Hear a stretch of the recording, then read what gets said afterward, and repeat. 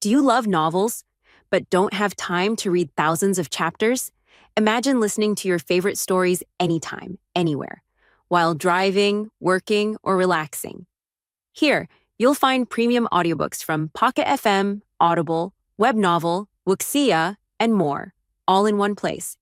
Every novel is a one-time payment, no subscriptions, no monthly fees, lifetime access. The full novel list and prices are in the description below. Once you choose a novel, just DM me on Telegram, WhatsApp, or Discord. After payment via PayPal, Ko-fi, or Patreon, you get permanent access to the audiobook on Telegram. And if the novel is ongoing, all future updates are included. Check the description, pick your story, and start listening today. Before we start the video, make sure to like, subscribe, and hit the notification button. Enjoy, and let's go. 101, Chapter 101. Shinichi rubbed his chin, inadvertently overhearing that the two were heading to Tokyo for a mission. Coincidentally, he also wanted to make a trip to Tokyo. He had once promised that child to take him to the big city like Kyoto, but unfortunately, that promise could never be fulfilled. However, he had heard that Tokyo nowadays seemed even more prosperous than Kyoto. Since arriving in this world, Shinichi had yet to see what this era considered a metropolis. So, while he was temporarily free from missions, he thought it would be a good opportunity to visit the so-called big city Tokyo. "Since you're also going to Tokyo, we might as well go together," Shinichi said casually. Kimono had no objections and scratched his head with a smile. "Sure, that works. It'll be a great chance to learn from the forest Hashira along the way." On the other hand, Sanemi Shinazugawa let out an ambiguous snort. He knew Shinichi not just because the latter was the forest Hashira, but also because he often ran into Shinichi at the Butterfly Mansion. However, their roles at the Butterfly Mansion were different. One was a frequent guest, while the other was one of its founders. Judging by his expression, Sanemi didn't seem too fond of the forest Hashira. If you asked Sanemi directly, he probably wouldn't answer why. But if we were to peek into his thoughts, he absolutely did not dislike Shinichi because he often saw Connie smiling and chatting with him. Nope, definitely not. That's right, that's how it is. And so, the three of them boarded a carriage bound for Tokyo. During the journey, the usually silent Sanemi, noticing Shinichi was alone, suddenly asked, "Why isn't that little Koko girl with you? And that fat, Shiba Inu?" It was a common sight in the Demon Slayer Corps for Shinobu Koko and the Forest Hashira to be inseparable during missions. As for Maru and I, Sanemi had been about to say fat as a pig, but he quickly remembered Shinichi's status as a Hashira. No matter how brash he was, he didn't dare mock a Demon Slayer of that rank, so he hastily changed his wording. Shinichi didn't seem to mind, leaning comfortably against the carriage as he replied offhandedly. "Shinobu and Maru and I are both busy. Since this trip isn't for a mission, I asked Shinobu to help Maru and I lose some weight. Hopefully, by the time we return, he'll have shed a few layers of fat from his belly." "Maru and I, heartless master, you really don't love me anymore." "Kimono, I see. The forest Hashira is so considerate. Maru and I really is a bit too chubby."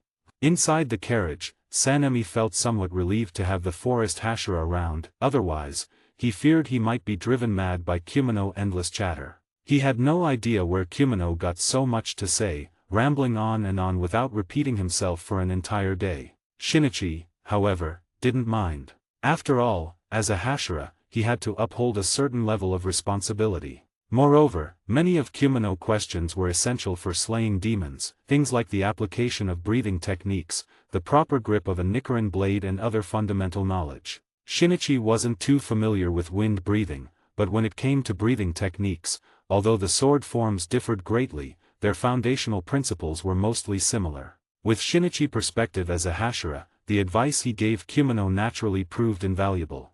"I see. I understand. Hey, Sanemi, you should try it too. Using the total concentration, constant technique as taught by the forest Hashira really saves a lot of effort."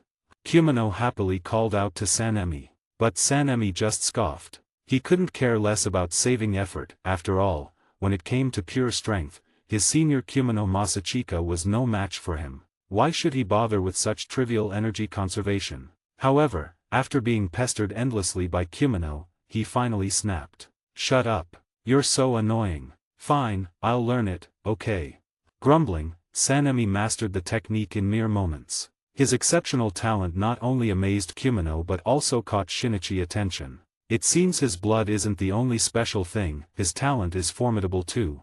Time flew by and in less than 2 days, the trio arrived within Tokyo borders. However, their destinations differed. Kumino and Sanemi were headed to investigate the missing children in Kamioka district, while Shinichi wanted to explore Tokyo's so-called urban center. At a crossroads, the three parted ways. Before separating, Kumino pulled Sanemi along to sincerely express their gratitude to Shinichi for his guidance during their time together. Though reluctant, Sanemi, under Kumino's insistence, awkwardly bowed to Shinichi. Shinichi waved it off, telling them not to worry. Looking at the two outstanding Demon Slayer Corps members before him, he hesitated for a moment before retrieving 2 tightly wrapped dorayaki from the silver mirror at his waist and handing them over. Kumino took the dorayaki and exclaimed in surprise. Huh, is this the life-saving dorayaki invented by Shinichi-sama during the final selection? But I heard it only works within Fujikazan Mountains range, didn't it?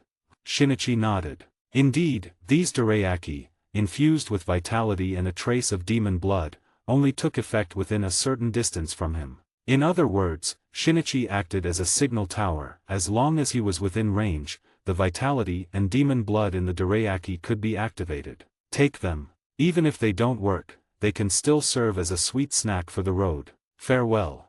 With that, Shinichi waved and headed off alone toward Tokyo. Kumino and Sanemi stood there, holding the dorayaki and exchanging glances. Even through the thick wrapping, the rich sweetness unmistakably wafted into their noses. The forest Hashira infamous lethal sweetness dorayaki had long been a legend within the Demon Slayer Corps. Kumino swallowed hard and looked at Sanemi, forcing a smile. Sanemi, I remember you really like a hage, right? Since this is also a sweet, maybe you could.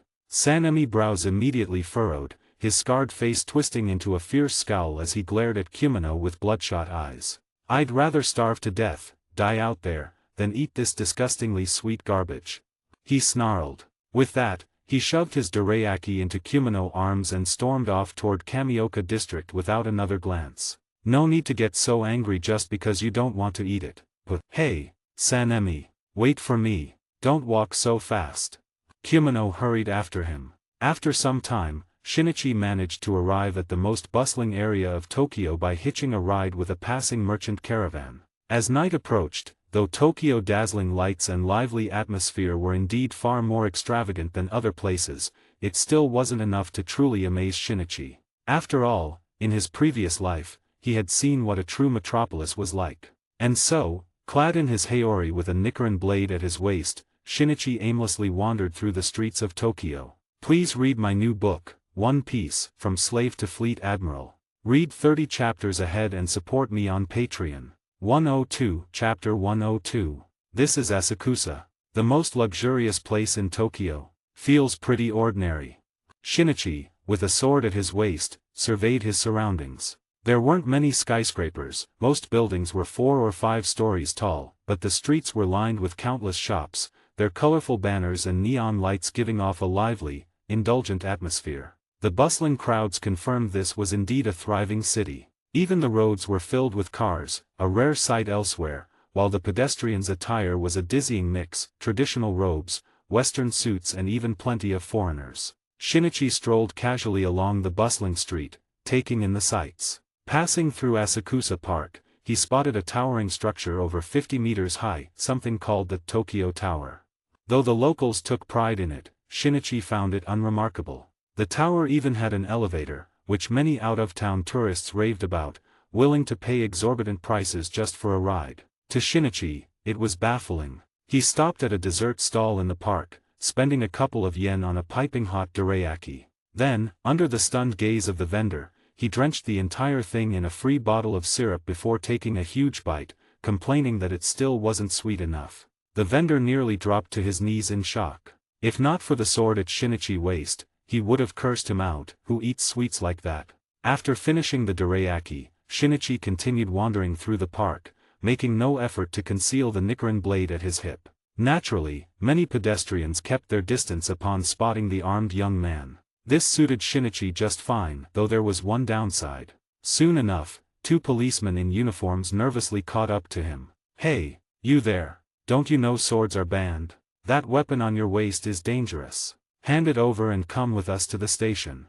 Despite their stern words, the officers kept a good 20 meters between them, gripping their batons tightly. At this, Shinichi instinctively reached toward his waist, a move that sent the policeman into a panic. One of them shrieked, voice cracking, "What are you doing? Stay calm. Don't do anything stupid."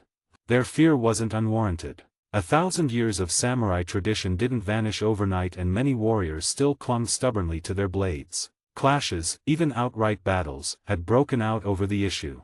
While younger swordsmen were manageable, the old, hard-headed ones were a nightmare for the police. Officers died every year in these conflicts, so their caution was understandable. But Shinichi had no intention of drawing his sword. Instead, he swiftly produced a permit, courtesy of Ryakawa Chinatsu, from his waist. After verifying the legal documents, the 2 policemen finally relaxed and even saluted Shinichi, as the documents showed that Shinichi was also a police officer, one with a fairly high rank. In this era, only police officers and certain public officials were permitted to carry swords. "Apologies, sir. We misunderstood. But, sir, your appearance is quite unique," one of the officers said, scratching his head. Shinichi waved it off casually. "No harm done. In fact, I should commend your integrity." After exchanging a few pleasantries, the 2 officers took their leave. Once the policeman had gone, Shinichi noticed that the surrounding pedestrians had all vanished, leaving him in an eerily empty circle. It seemed they had been frightened away by the earlier confrontation between him and the officers. But Shinichi paid it no mind and continued strolling through Asakusa Park. Admittedly, while the city of Asakusa left much to be desired in Shinichi's eyes, the park itself was quite satisfying, free of noise, with fresh air and a beautiful environment. "Not bad at all. The vitality here is incredibly rich. A fine place indeed," Shinichi remarked approvingly. The next moment, a faint, elusive fragrance suddenly drifted into Shinichi's nostrils. The unique floral scent instantly sharpened his senses. This scent. Why is it so intoxicating? Wait, why do I feel so weak? As realization dawned, Shinichi felt his body grow sluggish, his vision blurring as colorful flowers began blooming before his eyes. Thud. Overcome by dizziness, Shinichi staggered a few steps before losing his balance entirely, one knee crashing to the ground. At the same time, a displeased voice rang out. "Humph. So Lady Tamayo went to all this trouble just to meet this brat. I don't get it. Yushiro, don't be like that. Though it may seem rude, my intention was merely to invite this gentleman for a conversation." But to avoid drawing attention, this was the only way, came a gentle, matured voice. In Shinichi's hazy vision, 2 figures gradually materialized, their features indistinct, but one appeared to be dressed in white, while the other seemed to be wearing a multicolored kimono. From the shadows outside, the 2 figures emerged. One wore a white top with blue pants, his green hair and purple eyes giving him a stern, irritable expression reminiscent of a certain someone. The other was a beautiful woman clad in a black kimono adorned with floral patterns, exuding an air of grace. Yet, shockingly, this woman now raised her arm, her other hand sharp purple claws digging deep into her own flesh. As blood gushed from the wound, an intensely sweet, peculiar fragrance wafted from it. Blood demon art, blood bewitchment, scent of illusory blood, visual dream. Blood demon art. Indeed, coupled with the fangs visible as they spoke, these 2 were unmistakably demons. "Honestly, Lady Tamayo is as kind-hearted as ever." "Fine, I'll take this guy back," said the demon named Yushiro, stepping forward to seize Shinichi, who appeared fully ensnared in the blood demon art's illusion. But just as Yushiro reached out, before his fingers could touch Shinichi, swish. Shinichi instantly raised his head, his heterochromatic eyes gleaming with 2 distinct lights. Before Yushiro could react, Shinichi lunged forward with lightning speed, one hand seizing Yushiro's throat in a flash. "Please wait. This is a misunderstanding." The female demon named Tamayo cried out urgently. Yushiro only felt an overwhelming force strike him, followed by a thunderous crash. His vision blurred, and though he heard Miss Tamayo's startled cry, he couldn't comprehend what had just happened. By the time his sight cleared, he realized he was being brutally pinned against a wall by his throat, while a dual-colored Nichiren blade, glinting coldly under the moonlight, hovered just a centimeter away from his neck. "Oh, a misunderstanding?" What kind of misunderstanding? Shinichi turned his head toward the female demon Tamayo, his eyes gleaming with malice. Read 30 chapters ahead and support me on Patreon. 103, Chapter 103. Huh, is this some kind of illusion? Shinichi looked curiously at the wall before him. What appeared to be a dead end with no passage actually allowed his hand to pass through effortlessly. When he stepped through the wall, he found himself facing a rather exquisite small building. How rude. What an impolite fellow. Yushiro gritted his teeth, standing beside Tamayo with an annoyed expression as he watched Shinichi repeatedly passing in and out of the wall, clearly enjoying himself. The memory of having his neck nearly crushed was still fresh, so despite his irritation, Yushiro kept his tone in check, only expressing his displeasure through glaring at him. On the other hand, Tamayo stood with perfect composure, showing no impatience. She gently explained to Shinichi, this is Yushiro blood demon art. It's how we've been evading Muzan Kibutsuji pursuit all this time. Half of Shinichi's body remained outside the wall, but his face showed a hint of realization. Ah, I thought so. He had sensed the faint traces of blood demon art earlier, though he hadn't expected that perpetually scowling Yushiro would possess such a rare illusion-type ability. No, there was also this demon called Tamayo. Her blood demon art was equally unusual.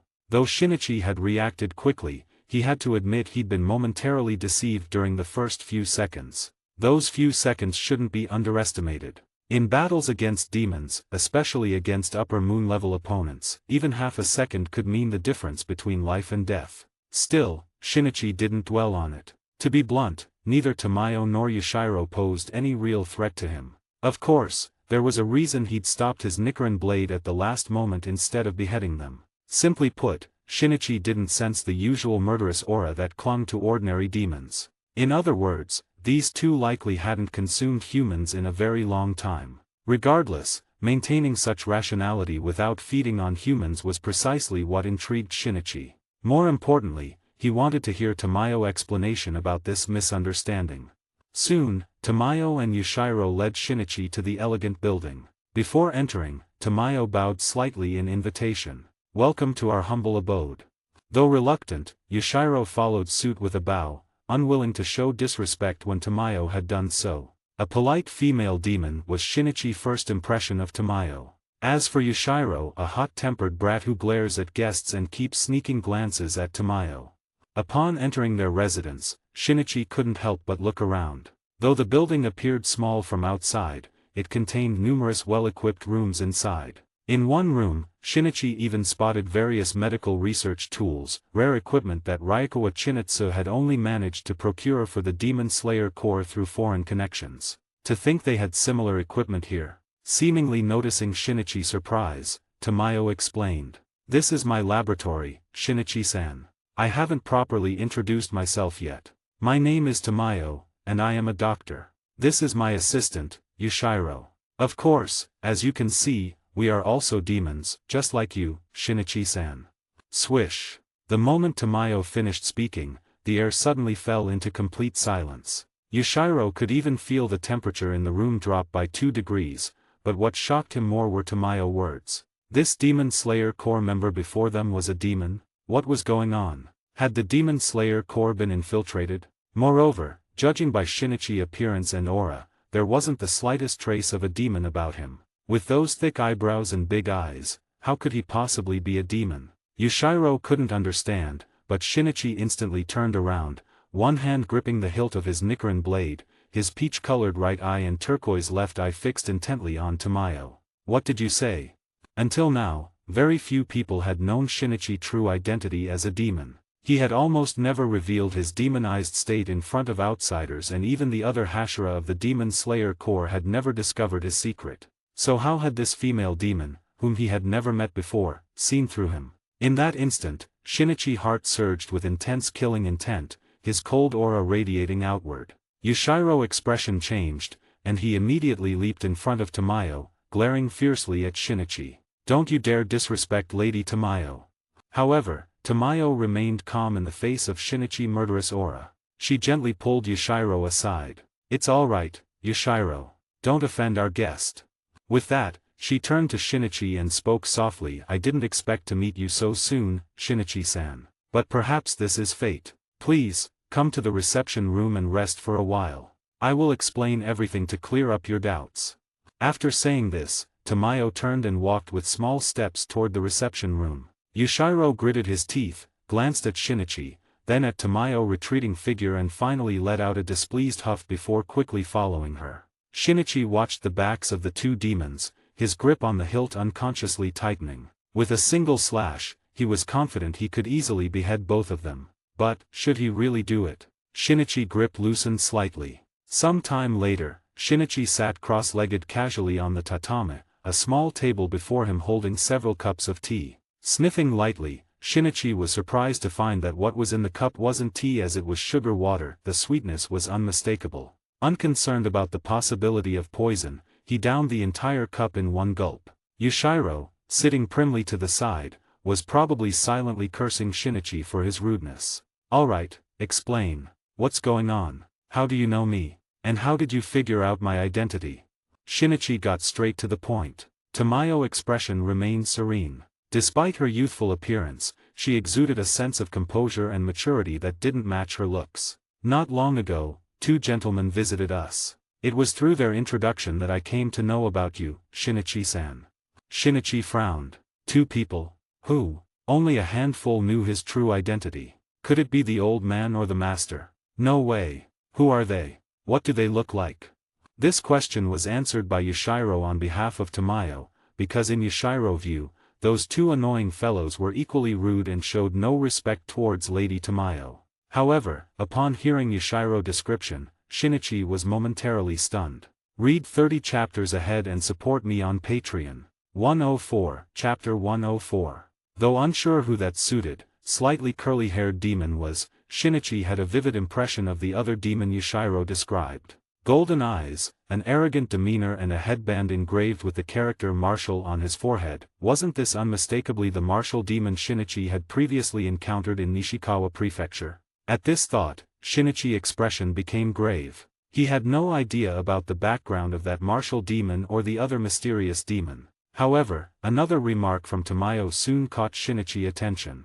Both Shokyu-san and Mato-san know Shinichi's ancestor, Moriki Shinikisama. That's why they came to visit me and told me about your identity. Though today's meeting was sudden and unexpected, it was something I deeply desired, to finally meet the successor of Shinika, Tamayo said gently. But her words left Shinichi utterly dumbfounded. What was going on? How did she also know the ancestor of the Moriki family? Just what was the deal with that ancestor? Did he have connections with demons everywhere? For a moment, layers of mystery shrouded that ancestor from a century ago. Tamayo didn't comment on Shinichi's astonishment. Before their formal conversation, she briefly shared her own story with him. Hundreds of years ago, Tamayo was just an ordinary human. As a doctor, she had a happy family, a gentle husband and an adorable child. She should have lived a blissful life. But a sudden, severe illness shattered that peace. Feeling her body weaken day by day, Tamayo could only lie helplessly on her sickbed,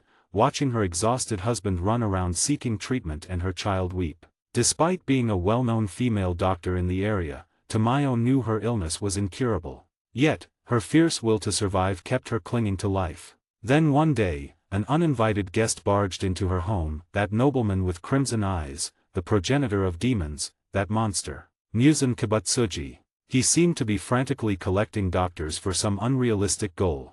Muzan approached the dying Tamayo, tempting her with the question, "Do you want to live?" Driven by her desperate desire to survive and see her child grow up healthy, Tamayo was transformed into a demon by Muzan. Just like that, Tamayo became a demon and lost her consciousness. When she regained awareness, she didn't see the smiling faces of her husband and child. Instead, she saw the frozen terror in their eyes, their mutilated corpses, her own hands and claws drenched in blood and the monster reflected in the mirror. As a demon, Tamayo had slaughtered her own husband and child with her own hands. This completely shattered her. She hated Muzan, but she hated herself even more. She wanted revenge, but it was impossible. Becoming a demon made her realize just how terrifyingly powerful Muzan was. How could such a monstrous being ever be killed? Thus, the fallen Tamayo drifted aimlessly by Muzan's side. Over the next decade, she devoured many humans, serving Muzan's delusional dream of conquering the sun. Until one day, she and Muzan encountered that man. The man with the sun-shaped earrings, the man who dared to confront Muzan and question why he trampled on lives so wantonly. That man radiated a brilliance akin to the sun itself. It was also that man who truly made Tamayo see the hope that Muzan could be killed. When he drew his sword, both Muzan and Tamayo felt as if they were facing the sun. No, that man was the sun. In Tamayo's eyes, the seemingly invincible progenitor of demons, Kibutsuji Muzan, had split into over 1,800 pieces of flesh in an instant to preserve his life. Yet that godlike man shattered 1,500 of those pieces in a flash, leaving only head-sized chunks to scatter and escape. That was the closest Muzan had ever come to death. Tamayo had never seen him so disgraced, fleeing desperately like a stray dog, without a shred of dignity. For decades afterward, he dared not show his face. For the first time, hope flickered in Tamayo's eyes. She had finally witnessed the possibility of Muzan's demise. Though it was regrettable that the man named Yoriaki Tsujikuni hadn't succeeded in killing Muzan, Tamayo seized the opportunity of his panicked escape to break free from his control. Over the following decades, she even managed to rid herself of the influence embedded in Muzan's bloodline, becoming the first demon to truly escape his grasp. From then on, Tamayo found purpose. She knew now that Muzan was not invincible. He could feel fear, he could be killed. Her goal became straightforward: eliminate Muzan. But her combat abilities were inherently limited, so she poured all her energy into what she excelled at. She was a doctor, she could concoct medicines, she could study the human body. Yet that formidable man, Yoriaki Tsujikuni, who had forced Muzan into hiding for decades despite being human, ultimately failed to slay him. Still, Tamayo did not lose hope. She continued her research. Decades later, she encountered another demon, one who, like her, had broken free from Muzan control. But unlike her, who relied on her own studies, having spent decades by Muzan's side and thus understanding more, this demon named Moriki Shinika seemed to have overcome Muzan's influence through sheer willpower alone. When two demons liberated from Muzan's grasp crossed paths, their lives inevitably intertwined. To Tamayo's astonishment, she discovered that Shinika bloodline differed from other demons. Infused with the forest breathing technique, his demon blood had mutated, becoming gentler in nature. With Shinika blood as a basis, Tamayo made a critical breakthrough. Two remarkable achievements stood out. First, Shinika had broken free from the demonic constraint of consuming humans. His body could now sustain itself by drawing vitality from nature itself, even forcibly absorbing life force from other creatures. Most crucially, he could replenish his energy by directly ingesting large amounts of sugar. This breakthrough meant neither Tamayo nor Shinika had to prey on humans anymore. At the simplest level, they could maintain their vitality by consuming copious amounts of sugar. Tamayo was overjoyed by this discovery, even though she had previously developed a method to survive on minimal amounts of human blood. However, another outcome made both Tamayo and Shinichi hesitate, with Shinichi even bluntly stating that this result must never be leaked. Because Muzan might go mad for this achievement, as what he had always pursued was the ability to survive under the sun. Blood demon art, mimicry Rashomon. Shinichi instantly understood what Tamayo was referring to and asked in astonishment. Read 30 chapters ahead and support me on Patreon. 105, Chapter 105. Yes, the blood demon art, mimicry Rashomon, a blood demon art that allows demons to survive in sunlight, Tamayo said softly. However, Shinichi-san, there's no need to worry. The issue with mimicry Rashomon has already been resolved. Apart from you now, no one else can master it. Tamayo's words dispelled Shinichi's concerns. He couldn't imagine what the world would become if Muzan gained the ability to survive in sunlight. Shinichi picked up a cup of sugar water but didn't drink it. Holding it for a long moment, he finally asked Tamayo directly. So, what was it you wanted from me earlier? Tamayo raised her head, her originally gentle and calm expression suddenly shifting. A deep, searing hatred surfaced, veins even bulging on her forehead as she spoke in an icy tone. To find Muzan. And then, to destroy him. Shinichi-san, will you join me? Crack. The delicate porcelain cup shattered instantly in Shinichi's grip. That man in the suit, Kibutsuji Muzan, his appearance was something Shinichi would never forget. At this moment, Yushiro didn't even notice Shinichi crushing the cup. Feeling the depth of Tamayo's hatred, he too was filled with loathing for Muzan. Though he had never crossed paths with Muzan, Tamayo's hatred was his hatred, for everything he had now was given to him by Tamayo. Yushiro was different from other demons. He might have been the only demon in centuries not transformed by Muzan, but rather by Tamayo. Of course, he was also the only successful case in all these years. Facing Tamayo invitation, Shinichi affirmed word by word, "I wouldn't have it any other way." Not long after, Tamayo finally made her request. "Shinichi-san, you currently serve in the Demon Slayer Corps, correct?" Tamayo remarked, glancing at Shinichi's uniform. Shinichi nodded. "The Demon Slayer Corps, the Forest Hashira. A demon's strength is tied to the amount of Muzan blood within them. The closer their bloodline is to Muzan, the stronger they are, such as the demons of the 12 Kazuki caliber. So, I'd like to ask Shinichi-san, if you encounter particularly powerful demons in the future, especially the 12 Kazuki, I hope you can collect their blood for me to conduct a research." As she finished, Yushiro handed Shinichi a leather bag containing over a dozen brand new syringes for drawing blood. Shinichi took the bag. The 12 Kazuki? A pity it's far too late. He was referring to his battle to become a Hashira. At night, he had slain Lower Moon 4, Wakriba, and even earlier, the former Lower Moon 4, Rokuro. Though it was regrettable, Shinichi didn't dwell on it. He believed there would be plenty of opportunities to slay the 12 Kazuki in the future. Even Muzan, one day, Muzan would surely be slain. "I understand. If I obtain the blood of those demons, should I bring it to you here in Tokyo?" Shinichi asked, lifting the bag. Tamayo had already prepared for this. She lightly clapped her hands. Meow. With a cheerful meow, a cute calico kitten suddenly appeared before them out of thin air. After Tamayo gently stroked its little head for a while, it obediently sat down in front of everyone. Shinichi also got a clear look at this calico kitten, a rare and adorable one, especially with a tiny backpack strapped to its back and a talisman bearing strange symbols attached to the collar around its neck. So that's it, it was hidden.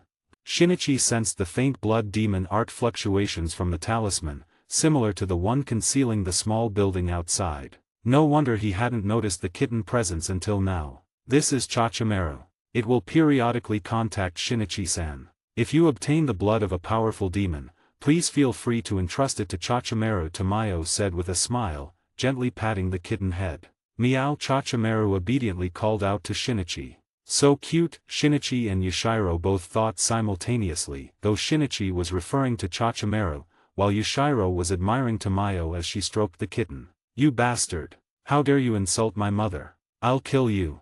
The enraged Sanemi Shinazugawa gripped his Nichiren blade tightly, snarling viciously at the figure before him. Around Sanemi was a dim, sticky and eerie room, its walls lined with grotesque, pulsating pink flesh. Standing directly in front of him was a faint, illusory figure.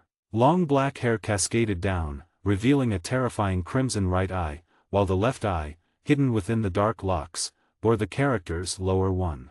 Sharp fangs protruded from its lips and clawed fingers rested against a deathly pale face. The purple kimono it wore exuded an oppressive, blood-soaked aura. This was a lower-rank demon, the strongest of them all, lower rank 1, Yubium. The female demon, Yubium, let out a chilling giggle, her blood-red eyes carrying an eerie tenderness as she gazed at Sanemi. "Child, don't be afraid. I can tell your parents treated you poorly. They must have abused you, look at those scars. Come, embrace me. I can give you true warmth. Let me be your mother." Veins bulged on Sanemi's forehead as his green Nichiren blade could no longer be restrained. "Disgusting creature. Shut your mouth." Wind breathing, third form, clear storm wind tree. A green hurricane, carrying countless slashes, surged toward Yubium with overwhelming force. Yet, faced with Sanemi attack, Yubium merely giggled, seemingly unconcerned. Sure enough, the mighty wind-breathing technique dissipated strangely the moment it was about to strike her. Yubium's body itself grew more illusory, her laughter echoing hauntingly throughout the room. But Sanemi refused to give up, relentlessly swinging his blade at Yubium's shifting form, though none of his attacks had any effect. Damn it! The futility only fueled Sanemi's fury further. Yet, he couldn't stop attacking, because behind him, on a white bed, lay several weak barely breathing figures. They were children abducted by Yubium. If he didn't rescue them in time, they would likely die in this horrifying mansion. So Sanemi gritted his teeth and launched a frenzied, reckless assault at the Yubium as if his life depended on it. "It's useless, child. Give up. Wake up sooner, I am the mother who can bring you happiness, Kakik. Yubim smiled as she spoke. Yet the moment those words left her lips, her expression abruptly changed, and a familiar voice reached Sanemi ears. Sanemi. Read 30 chapters ahead and support me on Patreon. 106, Chapter 106. A butterfly-patterned Haori? No problem at all, sir. You've come at just the right time. Our tailor shop has no shortage of various styles of clothing. Not just butterfly-patterned Haori, we can even custom-make butterfly-patterned socks for you within 2 hours. Inside a tailor shop in Tokyo Asakusa Market, Shinichi stood dumbfounded as the shop owner boasted with exaggerated claims. His purpose for coming to the market was quite simple. Having finally found time to visit the so-called big city, he wanted to bring back some gifts for his few friends. For Shinichi, money was just a number, he had no particular interest in it. Plus, with the silver mirror at his waist providing ample storage space, he went on a shopping spree without hesitation. All sorts of Tokyo specialties, souvenirs and delicacies were bought in bulk and stuffed into his waist pouch. As he passed by a tailor shop specializing in custom-made clothing, including Western suits and traditional garments, Shinichi suddenly thought of Shinobu. Unlike her elder sister Connie's beautiful butterfly-patterned Haori, Shinobu usually wore simple white short coats. Though practical, Shinichi always felt the sisters' outfits didn't quite match when standing together. With such a cute face, it'd be a shame for Shinobu not to have a pretty Haori to go with it. So Shinichi decisively entered the shop. However, what started as a simple purchase of a butterfly-patterned Haori turned into a haul of miscellaneous items under the shop owner's dazzling sales pitch. Even a well-fitted Western suit was talked into the deal. When Shinichi stepped out of the shop with an armful of clothes, it finally dawned on him. Wait, wasn't I just buying one Haori? But the shop owner had already shut the door tightly, happily counting his earnings. Since the purchases were already made, Shinichi couldn't be bothered to fuss over it. It wasn't like he was short on money anyway. Finding a quiet corner, he stored the pile of clothes into his silver mirror, taking out only the Haori intended for Shinobu to inspect it. Not bad, not bad. Quite lovely. It resembled Connie Haori in style but had additional greenish patterns along the edges. When the breeze fluttered through it, it didn't just look like a butterfly, it seemed like one dancing among green leaves. This was a little selfish wish of Shinichi. Overall, he was very satisfied with this Haori. Carefully storing the Haori away, he wandered around the market a bit more. After buying 2 pairs of sturdy deerskin boots, Shinichi felt his Tokyo trip should come to an end. It was time to return to his duties. With the Hashira forces currently stretched thin, as the forest Hashira, he couldn't afford to waste too much time. But I wonder how Kumino and Sanemi mission is going. Shinichi thought of Kumino and Sanemi, who had come to Tokyo on a mission along the same route as him. As if summoned by his thoughts, just as Shinichi was wondering about Kumino and Sanemi, he looked up to see his Kashigi crow, flapping its wings as it hurried toward him. Raising his arm, Izo deftly landed on Shinichi's shoulder. Shinichi tapped Izo's head lightly and took out a handful of corn kernels from his silver mirror as a reward. Any unusual occurrences nearby? Izo swallowed a mouthful of corn, flapped its wings, and loudly replied. No abnormalities detected, Ka. When Shinichi arrived in Tokyo, he had Izo observe the situation within the city. If any demon incidents occurred, Izo could notify him immediately. This area of Tokyo fell under the jurisdiction of the Flame Hashira, Shinjiro Rengoku. However, considering Shinjiro's current condition, Shinichi felt it was appropriate to keep an eye on the area for the Flame Hashira. After confirming that there were no unusual occurrences, Shinichi patted Izo's small head and thanked him. After pondering for a moment, Shinichi asked which direction Kumino Masachika and Shinazugawa Sanemi, heading for their mission. Izo looked up, still chewing on corn. After spinning his head around a couple of times, he stopped in one direction and mumbled. Southeast. The 2 demon slayers are on a mission in the southeastern Kumidia district. Is that so? Then Izo, please lead me in that direction, Shinichi said, raising his arm. Izo immediately took to the skies, guiding Shinichi toward Kumino and Sanemi's location. Since they were already in Tokyo, Shinichi thought it would be a good opportunity to take a look. After all, it was a mission that required 2 kino, so there might be some special circumstances or a particularly strong demon to encounter. Meanwhile, just as Shinichi had mentioned, Kimono and Sanemi were facing a very powerful demon. When Kimono helped Sanemi up and saw the purple kimono-clad female demon hiding her blood-red eyes beneath her black hair, both of them froze. They clearly saw the words "Lower One" etched in her blood-red gaze. Lower One. Sanemi gritted his teeth, realizing this was the Lower One. This was the strength of the 12 Kazuki. Indeed, it was on a different level compared to the demons they usually encountered. However, neither Sanemi nor Kimono felt panic or fear upon encountering Lower One. They simply held their Nichiren blades firmly. When Yubium once again tried to tempt them by mentioning maternal love, both Sanemi and Kimono became furious. Among them, Kimono's expression was particularly enraged as he shouted at Yubium. "Yay! You killed your own child. What right do you have to speak of maternal love? Sanemi mother loved him and you, as a demon, understand nothing." Swish. Kimono's words made Yubium's expression darken and her false smile vanished.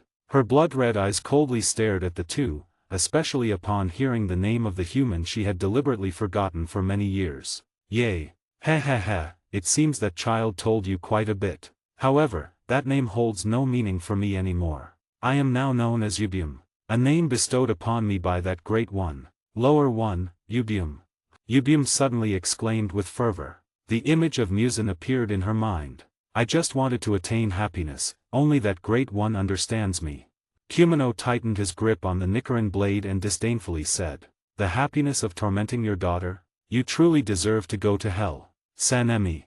With a loud shout, at almost the same moment, Kimono and Sanemi launched their attacks simultaneously. Their unspoken understanding was evident and the violent winds of the breath of the wind roared through the small room, enveloping Yubium in a green hurricane in an instant. Poor child.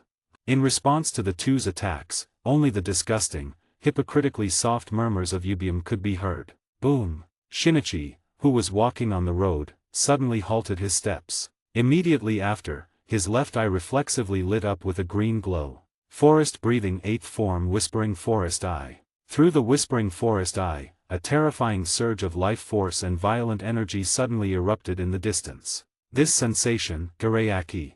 Read 40 chapters ahead and support me on Patreon. 107, Chapter 107. Kimono. You bastard. Don't close your eyes. Wake up.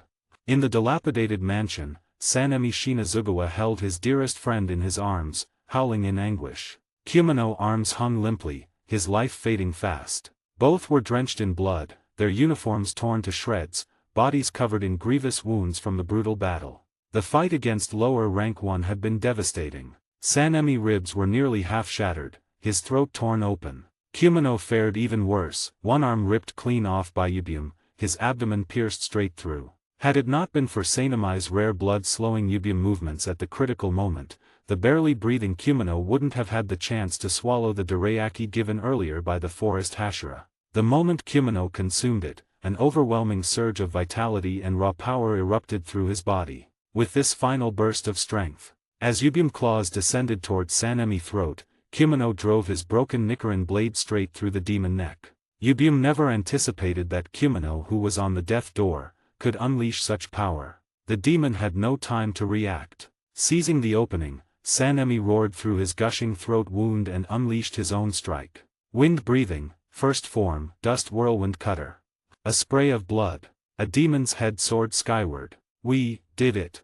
Kimono regained consciousness just in time to see lower rank one dissolving body and its still gibbering head spouting hollow words. Then all strength left him. Kimono collapsed into the pool of blood. Before darkness took him, his final sight was a battered Sanemi staggering desperately toward him. What a shame, wanted to talk to Sanemi, no strength left, so heavy, can't apologize to master now, won't become Hashira after all, should thank the forest Hashira, dorayaki really helped, though better flavor would have been nice.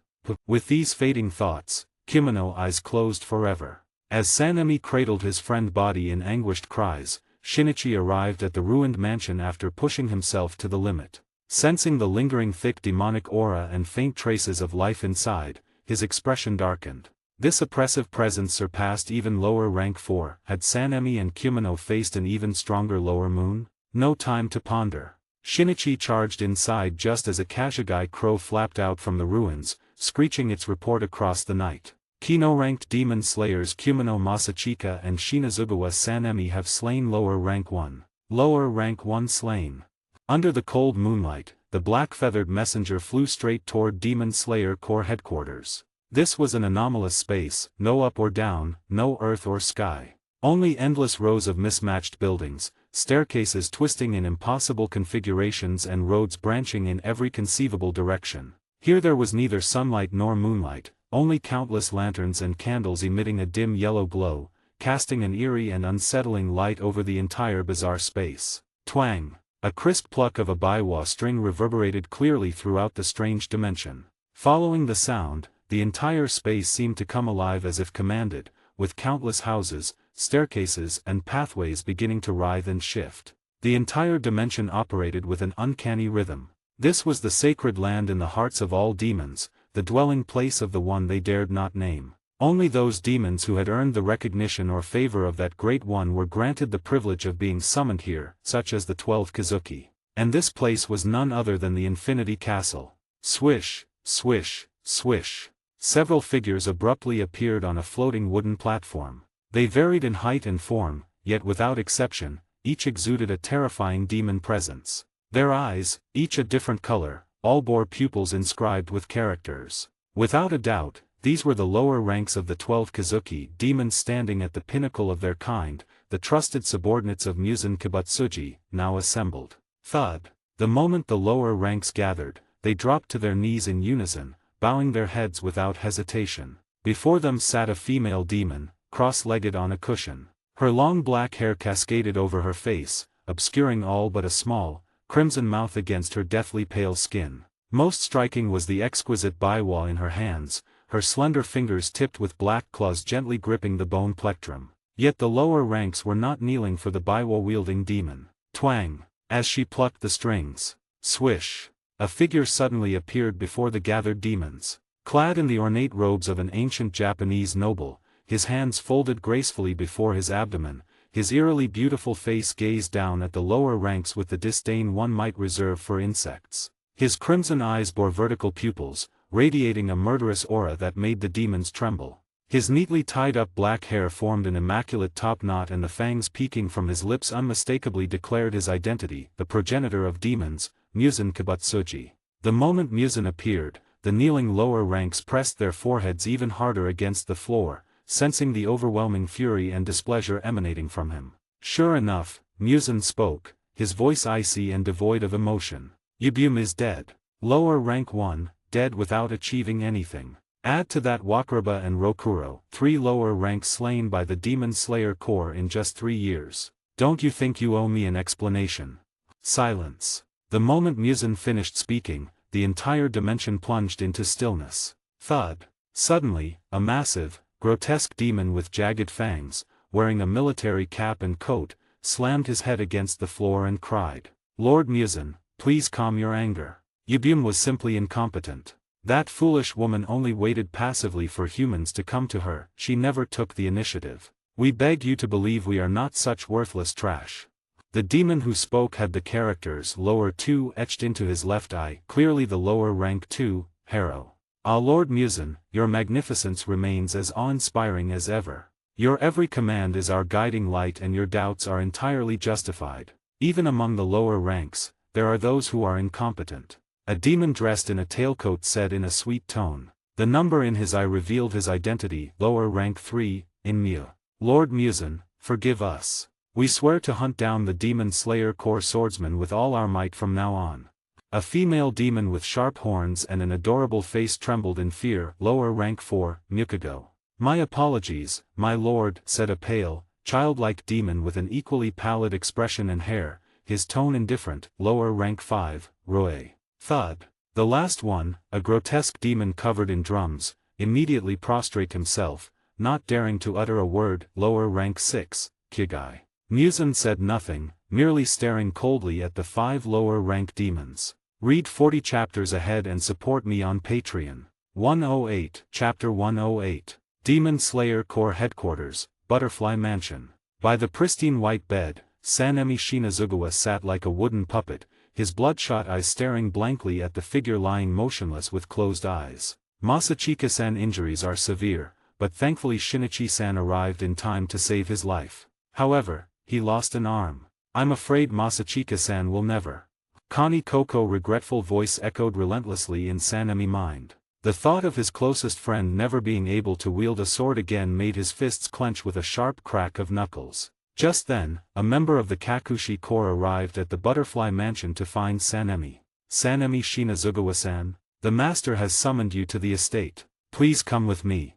The Kakushi member spoke respectfully. Sanemi's feat of slaying lower rank 1 had already spread throughout the Demon Slayer Corps. This time, the master would likely announce Sanemi's appointment as a Hashira. Indeed, the past 2 years had shown signs of the Demon Slayer Corps' revival. First came the Forest Hashira, followed by the Water Hashira and the Flower Hashira. Now, barring any surprises, another Hashira would join their ranks. With so many powerful demon slayers at the Hashira level, it truly brought a sense of security. While the Kakushi member was lost in thought, Sanemi abruptly stood up, veins bulging on his forehead as an unnamed fury surged within him at the sight of his unconscious friend.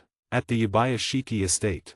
The Kakushi member might have guessed wrong. Today, the master would indeed announce new Hashira, but not 1. 2. On the white pebble-covered grounds, Sabito, clad in a checkered haori, pulled a somewhat awkward Jiyu Tomioka toward Shinichi. Shinichi-san, I know, we owe you an apology. Jiyu has misunderstood you all this time, constantly challenging you and causing you trouble. We're truly sorry. Sabito bowed sincerely as he spoke. Jiyu recalled everything that had happened and a pang of guilt welled up in his chest. He followed Sabito's lead and bowed as well. I apologize. However, years of icy demeanor had left their mark. His tone remained as detached as ever, devoid of emotion. Shinichi didn't dwell on their apology. In fact, he never cared much about being misunderstood. Instead, he turned to Sabito. Have you made up your mind? Jiyu told Oyakata-sama before that you are the most deserving of the Water Hashira title. Are you sure you won't accept it?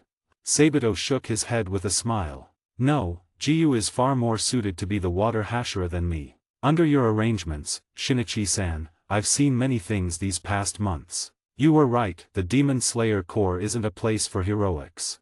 Often, even a Hashira must work alongside their comrades. Blindly protecting or being protected is unacceptable. Thank you for helping me realize this. My water breathing is too abstract, it doesn't compare to Jiyu's.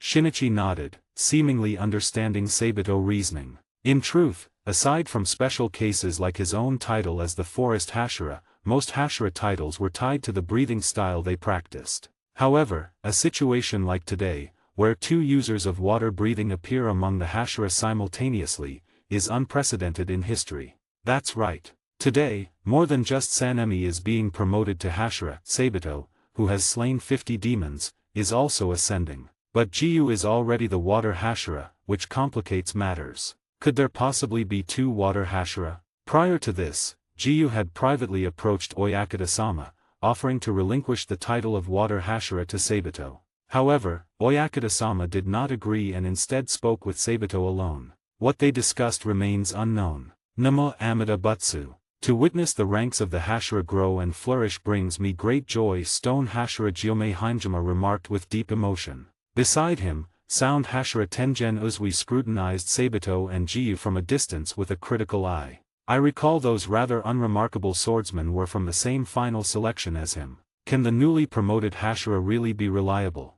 Flower Hashira Kani Koko, radiant as a blooming flower, smiled gently and said to Tengen. Tomioka-san's skills are outstanding and as his senior, Sabito-san must surely be formidable as well. And Sanemi, though he can be temperamental at times, is a man worthy of trust. Unlike the other Hashira engaged in lively conversation, a tall figure sat alone atop a massive boulder nearby. His yellow-red hair was disheveled, his beard unkempt and the strong scent of alcohol clung to him. Flame Hashira Shinjiro Rengoku. Since his wife passing, his condition had deteriorated further. It was said he drowned himself in alcohol daily and whenever Shinichi or the other Hashira tried to speak with him out of concern, Shinjiro would dismiss them impatiently. The once cheerful and passionate Flame Hashira seemed to have vanished entirely. Setting that aside, after some time, Sanemi Shinazugawa arrived at the master's estate with a grim expression. Era, Sanemi-kun, you've finally arrived. Everyone's been waiting for you. Now that you've become a Hashira, you must strive even harder. Connie greeted him warmly with a smile. However, Sanemi did not respond. He merely walked past with a dark expression, found a rock and sat down heavily. Prompted by Connie, the other Hashira turned their attention to the soon-to-be promoted demon slayer. He seems to harbor some resentment. I wonder what he's been through, was Stone Hashira Gyomei's first impression of Sanemi. He looks dangerous, was Sound Hashira Tengen first impression. Has he still not let go of what happened to Kumino? Shinichi thought to himself as he observed Sanemi. A comrade who slew lower rank one. Truly admirable. I should learn from him. Sabito regarded Sanemi with respect. That was Jiyu. He hadn't even noticed Sanemi's arrival. As for Flame Hashira Shinjiro Rengoku, like Jiyu, he paid no attention to Sanemi either. It was at this moment that two clear, youthful voices drew the attention of all the Hashira present. Oyakata-sama has arrived. With the wooden door sliding open gently, Kaguya Yubayashiki slowly stepped beneath the eaves, supported by Hinaki Yubayashiki and Nichika Yubayashiki. The purple scar had spread to Kaguya's left eye, dimming one of his once gentle violet irises forever. The curse has grown stronger again. Shinichi felt a heaviness in his heart. In such a short time, it had already progressed to this extent. Oyakata-sama. With a rustling sound, all the Hashira simultaneously knelt on one knee in salute to their leader. Good afternoon, everyone. I'm delighted to meet you all again on such a beautiful day, Kaguya Yubayashiki said gently. Read 40 chapters ahead and support me on Patreon.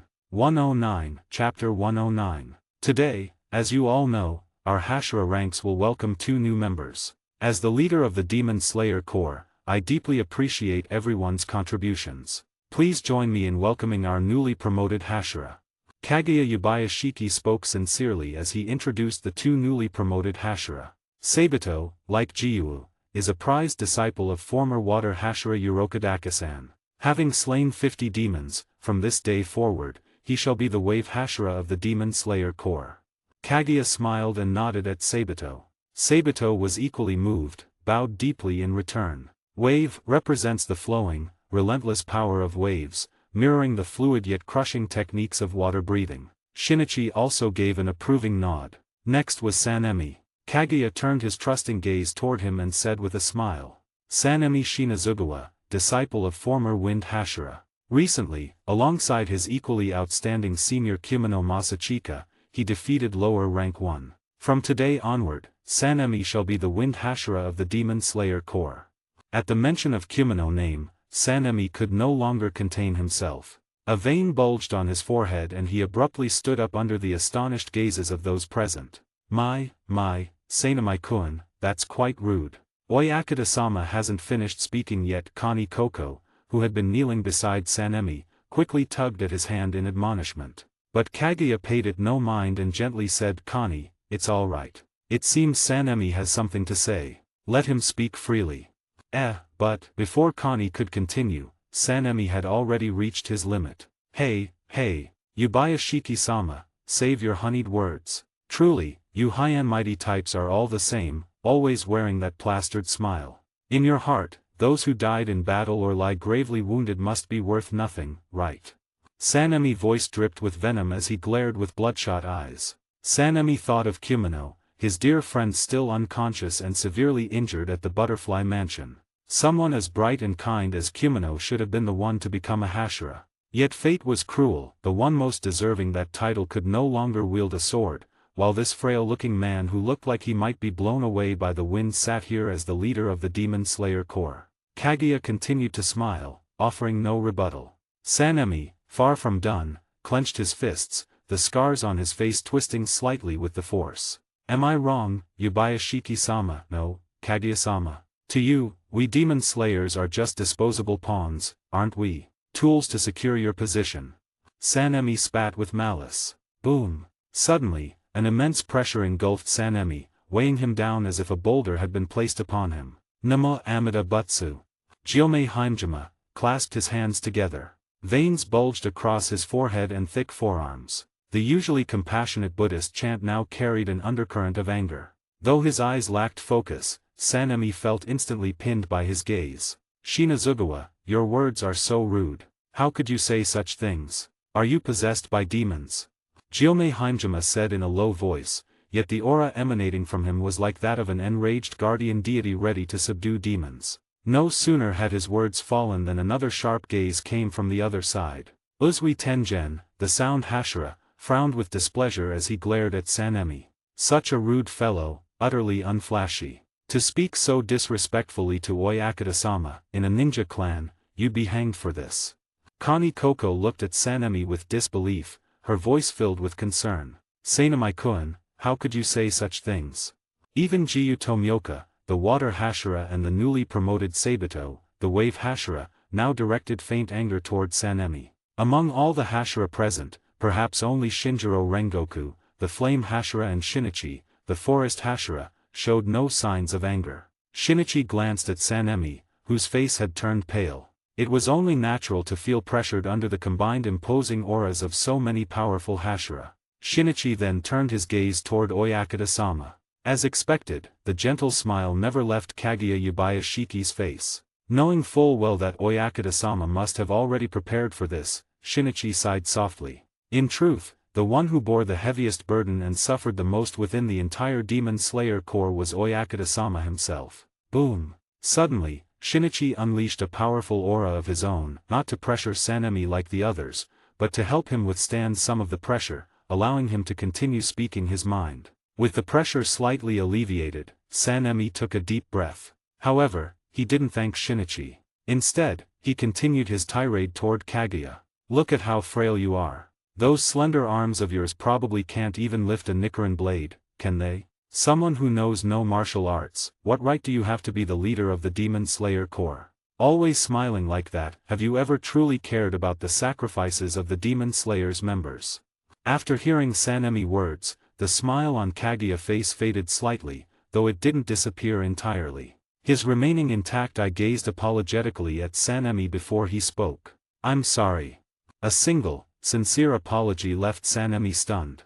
But Oyakata-sama continued speaking sincerely, his voice filled with remorse. I, too, once wished to wield a Nichiren blade and slay demons alongside everyone. However, my body is far too weak. After swinging the blade fewer than 10 times, my pulse becomes completely erratic.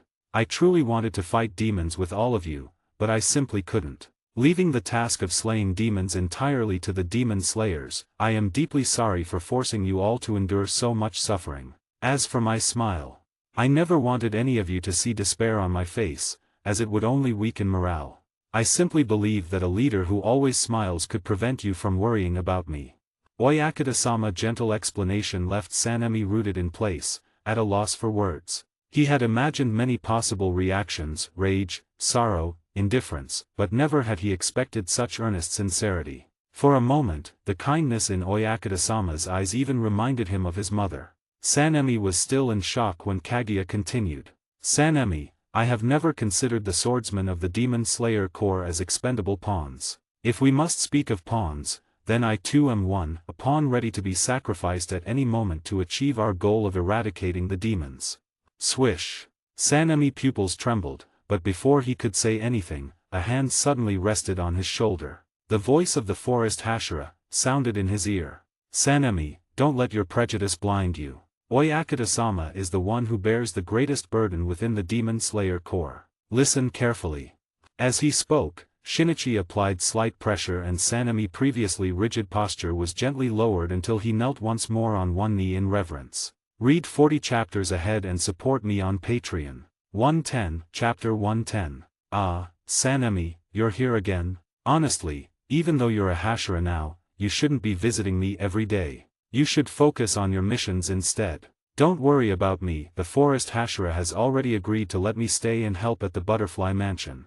Inside the Butterfly Mansion, despite having lost an arm, Kimono remained as cheerful and optimistic as ever. It was precisely because of his resilient personality that Shinichi had granted his request to stay at the mansion after he woke up. Though he could no longer wield a Nichiren blade to slay demons, his exceptional physical abilities still allowed him to contribute greatly to the logistical support at the Butterfly Mansion. When he learned that Sanemi had become the Wind Hashira, Kimono felt no regret, only genuine happiness for his friend. Their master's expectations had not been betrayed by the two of them. However, whenever Sanemi saw the empty sleeve where Kimono's arm used to be, he couldn't help but feel deep shame. No matter how many times Kumino assured him it was fine, Sanemi still blamed himself for it. "You're recovering well, but this is the last day I'll be visiting you. Oyakata-sama has assigned me my jurisdiction and I'll soon be leaving to patrol it," Sanemi said, placing down a package. Kumino sniffed the air, his eyes lighting up. "Ah, the smell of a hage. Wonderful, thank you, Sanemi. Oh, I should say, Wind Hashira-sama now, shouldn't I?" Sanemi gave a resigned smile. "You idiot." Kumino happily unwrapped the package, using his one hand to pick up the sweet ahagi and eat it. Between bites, he mumbled something indistinct to Sanemi. "Sanemi, I heard from the forest Hashira and Shinobu that you openly defied Oyakata-sama during the Hashira meeting. How could you? Our master taught us time and again to always show Oyakata-sama the utmost respect." A flicker of embarrassment crossed Sanemi's face. If possible, he would rather not recall that particular blunder. In fact, if there was anyone in the Demon Slayer Corps who revered the master the most now, it was Sanemi. The depth of his past misunderstanding only made his current respect all the greater. "But speaking of that, I also heard the other Hashira confronted you afterward, didn't they?" Kumino asked cautiously. Whoosh! The moment those words left his mouth, Sanemi's expression darkened. True, the other Hashira had been furious at his disrespect toward the master, but the Demon Slayer Corps strictly forbade infighting among its members. However, while harming fellow Slayers was prohibited, sparring was not. Thus, Sanemi had voluntarily, forcibly, engaged in sparring sessions with each of the Hashira. Remembering that, Sanemi sighed inwardly. It had to be said, those who attained the rank of Hashira were anything but weak. Even though they were only sparring, the dazzling and eerie sound breathing of Uzui Tengen, the flawless water breathing of Jiyu and Sabito, had all put immense pressure on him. And then there was Shinichi, the forest Hashira, who had only exchanged 2 moves with him. Yet those 2 simple sword forms had already proven exceptionally troublesome for Sanemi, let alone the towering stone Hashira, Gyomei. Sanemi Shinazugawa hadn't fought against the stone Hashira, but he could clearly tell that this seemingly compassionate man was undoubtedly the strongest in the Demon Slayer Corps. Just standing there, he exuded a mountain-like pressure that weighed heavily on Sanemi. Hey, enough about that, Sanemi, tell me how things are going between you and the flower Hashira." Kumino suddenly asked with a mischievous tone. Sanemi was caught off guard by the abrupt question. What do you mean, Connie? What about her?" Kumino gave him a teasing look. "Still playing dumb? It's all over the Corps. The newly promoted Wind Hashira has a thing for the flower Hashira. I heard she's been speaking up for you during Hashira meetings too." Sanemi's face flushed with a barely noticeable redness as he shot up from his seat, his voice rough and flustered. "Who's spreading these lies? How could I? Connie, no, that's not. It's nonsense." Watching his best friend's agitated reaction, Kumino chuckled knowingly. Sanemi's reaction alone was answer enough. After all, the old Sanemi would never get this worked up over someone. Besides, Sanemi had one obvious flaw: whenever he lied, his ears turned red. Right now, Sanemi's ears were as red as radishes. But it made sense. Due to his combat habits, Sanemi had become a regular at the Butterfly Mansion. And who wouldn't be smitten by the gentle, kind and beautiful flower Hashira, Connie Coco? Over time, it was only natural for Sanemi to develop feelings for her. However, having lost his mother and loved ones to various tragedies since childhood, coupled with the rough personality forged through survival and demon slaying, Sanemi found it incredibly hard to express his feelings. After muttering to himself for a while, Sanemi slumped back onto Kumino's bedside, deliberately feigning nonchalance as he asked, "By the way, where's Connie? As the flower Hashira, shouldn't her main duty be staying at the Butterfly Mansion? Why haven't I seen her today?" Gotcha. The flower Hashira must be on a mission. I heard there's a cult in Osaka where many girls who joined have gone missing, so Oyakata-sama sent her to investigate. Oh, and the forest Hashira took little Shinobu on another mission too. So, technically, I'm the boss of the Butterfly Mansion now. He. Sanemi gazed out the window, recalling his brief encounter with Connie yesterday. So she's on a mission, huh? Meanwhile, it looks great on you, doesn't it? My taste is good. I knew this Haori would suit you perfectly, Shinobu. On a rural path, Shinichi smiled at the girl beside him. Shinobu Koko was indeed wearing the butterfly-patterned Haori Shinichi had bought for her in Tokyo. Though she didn't say anything, the slight lift of her eyebrows betrayed her inner delight. Stupid Shinichi, do you think sister will be alright investigating that cult of eternal paradise alone? Shinobu asked, thinking of her sister. Shinichi froze for a moment, then rubbed his chin. The cult of eternal paradise? Sounds pretty Chuyanibiya to me. Though I don't know the specifics, if it's just some cult, it probably can't threaten Connie. But Shinobu, if you're worried, we can always come back after completing our mission to help Connie investigate together. MHM. Read 40 chapters ahead and support me on Patreon. 111, Chapter 111. Osaka City, Hirano Prefecture. The Cult of Eternal Paradise? Young lady, why are you asking about this cult? An elderly man eyed the beautiful girl before him with suspicion. Across from the old man stood a lovely girl wearing a butterfly-patterned haori, smiling gently. I'm just curious, sir. I heard this cult of eternal paradise is quite famous. The old man glanced around to ensure no one was nearby before leaning in and whispering. Girl, don't be curious. Let me tell you, this so-called cult of eternal paradise is no good place. All day long, they preach nothing but negativity. Don't do things that make you unhappy. What kind of nonsense is that? Farming isn't exactly fun, but does that mean we shouldn't farm? What would we eat then? Besides, that cult is downright strange. Many young, pretty girls like you have gone in and never come back. So listen to an old man's advice, don't even think about joining that cult of eternal paradise. With that, the old man shook his head and walked away. Connie tilted her head, watching his retreating figure, a thoughtful expression crossing her delicate features. Is that so? Still, Connie went on to question many passers-by about the eternal paradise faith. After some time, she gathered plenty of information. To summarize, the cult of eternal paradise had existed for a very long time, around 200 years, and was said to have been founded by a married couple who bore a child rumored to communicate with the gods. This child was born with iridescent eyes and a divine temperament. Of course, it sounded like a myth. But the cult's doctrine was indeed bizarre, encouraging people to live joyfully with a tranquil heart, insisting that difficult or painful tasks need not be done, as there was no absolute necessity for them. What kind of doctrine was that? Wasn't it just glorified laziness? Yet, with such teachings, the cult of eternal paradise had managed to recruit countless followers over the years, even to this day. Moreover, the cult was particularly keen on recruiting female devotees, especially young, beautiful ones. Once these women joined, they rarely returned home, and even if they did, they seldom spoke about the cult's inner workings. As a result, the entire organization remained shrouded in mystery. Many missing young women had vanished after joining the cult, a pattern that had persisted for 2 centuries. The cult of eternal paradise also seemed to deliberately control its numbers, maintaining a congregation of only 200 to 300 members. This was why it had never drawn the attention of the Demon Slayer Corps. This time, however, the daughter of a merchant family with ties to the Demon Slayer Corps had gone missing, and the trail led back to the cult. Combined with other suspicious signs, it was suspected that the cult might be connected to demons. Otherwise, under normal circumstances, no one would pay much attention to a small, passive cult. With enough information gathered, Connie decided it was time to act. One of the cult's branches was located just outside Hirano Prefecture, occupying an entire small street. Connie resolved to start her investigation there. Once the plan was settled, Connie set off immediately. To save time, she didn't call for reinforcements or gather nearby lower-ranked demon slayers. In Connie's heart, as the flower Hashira, she shouldn't show any weakness. A Hashira must set an example for the other members. With the direction decided, the next steps were simple.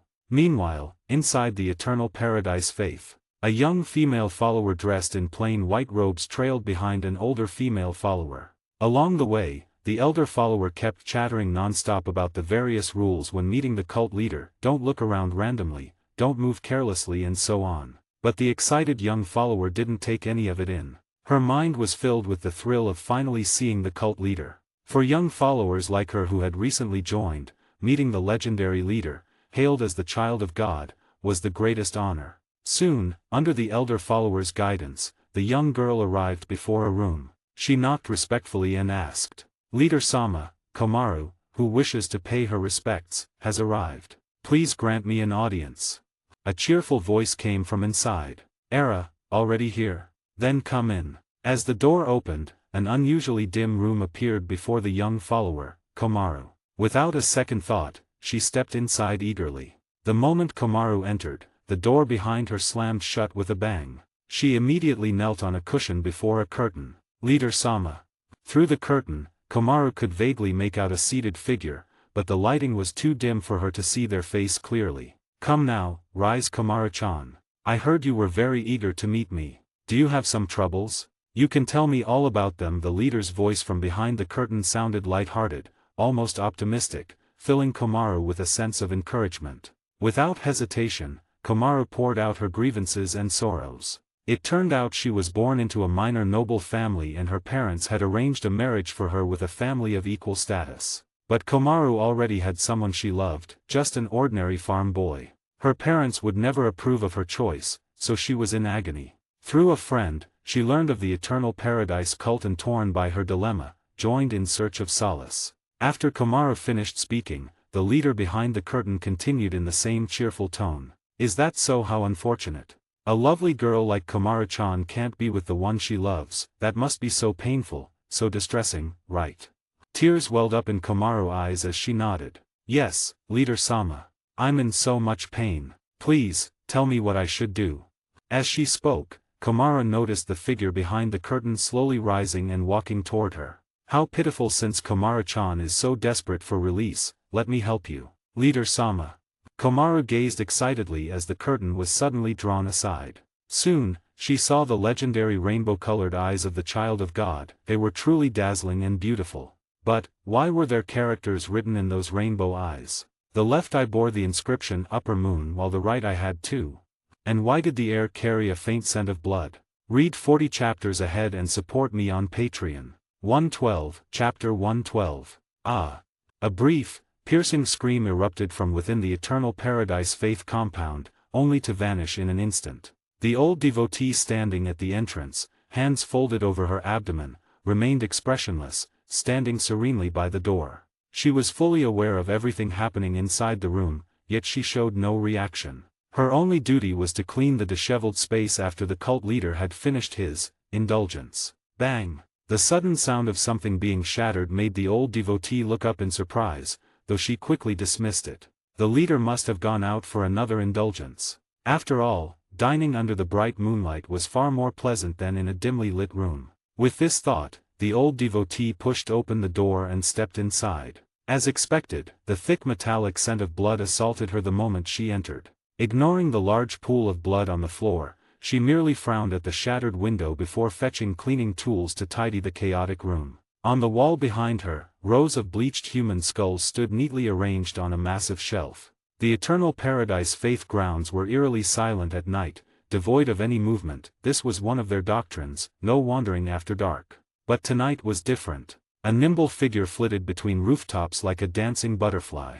Swish! Her toes landed lightly on the tiles, barely making a sound. Connie Coco rested a hand on her Nicaran blade, her calm eyes scanning the surroundings. Such unsettling silence. Could a place like this truly bring happiness?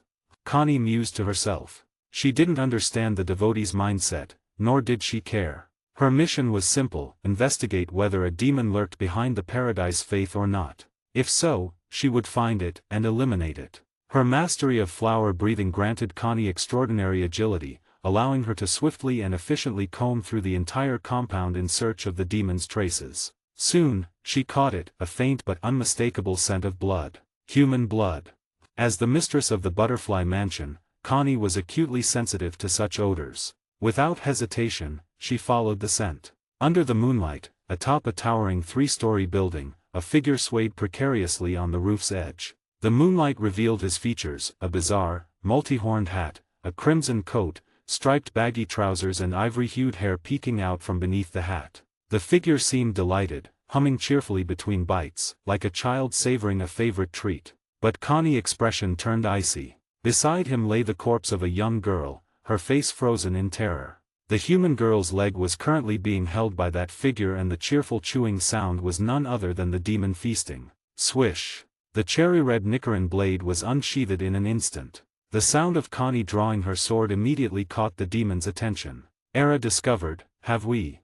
The demon turned its head, speaking in a light-hearted tone, his multicolored pupils locking onto Connie with her drawn blade. Connie now saw the face of this man-eating demon clearly, a visage that could be described as strikingly handsome, lips curled in what seemed like a perpetual, insincere smile. Fresh blood trickled down the corners of its mouth. In his clawed, purple hand, he clutched half of a mangled human calf. But what was most chilling were those multicolored eyes. On the sclera, the left eye bore the characters upper rank and the right eye too.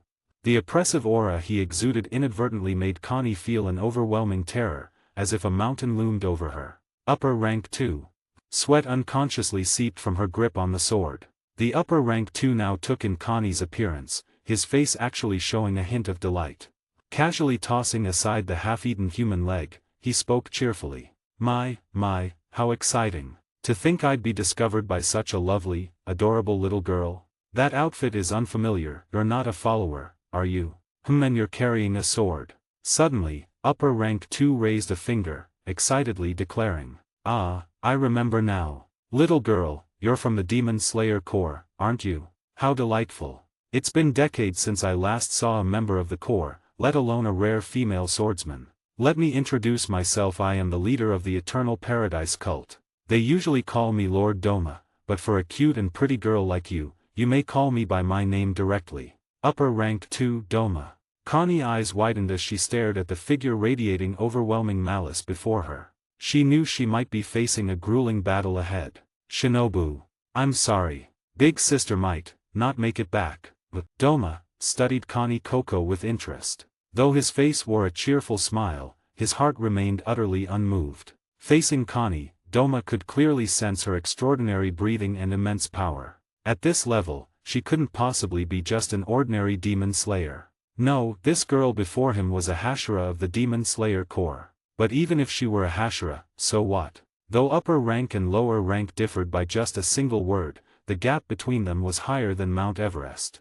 "Hey now, little girl, I've said so much, yet you haven't uttered a single word. Isn't that a bit rude?"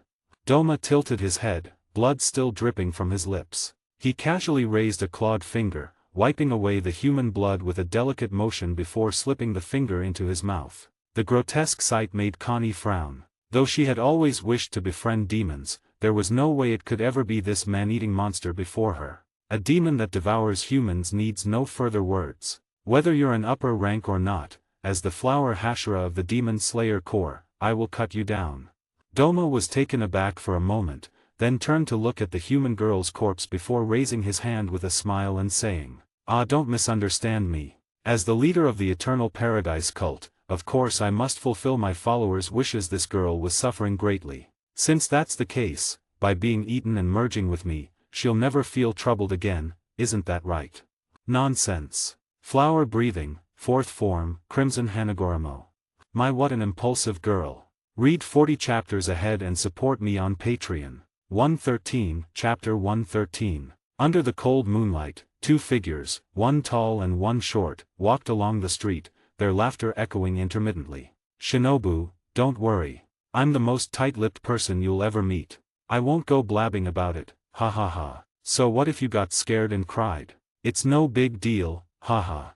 Shinichi, with twin swords strapped to his waist, was laughing so hard he could barely stand straight. But beside him, Shinobu Coco was fuming. No matter how much she had calculated, she never expected to burst into tears in front of that blockhead Shinichi. In protest, she could only clench her small fists and repeatedly pound Shinichi's shoulders. The more he laughed, the faster she hit. Amidst their playful bickering, the two arrived in Osaka, where the Eternal Paradise cult was located.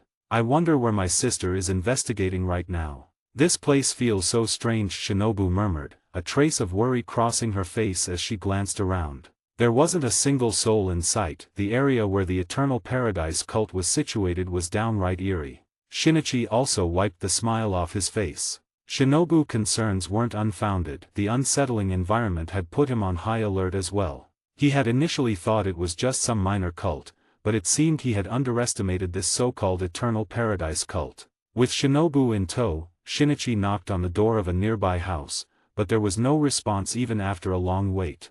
He tried several more houses, but the result was the same, no one answered. He frowned. Before he could speak, an impatient Shinobu cut in. Could something have happened to these people? Should we force the doors open and check? Shinichi raised a hand to stop her. Through his heightened perception, he could clearly sense life energy pulsing within these homes. People were inside, they just refused to open the door. Even if they forced their way in, they likely wouldn't get any answers. Something's wrong, Shinobu. Have your Kashiguai Crow and mine relay orders to gather the nearby demons' lairs. We might. Before Shinichi could finish, a deafening explosion suddenly erupted from a distant direction. Whoosh!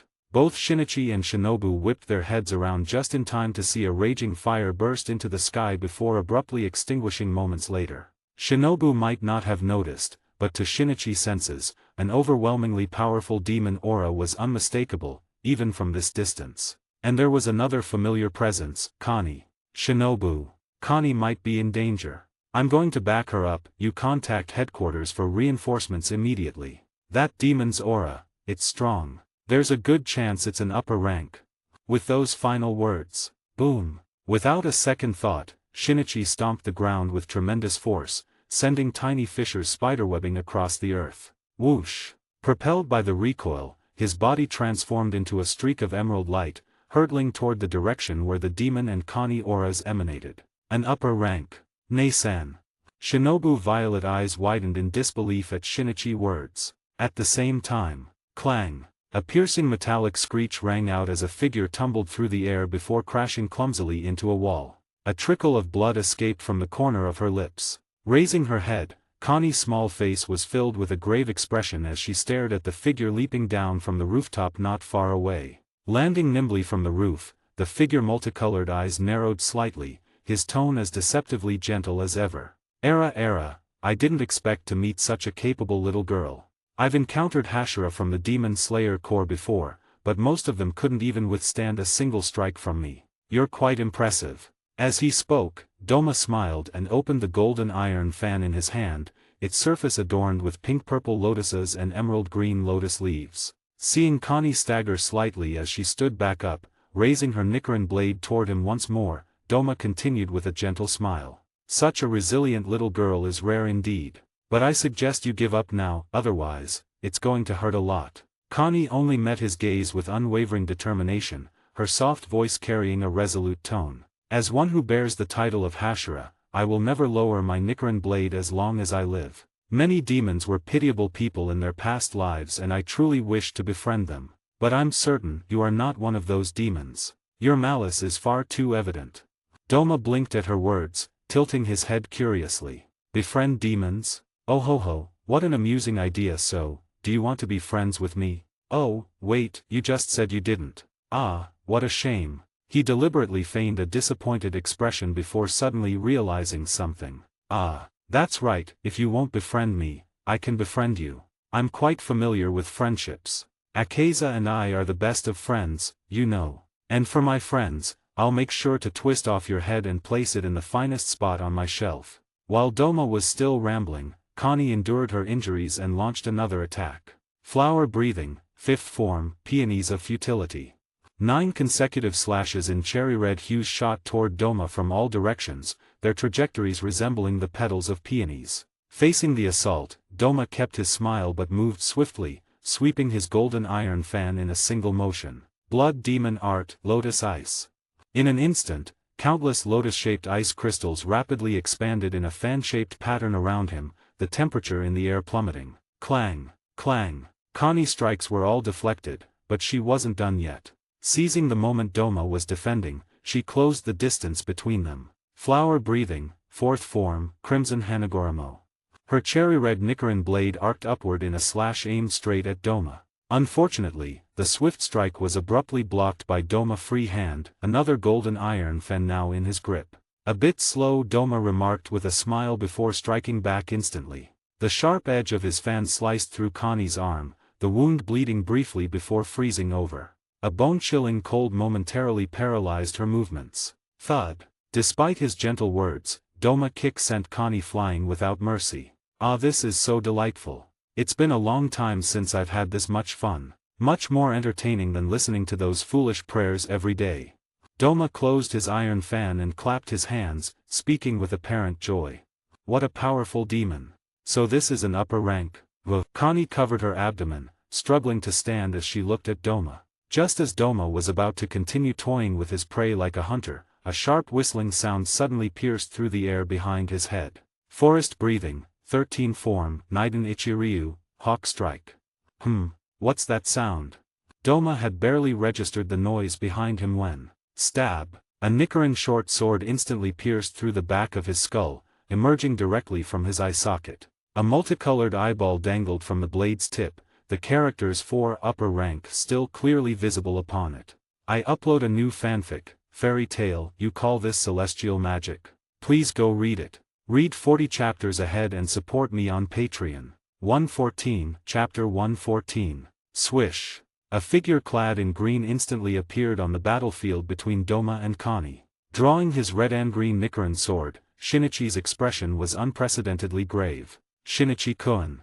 Connie also exclaimed in surprise at Shinichi's sudden appearance. At that very moment, Doma's hand slowly pulled the short Nichiren blade from the back of his head, casually tossing it aside. Squelch. As the short sword was withdrawn, a fountain of blood gushed from Doma's head, yet the wound began healing almost instantly. Having pulled the blade out with too much force, Doma's head wobbled slightly, causing the ceremonial hat symbolizing his status as leader of the Eternal Paradise cult to fall off, revealing ivory-white hair beneath. Turning with his ever-present smile, Doma regarded the newly arrived Shinichi. The mangled flesh of his left eye socket squirmed with regenerating tissue, and within moments, a brand new rainbow-colored eyeball had formed in its place. Under the moonlight, the characters engraved in those iridescent eyes stood out clearly, upper rank 2. Such terrifying regenerative abilities, upper rank 2 indeed. The sheer power made Shinichi's heart tremble with dread. This demon's strength far exceeded Shinichi's expectations. If measured by the combat power scale, the demon Roku, no. Even abstractly using Rokuro as reference couldn't capture the might of this upper rank 2 before him. Not 100, not 200 Rokuro could compare. Another one? How troublesome. Has this location been compromised? Oh, but moving would be such a bother. In that case, to avoid relocating, I'll just have to kill you all. Doma tapped his forehead with the golden iron fan in mock distress. Shinichi remained silent, merely lowering his stance slightly, every muscle tensed and ready to strike. Suddenly, Doma slapped his forehead as if remembering something. Tilting his head, he asked Shinichi, I nearly forgot, what's your name, little slayer? You seem slightly stronger than this lovely girl here. Are you also a Hashira of the Demon Slayer Corps? Like hell I'll answer you. Shinichi gripped his Nichiren blade tightly and shouted. Before the words had fully left his mouth, his body shot forward like an arrow. Forest breathing, 7th form, soaring wood dragon, slash. Blue-green sword light instantly coalesced into a ferocious emerald dragon that roared with earth-shaking fury, baring its claws as it pounced upon Doma. Almost simultaneously with Shinichi's attack, Connie seized the opportunity. Bearing through her injuries, she mustered all her strength as her cherry-red Nichiren longsword flashed upward. Flower breathing, 5th form, peony of futility. 9 consecutive cherry-red strikes aimed straight for Doma back. Forest breathing? That sounds familiar. I believe Kokushiba mentioned it once. Well, no matter. The pressing issue now is dealing with you two properly. Faced with the coordinated assault from 2 Hashira, Doma showed no trace of panic, even finding spare mental capacity for idle chatter. Within the ethereal emerald dragon, Shinichi tightly gripped his Nichiren blade, his heterochromatic eyes filled with solemn tension. The pressure from the upper moon was overwhelming, forcing him to unleash his most powerful technique, 7th form, right from the start. Yet, despite this, an uneasy feeling lingered in Shinichi's heart. Just as the emerald dragon was about to collide with Doma, the demon's lips curled into a smirk. His 2 golden iron fans unfurled, dancing gracefully in a swift, fluid motion. Blood demon art, freezing clouds. Ice crystals abruptly began forming in the air, rapidly coating his golden fans. As the fans swept through the air, 2 massive, cloud-like formations of freezing mist materialized in front and behind him. The temperature plummeted instantly, dropping below zero in an instant. As Shinichi charged forward, the frigid mist struck him like a physical force,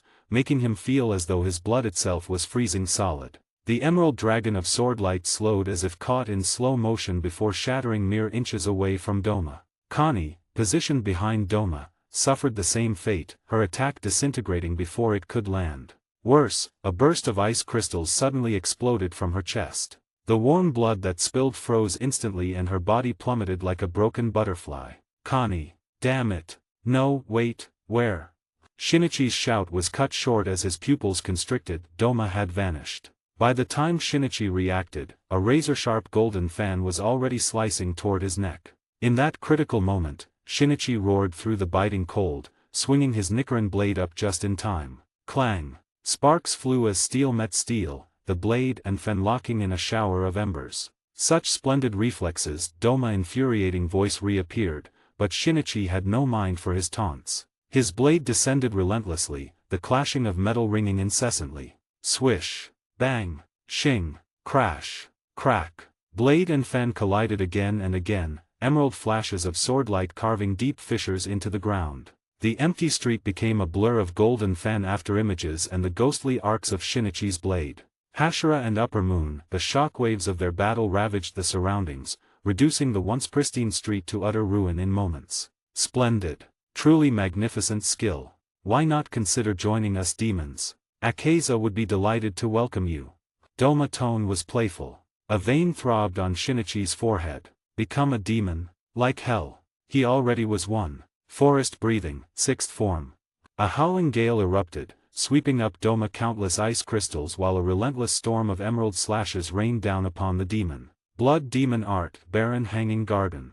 Doma golden fans whirled into a flurry of afterimages, meeting Shinichi onslaught strike for strike. As the battle raged on, Shinichi breathing grew labored. His throat burned, his lungs ached, the ice crystals threatened to freeze his very breath. Seemingly noticing Shinichi's distress, Doma even had the leisure to tilt his head and taunt him mid-battle.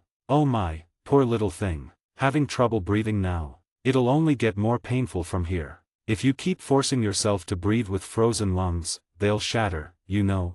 Just give up already, at least your death won't hurt as much. Cough. Shinichi violently spat out a small, shattered piece, whether it was a blood clot or organ fragment was unclear, his teeth stained crimson. Yet, the fierce determination in his eyes didn't waver in the slightest. Click. Suddenly, with a powerful slash of his Nichiren blade, the moment Doma blocked it with his golden iron fan, Shinichi abruptly freed one hand and seized Doma's arm in a death grip. In the brief moment Doma was stunned, a cherry-red Nichiren blade suddenly pierced through his chest. Connie shouted hoarsely, Shinichi-kun. At the same time, she threw a Nichiren sword toward him. Snap! Shinichi caught the Nichiren sword and roared, swinging it straight at Doma's neck. Bang! I upload a new fanfic, fairy tale, you call this celestial magic? Please go read it. Read 40 chapters ahead and support me on Patreon. 115, Chapter 115. Bang! The razor-sharp Nichiren blade stopped less than a centimeter from Doma's neck. A crystal-clear, miniature ice figurine resembling a tiny version of Doma had firmly clamped onto Shinichi's blade. The tiny ice figure held an identical crystalline fan in its hand. Blood demon art, crystalline divine child. Doma smirked at Shinichi, whose veins bulged as he gritted his teeth, exerting all his strength. Yet no matter how hard Shinichi pushed, the Nichiren blade trapped by the ice figurine couldn't advance another millimeter. How dangerous, I almost got my neck sliced just now, Doma chuckled, then snapped his golden iron fan shut. His purple claws gripped the fan and swung viciously toward Shinichi and Connie's abdomens. The next moment, they were both sent flying like kites with severed strings. They crashed heavily to the ground, coughing up mouthfuls of blood. Connie had clearly suffered worse injuries than Shinichi, given their different physiques. While Shinichi managed to stagger back to his feet, Connie could only kneel upright. Gripping his Nichiren blade, Shinichi glanced first at Doma, who was still observing them from a distance. The bastard kept looking at them with the eyes of a predator toying with its prey, which was infuriating. Yet his strength was terrifyingly strong. Inside Shinichi's body, shattered organs and broken bones were rapidly mending under demonic power, though the external damage remained visible. Taking advantage of Doma not taking them seriously, Shinichi had mostly recovered, yet he felt no relief. Extending a hand, he helped Connie up before making a small cut on her shoulder with his short blade. Forest breathing, second form, willow of life. A surge of life force formed illusory willow branches at the wound instantly, flooding into Connie's body and healing her severely damaged organs and flesh. "Thank you, Shinichi-kun, but this upper-rank demon is too strong. With just our power alone, we might not be able to defeat him." Although her injuries had eased, Connie's face remained pale. Faced with Doma's overwhelming strength, even her usual optimism couldn't deny the reality. Shinichi said nothing, merely tightening his grip on his dual blades and stepping forward. His heterochromatic eyes locked onto Doma, his stance declaring his resolve. "Connie, there's no demon in this world that can't be defeated. Whether lower rank or upper rank, even that bastard Muzan, they'll all fall eventually. Don't worry. Tonight, we'll both return alive to the Demon Slayer Corps. Because we are Hashira. How could we possibly fall here?" Crossing his blades, Shinichi dragged his deerskin boots backwards, carving a long mark into the brick-paved road. Suddenly, his left eye blazed with turquoise light and a ferocious aura form around him. Forest breathing, 13th form, Naiden Ichiryu, wolf spirit.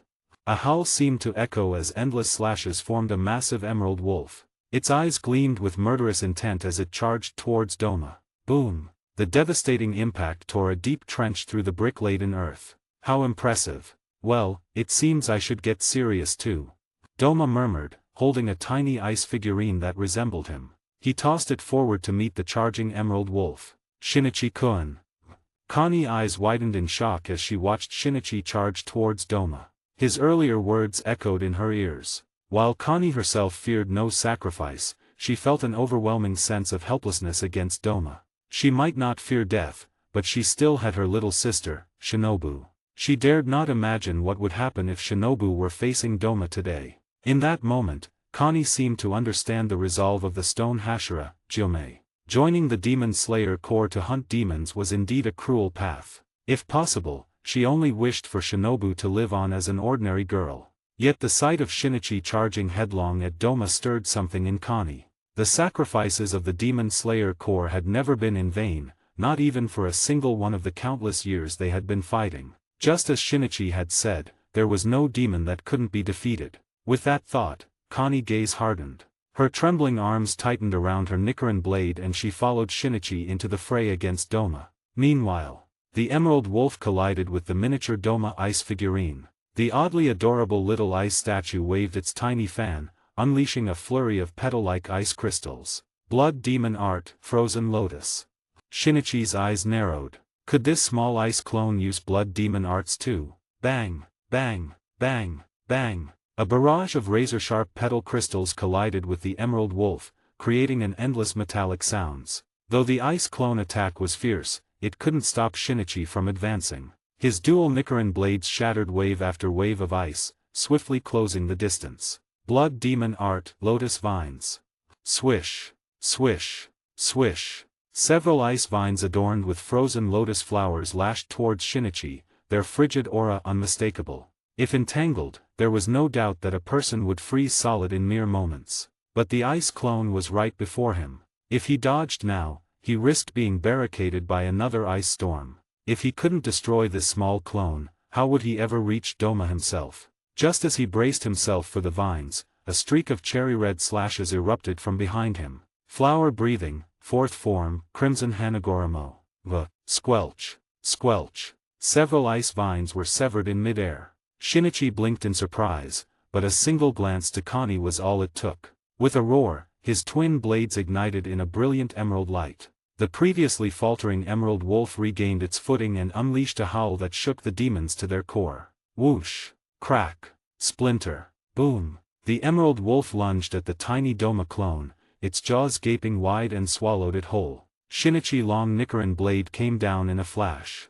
The ice clone raised its tiny fan in a futile attempt to block, only for the fan and half of its body to be cleaved apart. Shinichi's blade followed through with an upward slash, not stopping there. The frozen head flew straight towards Doma and landed with a hollow clatter at his feet. Looking at the tiny, spinning head of the ice figurine at his feet, its miniature face identical to his own, Doma's ever-present smile finally faded, replaced by a puzzled expression. His purple claws rubbed his chin as he glanced up at Shinichi and Connie charging towards him again. His tone turned cold. "This is rather troublesome. If one isn't enough, then let's make a few more." Blood demon art, crystalline divine child. Crack, crack, crack. In the blink of an eye, 4 more identical ice figurines materialized, each one brandishing a tiny frozen fan. Suddenly, a blizzard of ice crystals surged towards Shinichi and Connie.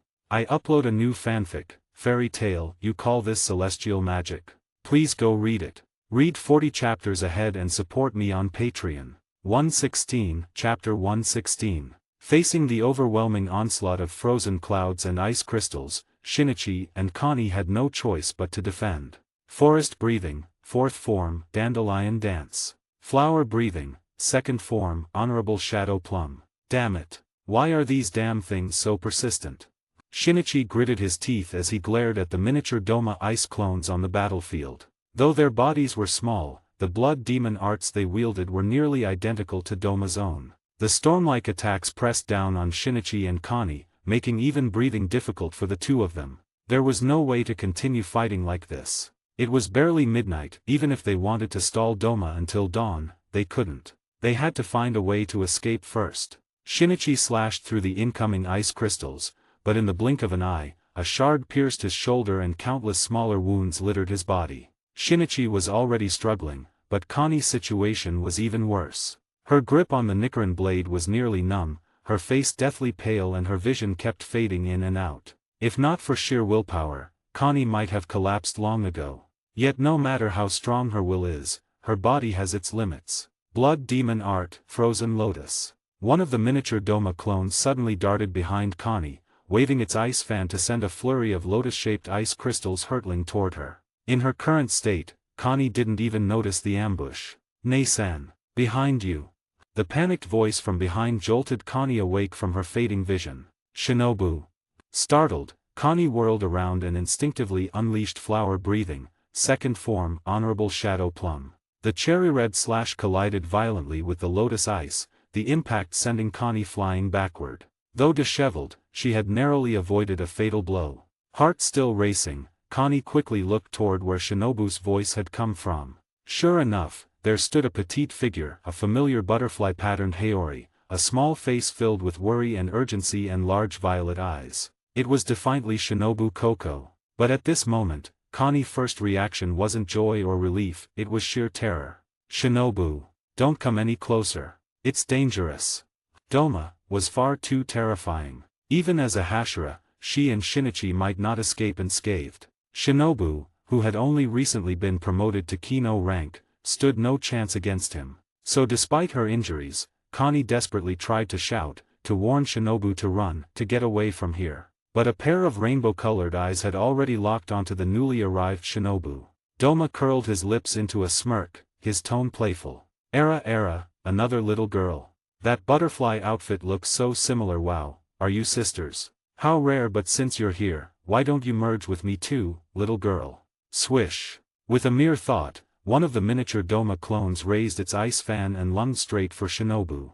Meanwhile, Shinobu was nearly consumed by panic. An upper moon. Her sister and that blockhead Shinichi were facing an upper moon. She didn't know how strong an upper moon demon was, but within the Demon Slayer Corps, from centuries past to the present, there had never been a member who could slay an upper moon. This alone demonstrated their terrifying power. Shinobu Koko understood clearly that staying put and waiting for headquarters reinforcements was the safest choice. Yet the commotion caused by Shinichi, Connie and Doma battle in the distance was simply too overwhelming. Not only Shinobu, but even many devout followers of the Eternal Paradise cult had been frightened out of their homes. No matter how fast the Kashagi crows flew, reinforcements would take at least 2 to 3 hours to arrive. Unable to wait any longer, Shinobu gritted her teeth and ran toward the battlefield. When she saw her elder sister Connie lying severely wounded on the ground, her beautiful violet eyes instantly welled up with tears. Blood demon art, scattering lotuses. Just as Shinobu rushed toward Connie, a miniature Doma ice clone suddenly appeared before her. Without hesitation, it swung its frost fan, instantly releasing a barrage of razor-sharp ice petals toward Shinobu. Shinobu reacted with lightning speed, drawing her uniquely shaped Nichiren blade in an instant. However, upon unsheathing it, she froze. The obstacle before her was a tiny ice figure less than half a meter tall, a lifeless construct. How could she possibly use her insect breathing against such a thing? But the storm of ice petals was already upon her. Shinobu could only curl her body, bracing to endure the attack. Yet Connie moved faster, flashing before Shinobu in an instant. Her cherry-red Nichiren blade danced like swirling petals, the constant clang of metal ringing out as countless ice blossoms were shattered. Shinobu, run! This isn't a battle you should be in. Connie shouted desperately. But Shinobu refused firmly. No. I won't leave you, Nei-san, I'll fight by your side. With that, Shinobu leaped forward, charging toward the miniature Doma clone. Shinobu. Shinichi, who was locked in combat with the ice clones, spotted Shinobu's sudden intrusion into the battlefield. From afar, he roared at her. You fool! Get out of here, Shinobu! Before he could finish speaking, a sharp golden fan sliced through his shoulder, sending a spray of scorching blood into the air. The opened golden fan obscured half of Doma's face, revealing only a sinister smile on the visible half. Leaving so soon? Stay for a while, will you? I'll reserve the finest spots on my shelves just for you. Nei-san. Shinobu caught Connie as she swayed. No, by now, Connie had completely lost her strength, collapsing weakly into Shinobu's arms, her body covered in wounds. At the same time, crackling sounds echoed above the sisters' heads as pillars of ice began forming. Blood demon art, wintry icicles. Countless spear-like icicles loomed overhead, their needle-sharp tips glinting with a bone-chilling light, aimed directly at the two sisters. Sure, Nobu, are you, N? Connie mustered her last ounce of strength to whisper. But Shinobu only held her sister tighter, tears flooding her eyes. Though her body trembled slightly, she refused to let go. No, I'll never abandon you, Nei-san. We promised to join the Demon Slayer Corps together, to slay demons together. We'll never abandon each other.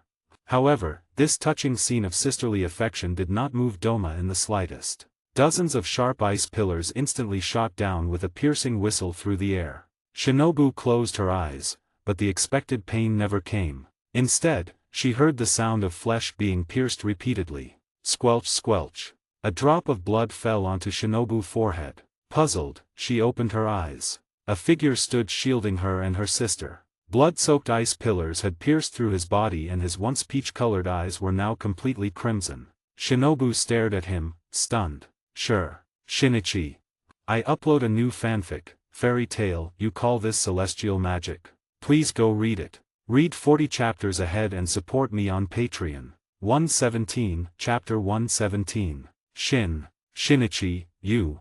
Shinobu's eyes widened, her voice trembling. It wasn't just because of Shinichi's body pierced by ice pillars, but also because of his now terrifying appearance. The gentle peach hue of his right eye had completely transformed into a savage crimson filled with murderous intent. The sharp fangs protruding past his lips made Shinichi's once handsome face appear terrifyingly distorted. Through the torn uniform, Shinobu could see Shinichi's skin beneath had turned bright red, with veins seemingly visible beneath the surface. His entire body radiated an alarming, intense heat. A guttural sound emerged from his throat. Under Shinobu's horrified gaze, Shinichi extended a hand tipped with black claws and grasped the ice pillar impaling his chest. The moment his scorching hand made contact with the freezing ice, a sizzling sound erupted as plumes of steam burst forth. Crack. Snap. One by one, the ice pillars were snapped off by Shinichi and casually tossed aside. Only then did everyone notice, in Shinichi's other hand,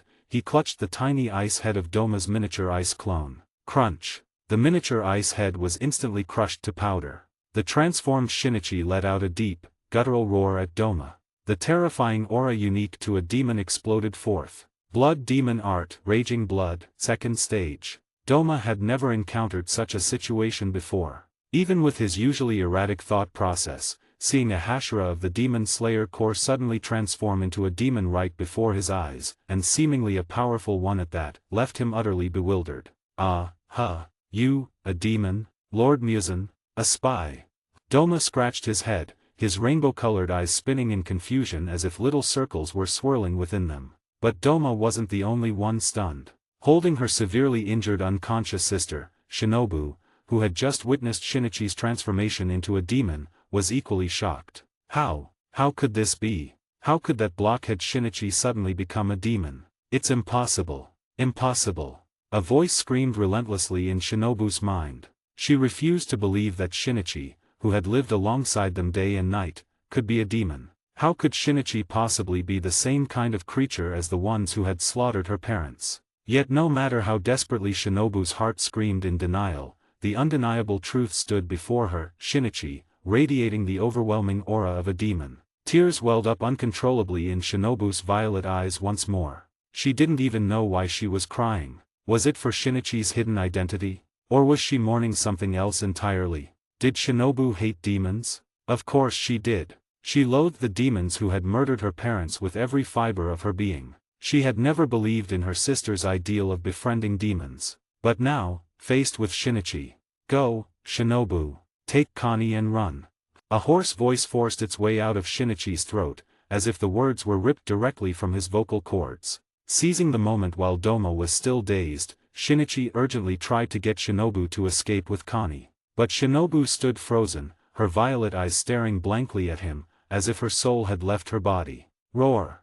A flash of crimson light ignited in Shinichi's right eye. He was growing desperate. Doma was incredibly strong. Even in his raging blood state, Shinichi wasn't confident he could escape unscathed, let alone protect the Koko sisters. As for exposing his identity in front of Shinobu, Shinichi could no longer care about that. The most important thing now was to survive. Turning around, he reached out and grabbed Shinobu's collar, pulling her face abruptly close to his. The scorching intensity of his breath made it difficult for her to breathe.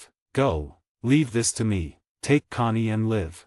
With that, Shinichi steeled himself and shoved Shinobu away forcefully. At that moment, Doma seemed to finally catch on. His rainbow-colored eyes locked onto Shinichi, the curve of his smile widening as his tone grew increasingly playful. "Splendid, truly splendid. How amusing. I had actually considered turning you into a demon, yet here you are, already one I didn't even notice. Ah, how shameful. But since we're of the same kind, why not join the 12 Kazuki? With your strength, I think you could even challenge Gyoko in a blood battle for position, and these two adorable girls can be your meal too." As he spoke, Doma extended his hand toward Shinichi with a smile, as if sincerely offering friendship. "Take care of Maru and I for me. And, smile more often. Shinobu, when you smile, you're truly adorable." Shinichi's voice was hoarse as he left Shinobu with those final words. Then, with a sudden stomp, boom, the earth trembled violently. Clenching his fists, he shot forward at blinding speed, closing the distance to Doma in an instant. "Ah, what a pity. It seems you've rejected me. Being turned down feels so unpleasant." How heartbreaking. Doma remained grinning, but his reflexes were razor-sharp. He swiftly retreated while unleashing two blood demon arts in the blink of an eye. Blood demon art, freezing clouds. Blood demon art, frozen lotus. His golden warfan swept through the air, summoning a storm of icy mist and countless razor-sharp frozen petals that surged toward Shinichi. Facing Doma's assault, Shinichi roared with an inhuman fury. "Come, blood demon art, Rakshasa rampage."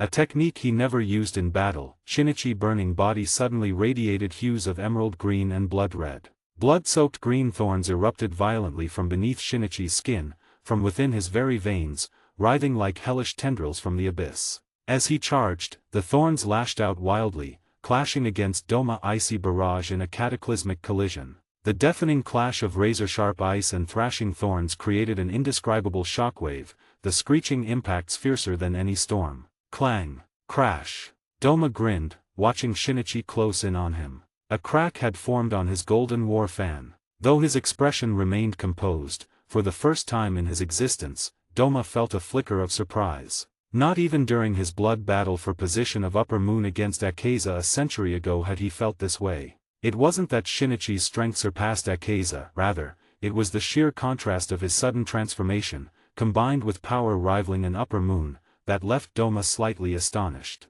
As a result, Doma overlooked the Koko sisters on the battlefield. However, compared to two adorable and delicious girls, he felt that bringing this little one before Lord Muzan might be more meaningful.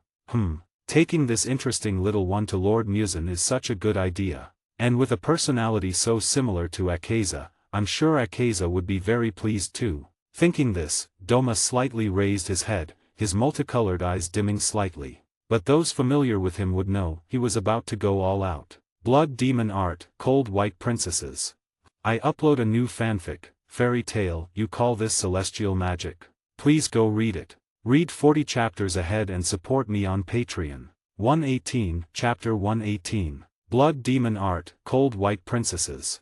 Two massive clusters of ice crystals formed into lotus flowers out of thin air. Upon each lotus sat a lifelike maiden sculpted from ice, their eyes gently closed as if brimming with vitality, their lips slightly parted. Whoosh! A terrifying wave of sub-zero frost surged forth instantly. Crack! Crack! Wherever the freezing mist passed, even the earth itself froze solid and a cluster of flames amidst the street ruins became encased in ice. Facing this deadly frost, the demonized Shinichi didn't even attempt to dodge. He charged straight into it, immediately being engulfed by the freezing mist. His movements visibly slowed as frost rapidly coated his body. Crack! As Shinichi raised one clawed hand, his crimson eyes glared viciously at Doma. Just as he bared his fangs, he was completely frozen in place. Is that all? Doma tilted his head, observing the ice-encased Shinichi. Though he could no longer sense any energy fluctuations from Shinichi, his intuition whispered that this wouldn't be so simple. Sure enough, Shinichi's ice-covered fingers twitched slightly. Faint hissing sounds emerged from all over his body as plumes of steam began to rise. The thick ice was actually melting. In mere moments, his temperature skyrocketed. Blood Demon Art, Raging Blood, Third Stage. Boom! With a violent burst, Shinichi shattered the ice and the twin Frost Lotus Maidens before Doma exploded into fragments. This is giving me a bit of a headache. Doma tapped his golden iron fan lightly against his forehead. Come on!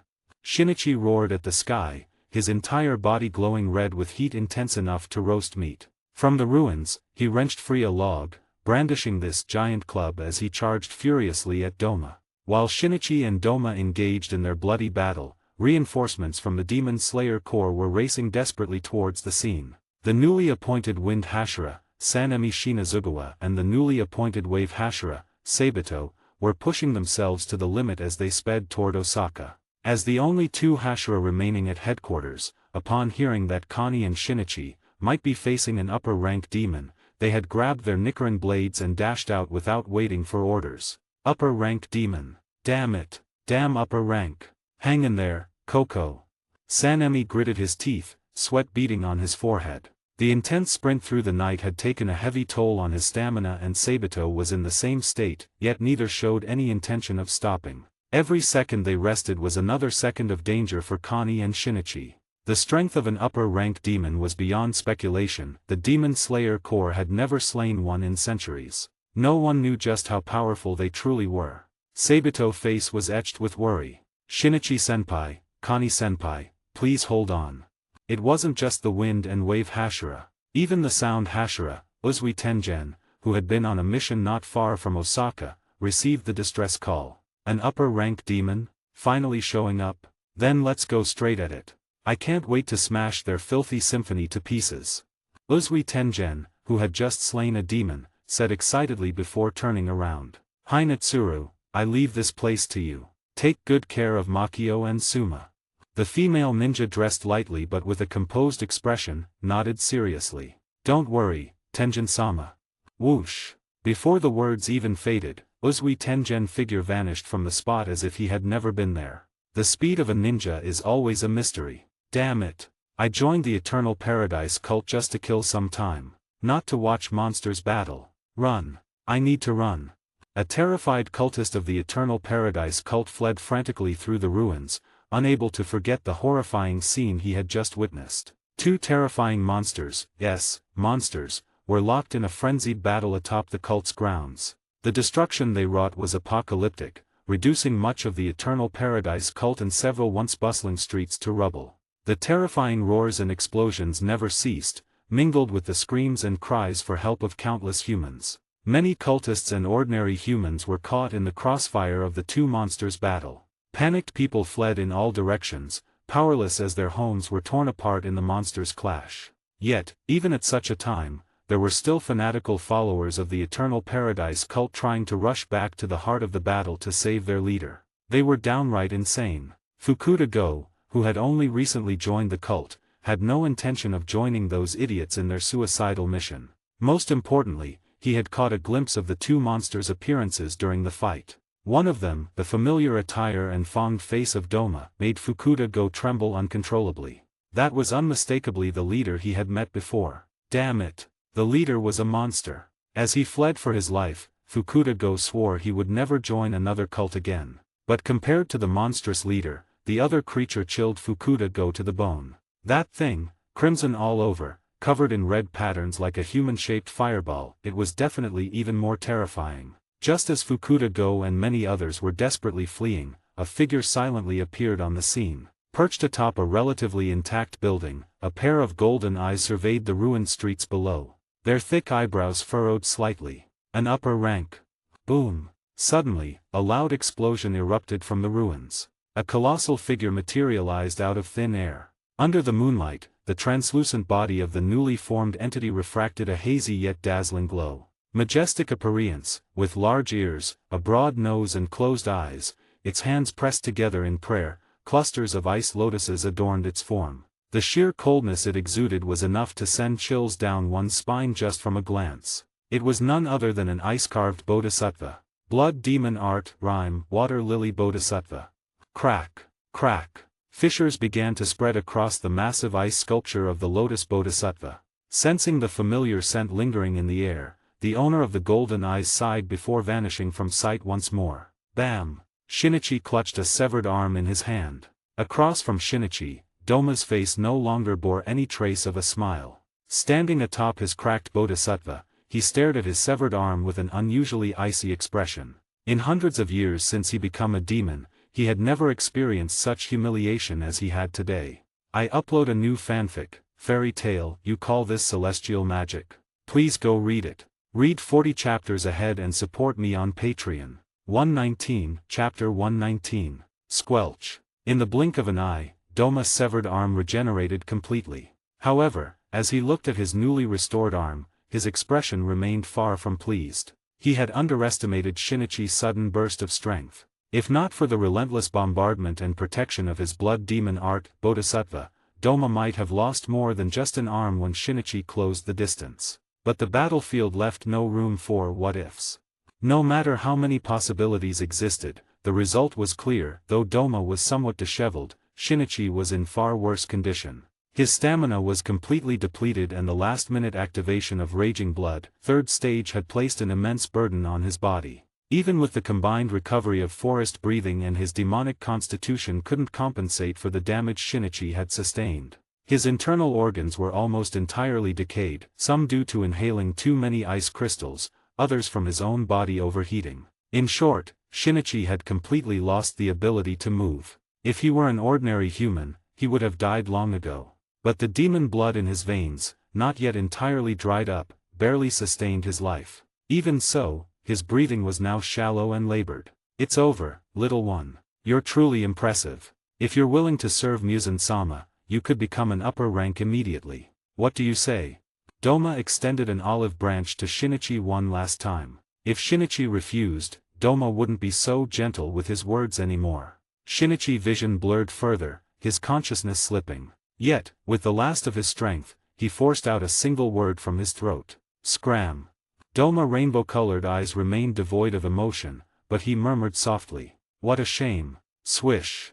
A violet claw shot straight toward Shinichi. Whoosh. Suddenly, a sharp whistling sound tore through the air, forcibly halting Doma movement. Boom. A crimson longsword plunged deep into the ground before Doma, its tremendous impact cracking the earth with countless fissures. Ah, really now? Who else is here? Honestly, I'm starting to get a little annoyed.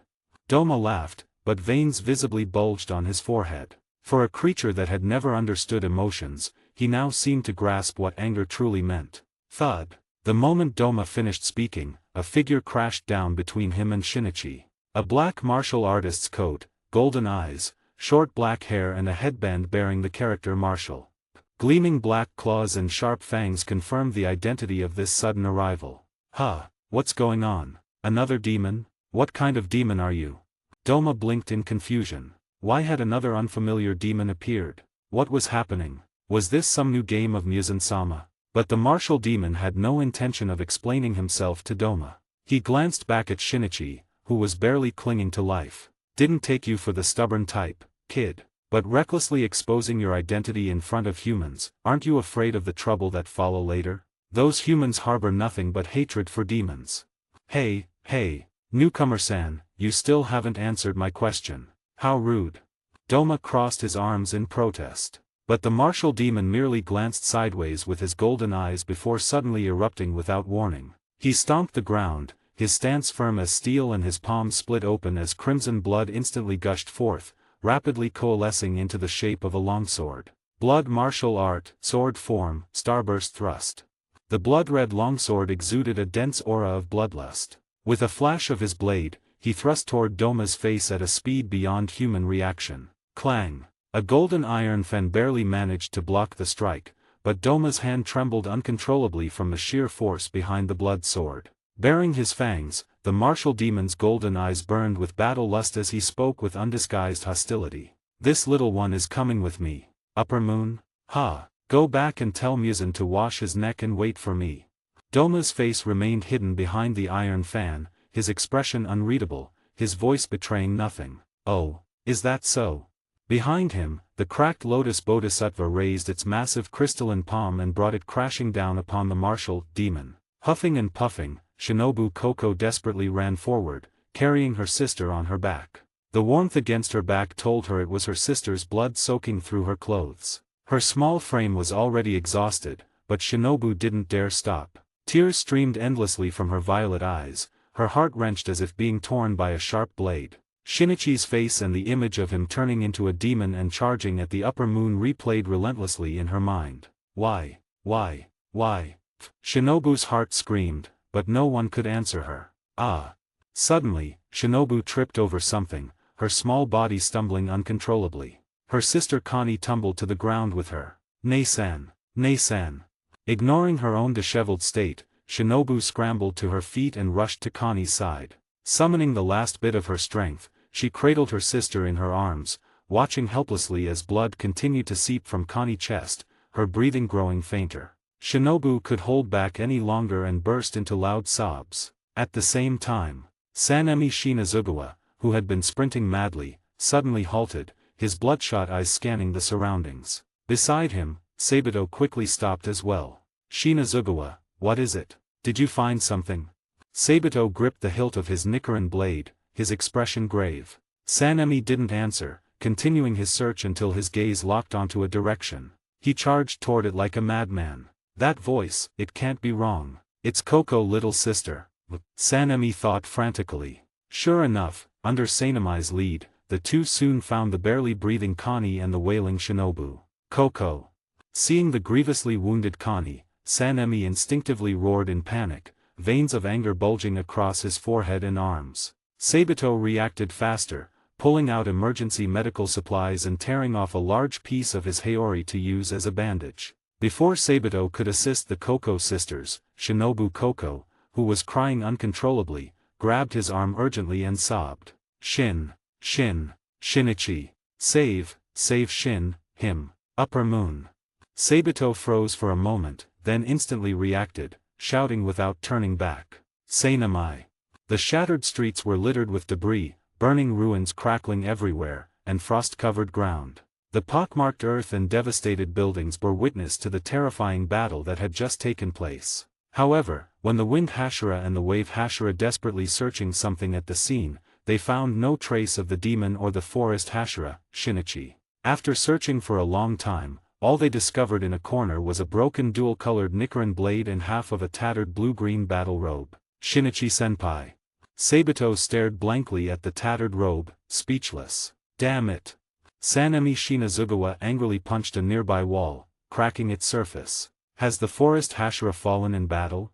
I upload a new fanfic, fairy tale. You call this celestial magic? Please go read it. Read 40 chapters ahead and support me on Patreon. 120, Chapter 120. With tears streaming down on its face, the Kashigai crow Izo flapped its weary wings towards the headquarters, carrying the news of Shinichi's possible death in battle. It had desperately flown back earlier to seek reinforcements, only to now return with this sorrowful message. At the Demon Slayer Corps headquarters, inside the Yubayashiki estate, Kaguya gently stroked the barely breathing Kashigai crow remaining silent.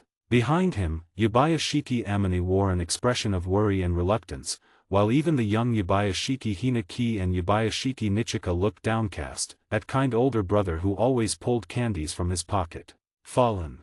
Kaguya murmured the heavy word. The sound Hashira Uzui Tengen, arriving too late just like the wind and wave Hashira, wore a grim expression. Upper moon. Those utterly unflashy wicked demons. If he encountered them, he will mercilessly cut them down. The stone Hashira also received the crow's message. Crack.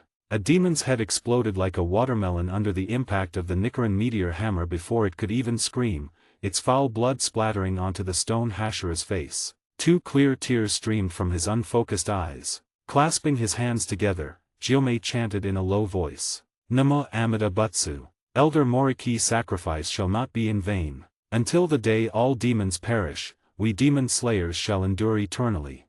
The water Hashira Jiyu Tomioka paused mid-mission, a ripple disturbing his usually calm eyes. I still owe him a proper apology. At the Rengoku residence, the flame Hashira Shinjiro Rengoku, his face covered in unkempt stubble, leaned against a wooden pillar surrounded by empty sake jars, enveloped in heavy alcohol fumes. Upon hearing the crow's news, the drunken Shinjiro set down his jar. Gazing into the distance, he remained silent for a long time before finally letting out a self-deprecating chuckle, muttering, all for nothing in the end. Though reluctant, another Kasugai crow delivered the news to the Moriki residents. When Elder Moriki heard of Shinichi's possible death, he fell silent, a prolonged, heavy silence. Just as the messenger crow worried the elder might collapse from shock, Elder Moriki stood up. Looking at the lush green grass filling his courtyard, swaying in the breeze and radiating vitality, he spoke with unshakable conviction. That boy Shinichi hasn't fallen. News of the forest Hashira possible death spread throughout the Demon Slayer Corps headquarters. Countless Corps members mourned deeply, especially those who had fought alongside Shinichi, their hatred for demons growing fiercer. The Corps' demon-slaying efficiency surged dramatically in following days. Kakushi Corps. Goto frozen in place. Though his masked face showed no expression, his visible eyes clearly reflected devastation. Shinichi, how? He was so strong. Goto struggled to believe the news, but as a mere Kakushi member, what power did he have to question it? Before his mission, Shinichi had asked Goto to look after Maruenai for him, and to keep working on his weight loss. Now Maruenai had clearly lost a lot of weight, but Shinichi. Goto didn't know what to say, his eyes moist as he patted Maruenai's head and murmured. Maruenai, you don't need to diet anymore. Your happiness is what matters most. I'm sure Shinichi would think the same. The little Shiba Inu Maruenai tilted its head in confusion, not quite understanding why this temporary caretaker had suddenly become teary. However, being quite perceptive, it wagged its tail and barked playfully, trying to cheer Goto up. After all, if the temporary caretaker was happy, lunch portions might be more generous, right? As for its owner Shinichi, Maruenai, who shared a deep bond with him, could clearly sense that although Shinichi's vitality was faint, it still persisted. Perhaps the owner was being forced to diet too. Where am I? Am I dead? Is this heaven? Or hell? In the hazy void, Shinichi's voice echoed. He was alone. He couldn't feel his body, couldn't see anything, only an overwhelming sense of emptiness. The passage of time lost all meaning. Shinichi didn't know when he had regained consciousness in this void, nor how long he had been here. His memories stopped at the fierce battle with Doma. He knew nothing of what happened afterward. Did Connie and Shinobu make it out safely? Did headquarters reinforcements arrive in time? Was that bastard Doma finally slain? If he was really dead, surely many would grieve. The old man was already so old, would he be able to bear the loss? Would there still be time to find a new successor for forest breathing? The master and the other Hashira would probably mourn him a little, right? Well, maybe not that cold boy Jiyu Tomioka. And Shinobu.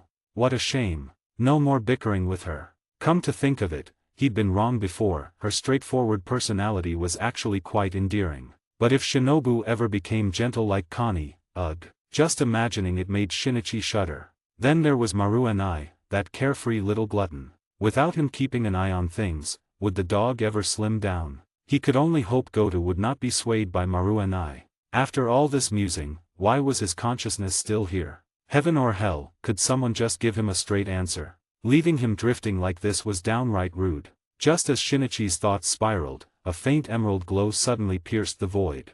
That glimmer of green stood out starkly against the formless chaos, catching Shinichi's attention immediately. After drifting timelessly for who knew how long, he wasn't about to let this chance slip away. He strained toward the light with everything he had. Though he couldn't feel his body or even understand how to move closer, the moment he willed it, he sensed himself drawing near, the glow growing larger, brighter with each passing moment. As he approached, the emerald radiance gradually coalesced into a human silhouette. A green Haori, messily tied black hair, a simple leather belt at the waist from which a sheathed katana hung. The familiar face made Shinichi freeze. He subconsciously muttered, "Why is it you again? Shinika Moriki, have you really become a ghost? Are you here to take me to hell?" Shinika Moriki, the ancestor of the Moriki family standing opposite him, felt an urge to draw his sword. "I upload a new fanfic, fairy tale, you call this celestial magic? Please go read it. Read 40 chapters ahead and support me on Patreon." 121, Chapter 121. Hey, you dead or not? If not, get up already. An extremely impatient voice abruptly pierced Shinichi's ears, grating on his nerves. Even though his consciousness was still hazy, Shinichi's brow furrowed slightly. Still not up. Slap, slap, slap, slap. Peach and emerald green heterochromatic eyes snapped open and the image of a wooden cabin roof immediately filled Shinichi's vision. But there was no time to take in his surroundings. The searing pain on his face sent him into a rage. Struggling to his feet, he lunged at the figure before him. "You bastard!" Shinichi's sudden outburst caught the martial demon off guard. However, his reflexes were lightning fast and given Shinichi's weakened state, the demon merely sidestepped before shoving him back with a casual push. Shinichi stumbled and fell to the ground, finally awake. At least Shinika's blood wasn't wasted. The martial demon's gaze was somewhat complicated as he observed Shinichi's revival. He tossed aside the now empty glass vial in his hand, then unhooked a silver mirror from its waist and flung it toward Shinichi. "Neat little thing, pretty handy. But since you're a junior, I can't just outright steal it. Next time, I'll catch a couple of demons with spatial blood demon arts and try them out myself," the martial demon said. Shinichi didn't even glance at the mirror. His eyes burned with fury as he glared at the demon, teeth clenched. If not for his severely weakened state, he would have activated his blood rage and torn this bastard, who had slapped him who knows how many times, to shreds. Recognizing the rage in Shinichi's eyes and fully aware of what he had done, the martial demon felt a twinge of guilt. After all, he had thoroughly enjoyed slapping him earlier. Shinichi bore too strong a resemblance to Shinika Moriki, and the martial demon had always wanted a chance to teach that aloof, arrogant man a lesson. So, he had gotten a little carried away. Shaking off the past memories, the demon cleared his throat awkwardly before speaking in a more serious tone. "Ahem. Kid, now that you're awake, come with me. There's someone who's been waiting for you." Shinichi managed to stand again, though his steps were unsteady. Still, he could keep up with the martial demon. The demon pushed open the door. Under the cold moonlight, a vast courtyard stretched before them. Exquisite sculptures and statues adorned a pond. Beside it stood a thriving peach tree, its verdant leaves swaying gently in the night breeze. Gaudy.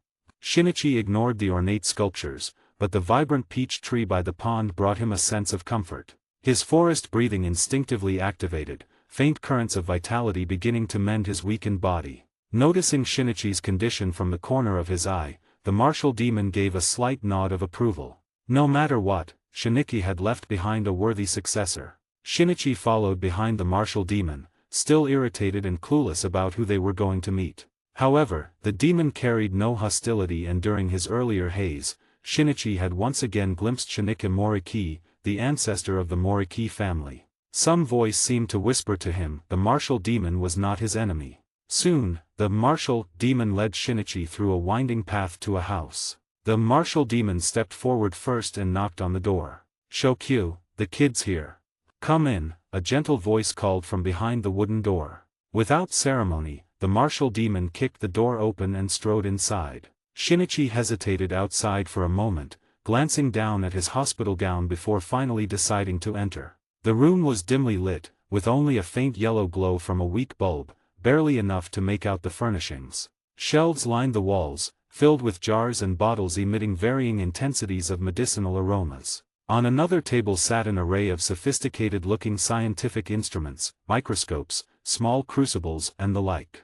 Neatly stacked alongside them were numerous ancient-looking books and notebooks of various colors. The setup reminded Shinichi of the female demon Tamayo, whom he had met in Asakusa. Her place had a similar arrangement. In front of Shinichi stood a low table, where a figure hunched over, scribbling furiously.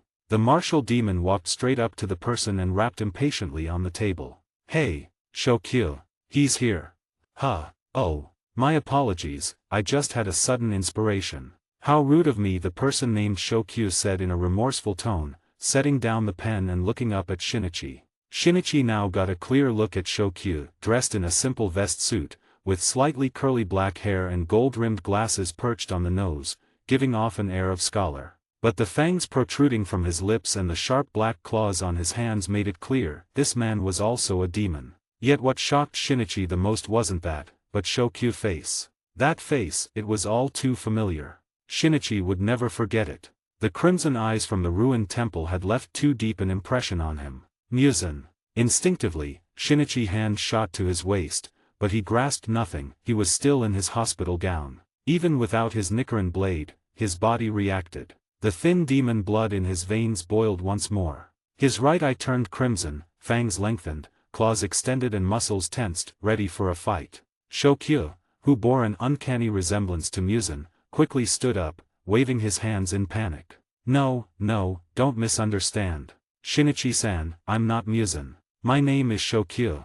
I just look a bit like him. Please, calm down." Pfft. The Martia demon, who had been watching the scene unfold, couldn't help but laugh. This was all too similar of what had happened over 400 years ago. Back then, Shinichi Moriki had immediately drawn his Nichiren blade and pressed it against Shokyu's neck. TSK, what nostalgia. Shinichi, why did you do it? What was it that you'd rather die than let Muzan obtain? A faint trace of recollection flickered in the martial demon golden eyes as he murmured softly. Meanwhile, Shokyu desperately tried to convince Shinichi that he truly wasn't Muzan, just a look-alike. After much pleading, Shinichi finally relaxed his battle stance. Plopping down onto the ground, Shinichi stared at the two demons before him. Deep down, he understood that his escape from Upper Moon to Doma was largely thanks to them. Yet, Shinichi's face showed little gratitude. Who knew what these two demons were really after? After a while, it was Shokyu who broke the silence with a gentle question. "Shinichi-san, do you know how long you've been unconscious?" "How long?" "I don't know. 3 days. "No. A full 3 months. I upload a new fanfic, fairy tale. You call this celestial magic? Please go read it. Read 40 chapters ahead and support me on Patreon." 122, Chapter 122. In the dimly lit room, Doma, dressed in the robes of the Eternal Paradise cult's leader, sat obediently like a well-behaved child, his faint smile still lingering on his face. The Eternal Paradise cult, though small in number of followers, had 3 locations, with its members scattered across them. Not long ago, the Osaka branch of the cult had been destroyed in the aftermath of a battle, forcing Doma to relocate to the current Saitama branch. To him, it made no difference. It was merely a change of scenery where he could continue listening to the foolish prayers of his equally foolish devotees. However, the figure standing before Doma now was not one of those incomprehensible, idiotic followers. Instead, it was a sharp and imposing silhouette. A patterned waistcoat, a white top hat, neatly pressed trousers and slightly curled black hair. "You're saying there are 2 unfamiliar demons. Ones with strength comparable to the Upper Moon's." A cold, indifferent voice rang out as an overwhelmingly terrifying aura slowly gathered in the dim room. Yet, Doma seemed entirely unaffected by the suffocating pressure. Instead, his body began to sway slightly with delight. It's been so long since I last saw Muzan-sama. He remains as magnificent as ever, Doma thought to himself. At the same time, he spoke in a playful tone. "That's right, one of the demons even became a Hashira in the Demon Slayer Corps. I originally planned to capture this peculiar little thing and present him to you, Muzan-sama, but then another strange demon suddenly appeared, quite powerful, too, almost on par with Akaza. With dawn approaching, I had no choice but to retreat regretfully." As he spoke, Doma lowered himself further, grinning. "I'm so useless, please punish me, Muzan-sama. You could even cut off my head if you'd like." Swish. The figure before him swiftly turned around, revealing crimson vertical pupils that resembled those of the most fearsome Dark Lord. An aura of dread, enough to make any demon tremble, radiated from his entire being. His cold face bore only deep frost in his gaze. Looking down at all living things was as if they were mere lower life forms. Your head. Do I have any need for it? Muzan Kibutsuji's voice was icy, his eyes filled with disdain as he regarded Doma. He had never liked Doma's demeanor, nor his hollow emotions.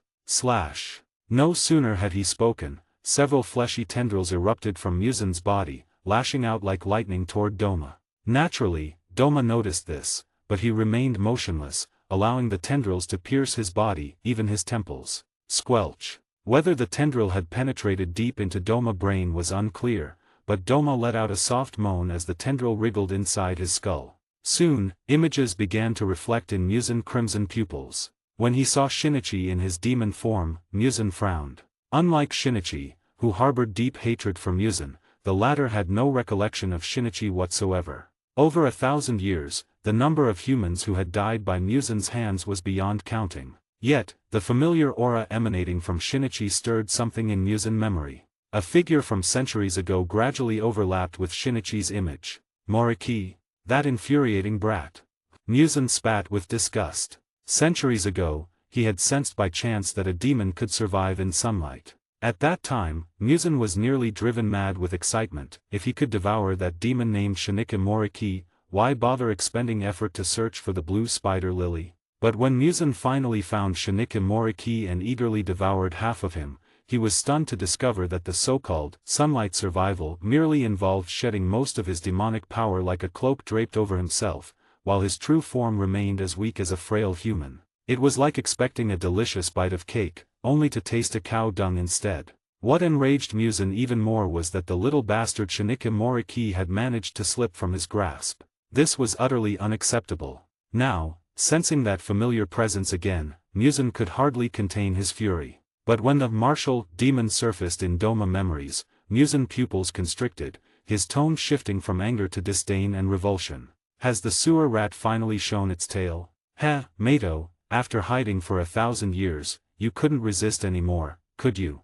Meanwhile, Doma, pierced through by the tendrils, still wore a smile on his face. As the tendrils churned in his skull, he recalled many long-forgotten memories. Kotoha-chan, such a familiar name. Ah, I remember now, a very cute but foolish woman. Demon Slayer Corps Headquarters. 3 months after the disappearance of the forest Hashira Shinichi Moriki, the sorrow within the Corps had gradually faded. After all, sacrifice had always been the Corps' defining theme. Every day, swordsmen gave their lives to slay demons, and over the centuries, countless Hashira had fallen. Inside the butterfly mansion, Connie Coco's delicate brows furrowed as she watched the small figure in the room with concern. Shinobu, are you really alright? If something's troubling you, you can talk to your sister. Don't torment yourself like this, Connie said gently. Thanks to the timely arrival of the wind Hashira Sanemi Shinazugawa and the wave Hashira Sabito, Connie had been saved. Though she bore many lingering injuries that weakened her combat ability, her life was no longer in danger. After 2 months of recovery, she could once again wield her Nichiren blade. Upon waking and learning of Shinichi's possible death in battle, Connie was devastated, especially upon hearing that he had sacrificed himself to cover Shinobu and her own escape while she was gravely injured.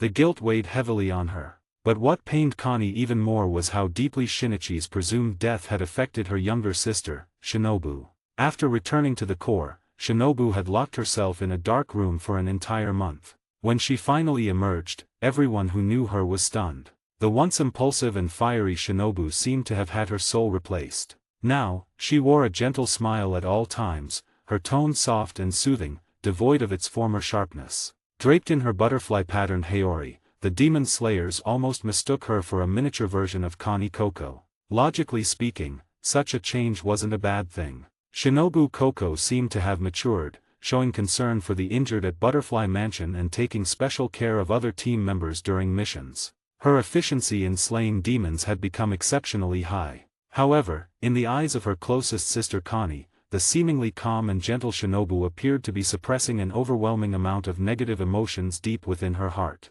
I upload a new fanfic, fairy tale, you call this celestial magic? Please go read it.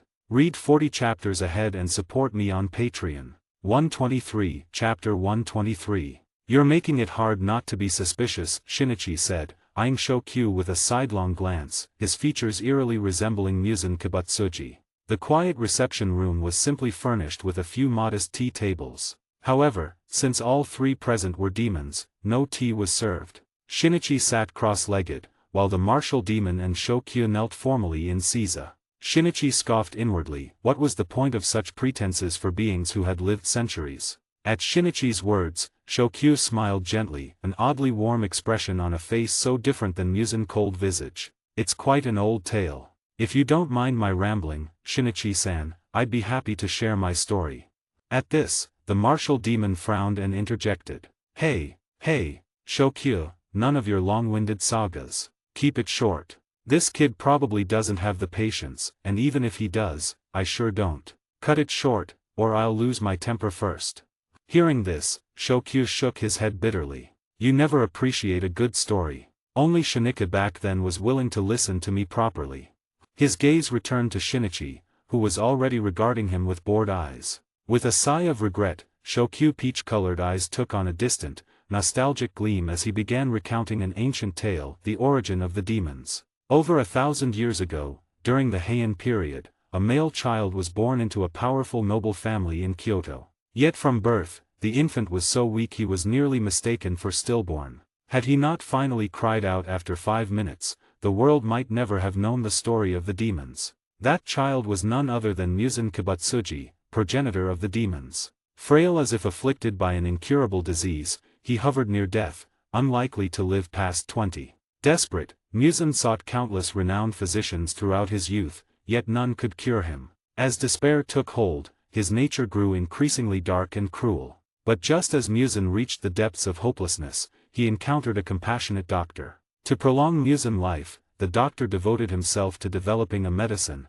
claiming it could strengthen Muzan's constitution, though the treatment would be slow and gradual. Initially, Muzan endured the therapy. Yet as time passed with no improvement, only worsening symptoms, he grew convinced of the doctor's failure. In a fit of rage, Muzan brutally murdered him. Yet shortly after the killing, Muzan discovered the medicine had begun working. His body became unnaturally powerful, granting him immense strength, resilience and terrifying regenerative abilities. But before he could rejoice, Muzan realized to his horror that he could no longer walk in sunlight, condemned to dwell in darkness, and had become a flesh-craving demon who preyed on humans. It turned out that the doctor medicine had not yet reached its final stage. The last step of the medicine was to allow Muzan to overcome sunlight and become a completely new life form. The most crucial ingredient recorded in the deceased doctor's notes was the blue spider lily, the very thing Muzan had pursued for 1,000 years. He wanted to become the most perfect being.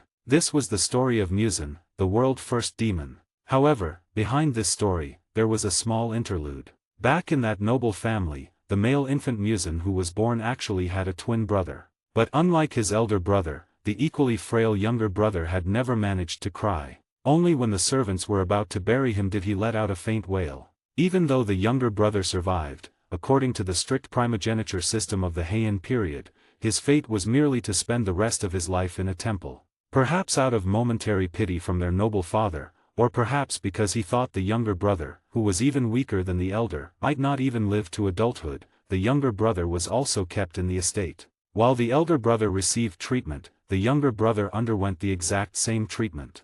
This younger brother was Shokyu.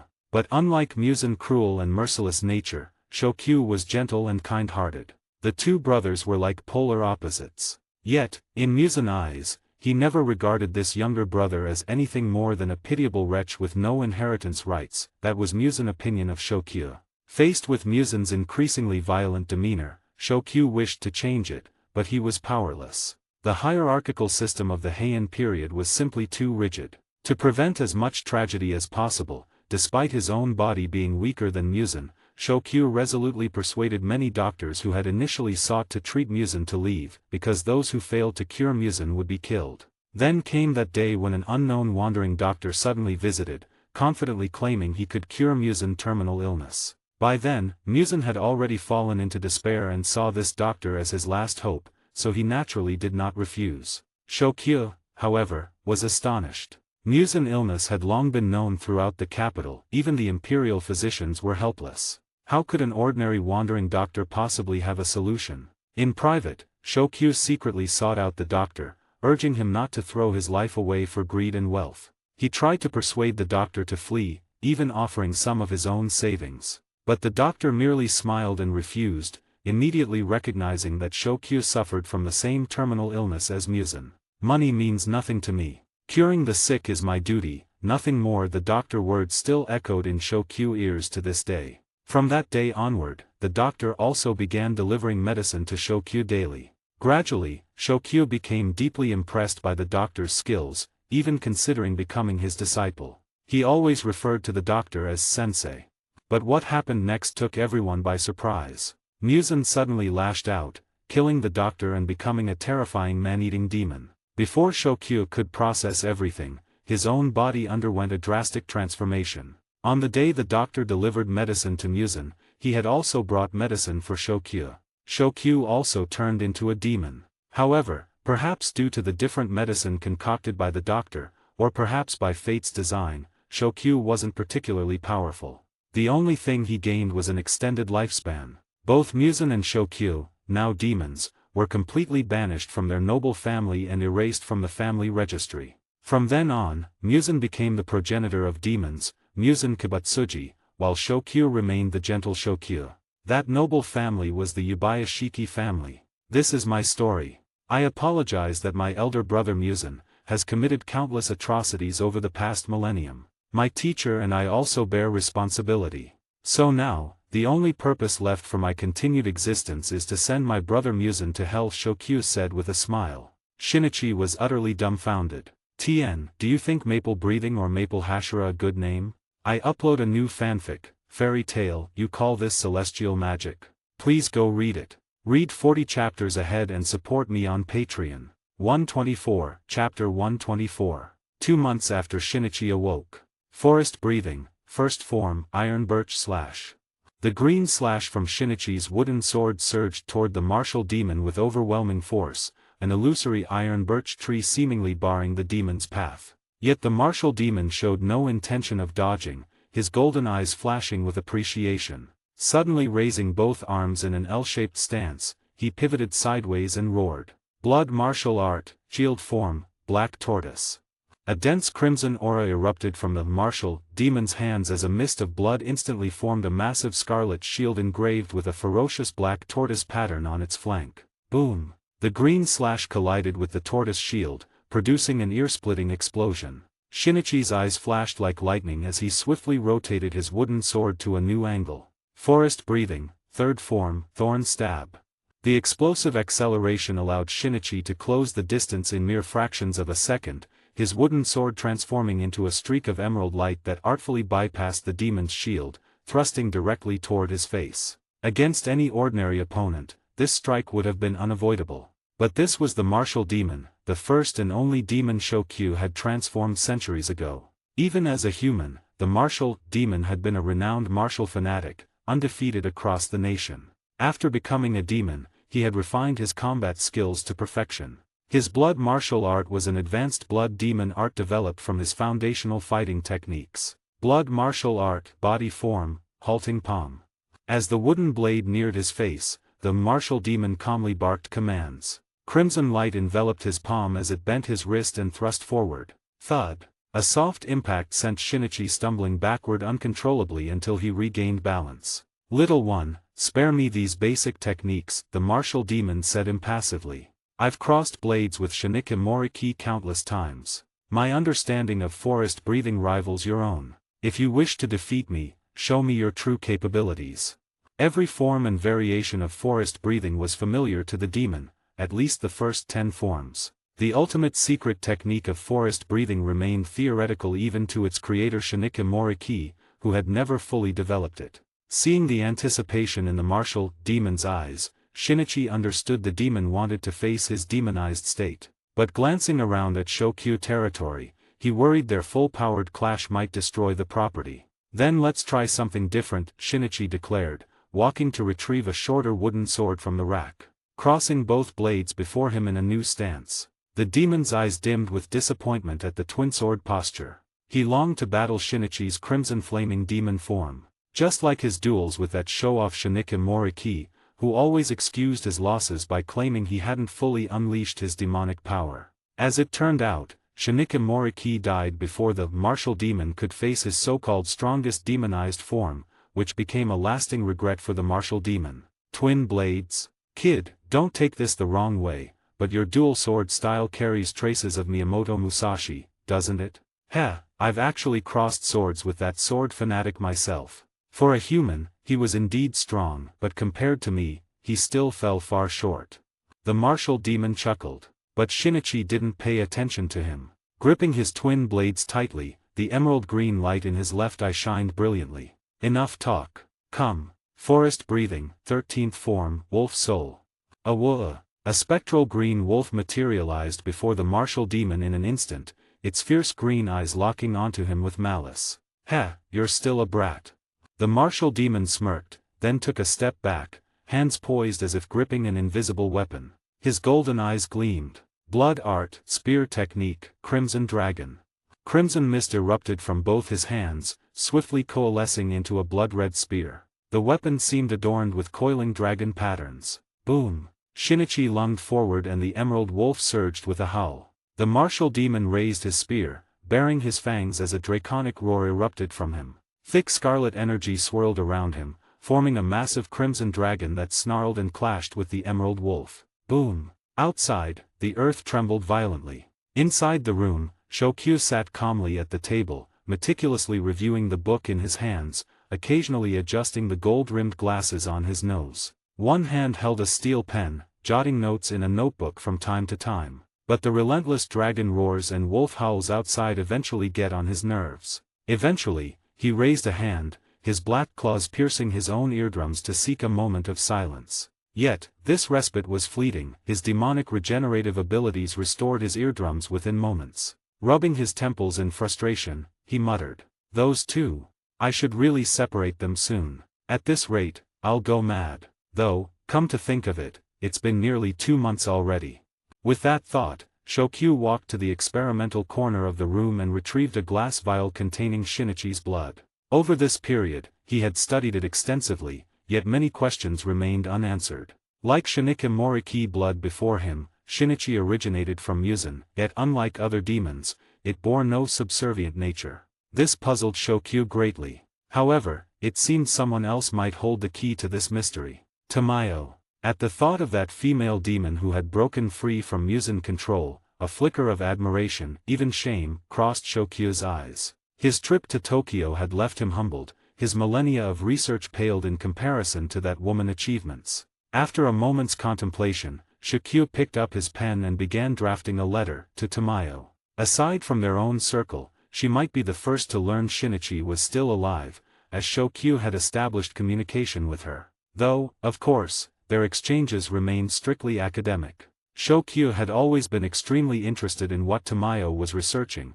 but she had never revealed even a fraction of her work. In fact, Shokyu hadn't told anyone about his own research either. Even the martial demon only had a vague idea that he was working on something targeting Muzan. After finishing a letter, the commotion outside gradually quieted down. It seemed the sparring match between the martial demon and Shinichi was coming to an end. Shokyu let out a relieved sigh. During this period, not only had the martial demon been acting as Shinichi's training partner to hone his combat skills and physique, but Shokyu himself had also been busy. His main focus had been on restoring Shinichi's body and conducting bloodline experiments. All in all, the critically injured Shinichi from back then could now be considered to have turned misfortune into blessing. His bloodline had undergone further enhancement. Shokyu had not only integrated the blood left behind by Shinichi Moriki into Shinichi's body but had even boldly infused traces of the martial demons and his own bloodline into Shinichi as well. This had forged what could be called an entirely new body for Shinichi. If Shinichi were to activate the third stage of Raging Blood now, given his current strength he would likely only feel slightly uncomfortable. "It's about time. I imagine you're quite eager to return to your own life," Shokyu murmured as he stepped out of the room, gazing at Shinichi sitting amidst the wreckage of the nearby courtyard. Read 40 chapters ahead and support me on Patreon. 125, Chapter 125. The brilliant stars adorned the night sky, and under the bright moonlight, 3 figures quietly appeared at the end of a road. Shinichi had packed his belongings, though he didn't have much to begin with. Everything he owned was tucked into the silver mirror at his waist. At the moment of parting, Shinichi shook hands with the martial demon. Over the past 2 months, the two had sparred countless times. From the martial demon, Shinichi had learned a great deal, benefiting immensely. So, looking into the martial demon's golden eyes, Shinichi sincerely said, "Thank you."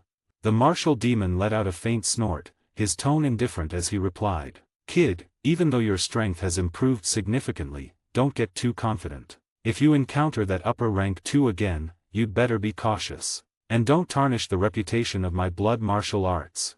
Though the martial demon's words sounded cold, only Shokyu standing nearby knew that this was the greatest kindness the demon could show. After all, he was just an old-timer who had practiced martial arts for centuries. Shinichi wasn't the least bit surprised by the martial demon's tone. He simply shook his head in amusement. This martial arts fanatic, what reputation did his blood martial arts even have? He hadn't even fought that many people, had he? "Don't worry, and Shokyu-san, thank you for your care during this time. Rest assured, I won't disgrace this power."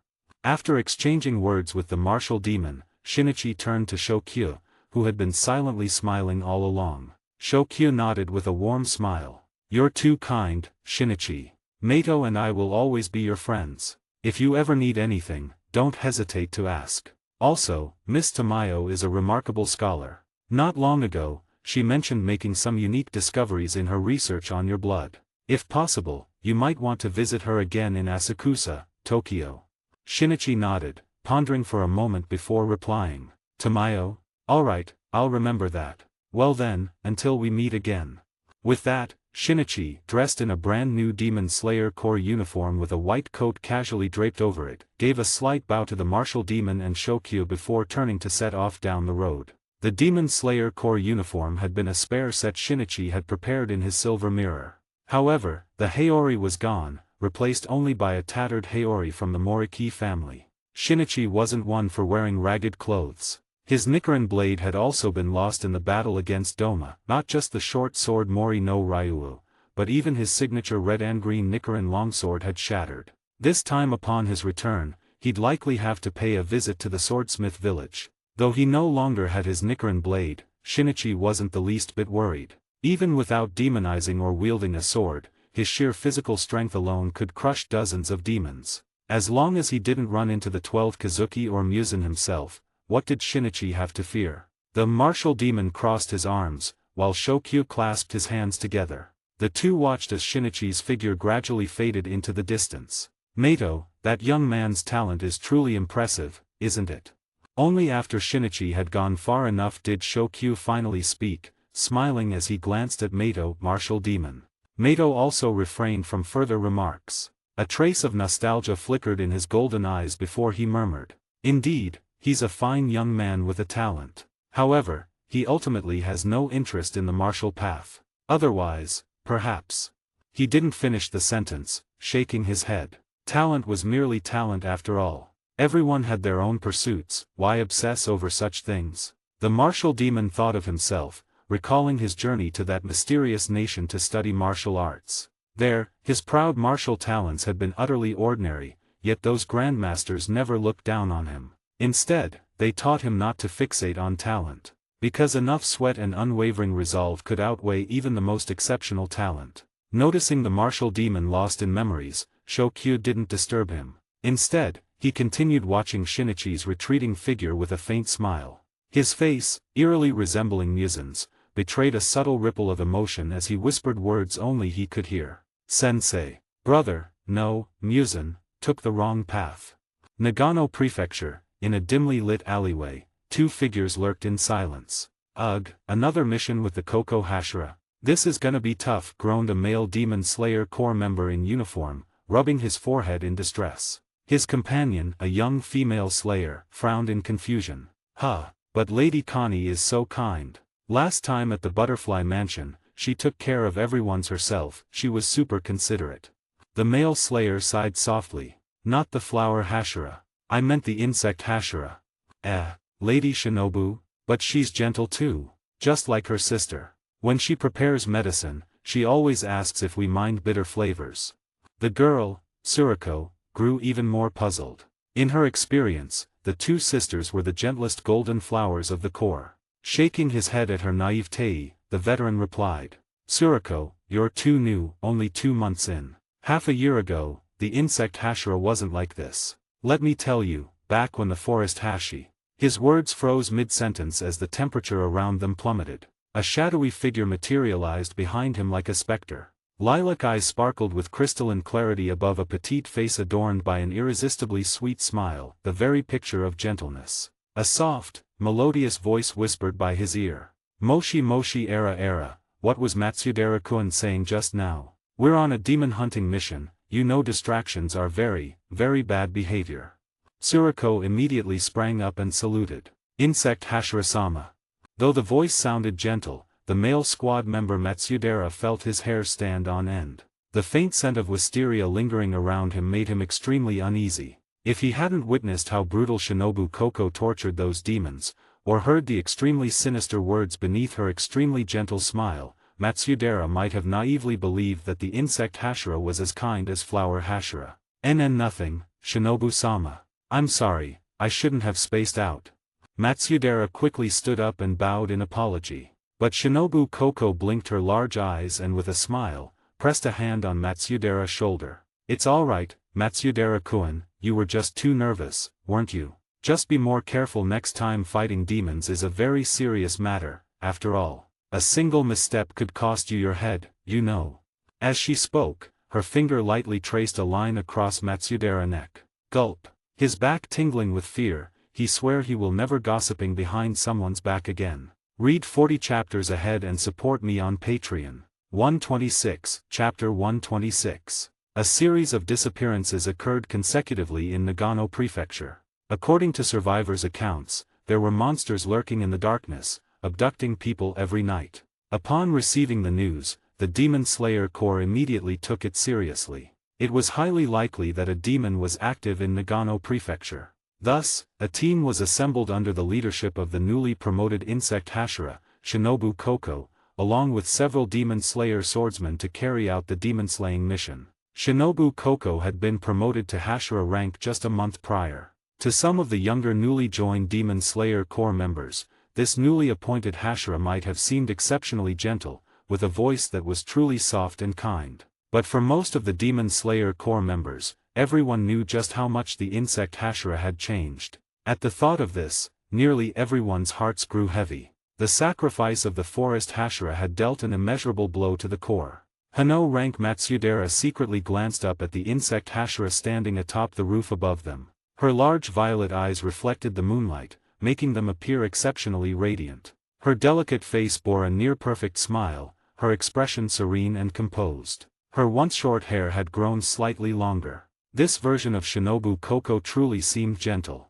Yet, Matsudera couldn't help but feel a pang of regret as he averted his gaze. He had once carried out missions with the forest Hashira, Shinichi Moriki, and back then, he had often seen Shinobu Koko before she became a Hashira. At that time, Shinobu Koko had been somewhat willful and straightforward in personality, reminding Matsudera of his own younger sister, who had been killed by a demon. Only when Shinobu and the Shinichi bickered and played around did Matsudera feel that was her true nature. But half a year ago, it was said that the forest Hashira, along with the flower Hashira and Shinobu Koko, had encountered one of the legendary upper-rank demons. In the end, the flower Hashira was severely injured and the forest Hashira never returned. From that day onward, Shinobu Koko seemed like a completely different person, growing more and more like her elder sister, the flower Hashira. Yet, while her gentleness was reserved for humans, her methods against demons were nothing short of brutal. Matsudera was certain that the insect breathing technique was the most agonizing way a demon could die. It must be because the forest Hashira's sacrifice hit her too hard. Matsudera muttered under his breath. Shinobu Koko lowered her head, smiling as she looked at Matsudera. She tilted her head slightly and let out a soft hum. Matsudera quickly shut his mouth. But just then, a piercing scream suddenly erupted from a street not far away. Ah! Something's happening. Matsudera sprang to his feet, his Nichiren blade instantly unsheathed as he locked onto the direction of the scream and dashed toward the street. Beside him, Kanu-ranked Tsurako, who had been dozing off, was startled awake by the sudden scream. Grabbing her Nichiren blade, she hurriedly followed after her senior, Matsudera. As for the insect Hashira, Shinobu Koko, she had already darted toward the source of the scream as swiftly and gracefully as a fluttering butterfly, her speed far surpassing that of Matsudera and Tsurako. In the dead of night, a piercing scream drew the attention of all the lurking Demon Slayer Corps members. They swiftly converged from all directions, their black uniforms clearly displaying the character Destroy and their variously colored Nichiren blades tightly gripped in hand. Each face bore a resolute expression. Only Shinobu Koko's expression remained gentle and calm, though her slightly furrowed brows betrayed the turmoil beneath her serene facade. Demon. Thud. A woman in a kimono was forcefully pinned against the wall, her mouth clamped shut by a white claw. Though unable to scream, she struggled violently, her eyes filled with terror. The owner of the claw was a grotesque demon with bared fangs and peculiar markings on its face. Green patterns forming the character adorned its forehead, nose and under its eyes, while its orange-black hair was tied into 4 buns. In its pale purple left eye, the faint characters lower 6 could be discerned. A lower moon demon. Indeed, the one gripping the woman was none other than a lower moon demon. However, Kamino, the newly promoted lower 6, was in a foul mood. As one of the 12 Kazuki, he deserved the prestige befitting his rank. The humans he consumed should at least be young and healthy, if not of higher quality. Yet, to Kamino's disgust, the woman he had seized harbored a filthy disease within her body. What a revolting meal. What's this? Women like you, dressing up like this, it infuriates me. Kamino snarled, baring his fangs as he leaned in close to the woman. His claw tightened, soon piercing her cheek. He had no intention of eating her, but Kamino wasn't about to let her go either. Just as he prepared to crush the despairing woman, a sudden chill ran down his spine. Without hesitation, Kamino's body flickered, retreating dozens of meters in an instant. At the same moment, a slender uniquely shaped Nichiren blade struck the spot where Kamino had stood. Regaining his footing, Kamino glared at the sudden intruder. When he caught sight of the black Demon Slayer Corps uniform beneath the butterfly-patterned haori, his pupils contracted. Demon Slayer Corps. You're from the Demon Slayer Corps. His voice dripped with wariness. Shinobu ignored Kamino's question, instead turning to the woman who had collapsed in terror. Softly she said, "Ma'am, are you all right? If you can, please leave this place immediately. Leave the rest to us." The woman nodded frantically through her tears. Struggling to her feet, she ignored the wound on her face, stammering her thanks before hastily fleeing the scene. Only after the woman had left did Shinobu shift her gaze back to Kamino. When she noticed the lower 6 in his eye, her lips parted slightly in surprise. "Oh my, it's a lower moon demon. How rare, Demon-san, nice to meet you. I'm Shinobu Koko, the insect Hashira of the Demon Slayer Corps. Pleased to make your acquaintance." Shinobu Koko held her Nichiren blade with one hand, a gentle smile gracing her face. Meanwhile, Kamino bared his fangs and sharp teeth. "Damn it. A Hashira. You've got to be kidding me. I just became a lower moon less than a month ago." At the same moment, whoosh, whoosh, whoosh, several figures emerged from all directions. One after another, Demon Slayer Corps swordsmen gripped their Nichiren blades, surrounding Kamino completely. Read 40 chapters ahead and support me on Patreon. 127, Chapter 127. Bang! A figure was sent flying in disarray, crashing violently into a small wooden stall parked by the street. Cough, cough, cough. Blood trickled from the corner of his mouth as Matsudera clutched his chest and struggled to rise from the pile of shattered wood. At least a few ribs were definitely broken, the searing pain in his chest relentless. Matsudera's eyes widened in horror as he stared at the 2 blurred figures clashing relentlessly in the distance. Lower Moon 6 is truly monstrous. Matsudera muttered bitterly. Compared to any demon he had faced before, this one was on an entirely different level. Even though Matsudera had long suspected the lower moons would be formidable, encountering the weakest of them had still far exceeded his expectations. Apart from the insect Hashira, Shinobu Koko, the lower-ranked swordsman couldn't even withstand a single direct confrontation with Kamino.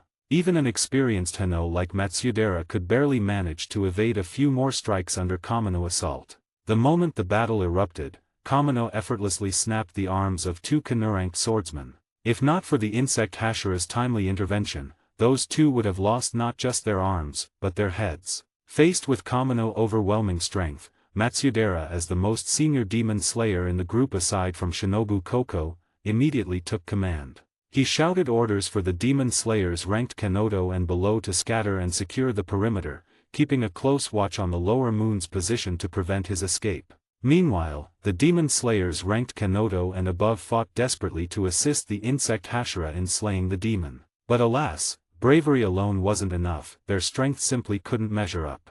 Blood Demon Art, Kamino roar.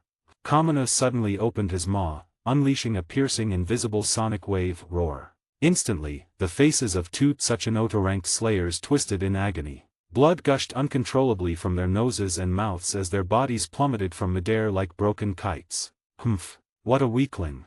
Kamino crouched on all fours like a beast, perched atop a rooftop. From the very beginning, he had dismissed these demon slayers as insignificant. The only one he truly feared was that seemingly frail young girl. In the short span of their battle, Kamino and Shinobu Koko had exchanged dozens of blows. Though the girl appeared harmless, her attacks were ruthlessly precise, every slash aimed straight for Kamino's neck. As expected of a Hashira of the Demon Slayer Corps. Suddenly, Kamino's expression darkened. He sprang away on all fours, leaping like an agile monkey just as, bang! The slender Nichiren blade missed by a hair's breadth, narrowly failing to pierce Kamino's throat. Landing on another rooftop, Kamino's face twisted into a grotesque snarl, veins bulging across his skin. Woman, don't push me. Do you really think I fear you? I am Lower Moon 6.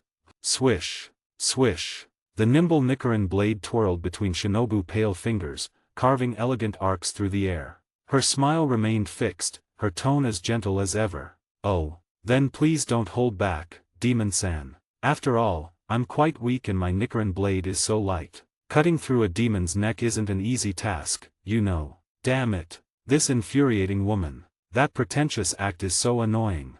Kamino's face flushed crimson with rage at Shinobu's fake smile, he felt utterly mocked. Yet even as fury consumed him, Kamino hesitated to unleash his full power against this Hashira. Having only recently been promoted to lower rank status, he'd never faced a Hashira-level demon slayer before. His understanding of their strength still stemmed from his days as an ordinary demon. To the 12 Kazuki, Hashira might be insignificant, each upper moon likely having dozens of Hashira kills to their name. But for demons outside the 12 Kazuki, even ordinary Demon Slayer Corps members inspired fear, let alone Hashira. Thus, despite his rage, Kamino, still mentally adjusting to his new rank, approached Insect Hashira Shinobu Koko with caution. But in battle, every second counts. Seizing Kamino's momentary distraction, Shinobu struck. Her petite frame launched skyward as she thrust her needle-like blade. Insect breathing, dance of the bee sting, true flutter. What? Before Kamino could react, the slender blade pierced toward his face. No time to dodge. With a bestial roar, Kamino unleashed his Blood Demon Art. Blood Demon Art, Dark Tengu Metamorphosis. Crack. Crack. Muscles erupted grotesquely across Kamino's body as his claws, face and form underwent violent transformation. Swelling flesh shredded his garments. Thunk. The needle blade embedded in Kamino's forehead, but failed to penetrate completely, for his body had already morphed. There atop the roof now crouched a monstrous beast on all fours, a shaggy brown-furred body with striped, muscular limbs ending in razor claws. A thick tail terminating in a ghastly snake's head. But most horrifying was the face, a nightmarish visage like the legendary mountain demon, a slender Nichiren blade protruding from its forehead. Shinobu's smile faltered momentarily at Kamino's monstrous transformation. Yet her blade had found its mark. The next instant, concentrated wisteria poison flooded through the demon's body. Roar! The beast Kamino's eye howled in agony before violently dislodging the blade. With powerful limbs coiling, he became a blur streaking toward the horizon. Unacceptable. We can't let Demon-san escape. Shinobu's smile vanished, a vein pulsing at her temple. Her butterfly-patterned haori became a streak as she pursued the fleeing monstrosity. Everyone, quick! Stay alert! Don't let the lower moon demon escape. Matsudera limped as he urgently shouted to the still mobile Demon Slayer Corps members, ordering them all to immediately chase after and assist the insect Hashira. Bad bad bad. How did I get separated from everyone? Damn it, it's so dark here. In the dark alley, Tsuruko's delicate face was filled with tension. She had accidentally gotten separated from her teammates while chasing the demon Kamina and ended up lost in this maze-like alley. Trembling slightly, Tsuruko gripped her Nichiren blade tightly as she cautiously advanced through the alley, checking her surroundings. Suddenly, a noise came from behind her. Startled, Tsuruko turned around. What was that? She swung her Nichiren blade wildly, only to see a frightened little calico cat scampering away. "Oh, just a cat. You scared me." Just as Tsuruko sighed in relief, the next second, a foul warm breath blew down from above, rustling her hair and freezing her in place. When Tsuruko turned around, she saw a monstrous face covered in purple blotches and dripping with blood. Damn it, poison. I eat." The monster stuttered out broken human words before suddenly opening its maw wide to bite down on Tsuruko. Ah! She didn't know how much time had passed, but the panicked Tsuruko now found herself staring at a dead end, despair creeping in. The demon Kamino was hot on her heels, there was no escape. Thinking this, Tsuruko abruptly turned around, gripping her Nichiren blade with all her strength. If it came down to it, she'd fight that monster to the death. Roar! The heavily poisoned Kamina soon appeared before Tsuruko, lunging at her wildly. "Come on!" Tsuruko thrust her Nichiren blade with all her might, but Kamino easily swatted it aside with a single slap. She crashed hard into the wall. As Kamino opened his grotesque maw again, the despairing Tsuruko closed her eyes. Crack! The expected pain never came. Instead, she heard a strange shattering sound. Confused, Tsuruko opened her eyes. A tall figure now stood before her, his white coat fluttering slightly in the wind to reveal the Demon Slayer Corps uniform underneath, emblazoned with the character "For Destroy."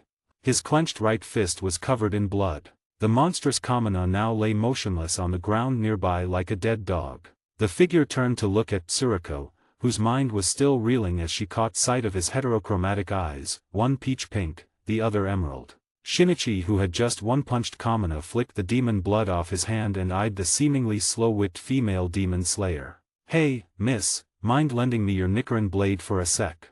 Read 40 chapters ahead and support me on Patreon." 128, Chapter 128. Nichiren Blade.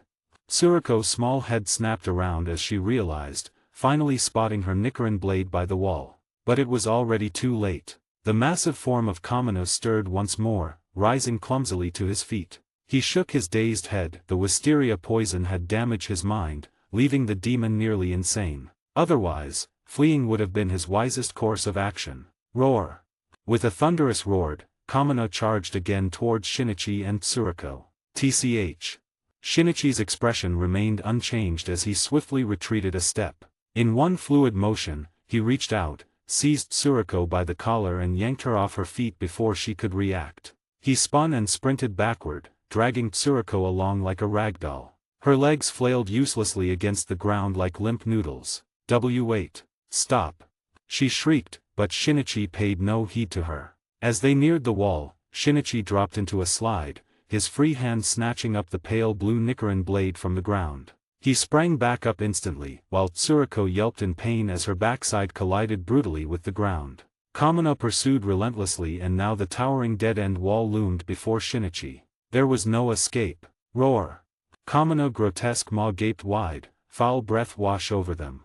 Tsuruko's face drained of color. At the critical moment, snap! Kamino's jaws clamped shut, but only empty air met his teeth. Tap, tap, tap. The crisp sound of deerskin boots striking the wall echoed as Shinichi sprinted vertically up the surface. Harnessing the momentum, he ascended several meters before kicking off explosively. The recoil sent him spinning midair. Mid-flip, he released his grip. Tsuruko screamed again as she was hurled unceremoniously into the ground. Thud! Shinichi landed smoothly, knees bending to absorb the impact. He rose slowly, brandishing the Nichiren blade with deliberate flair in one hand. "My reflexes have sharpened."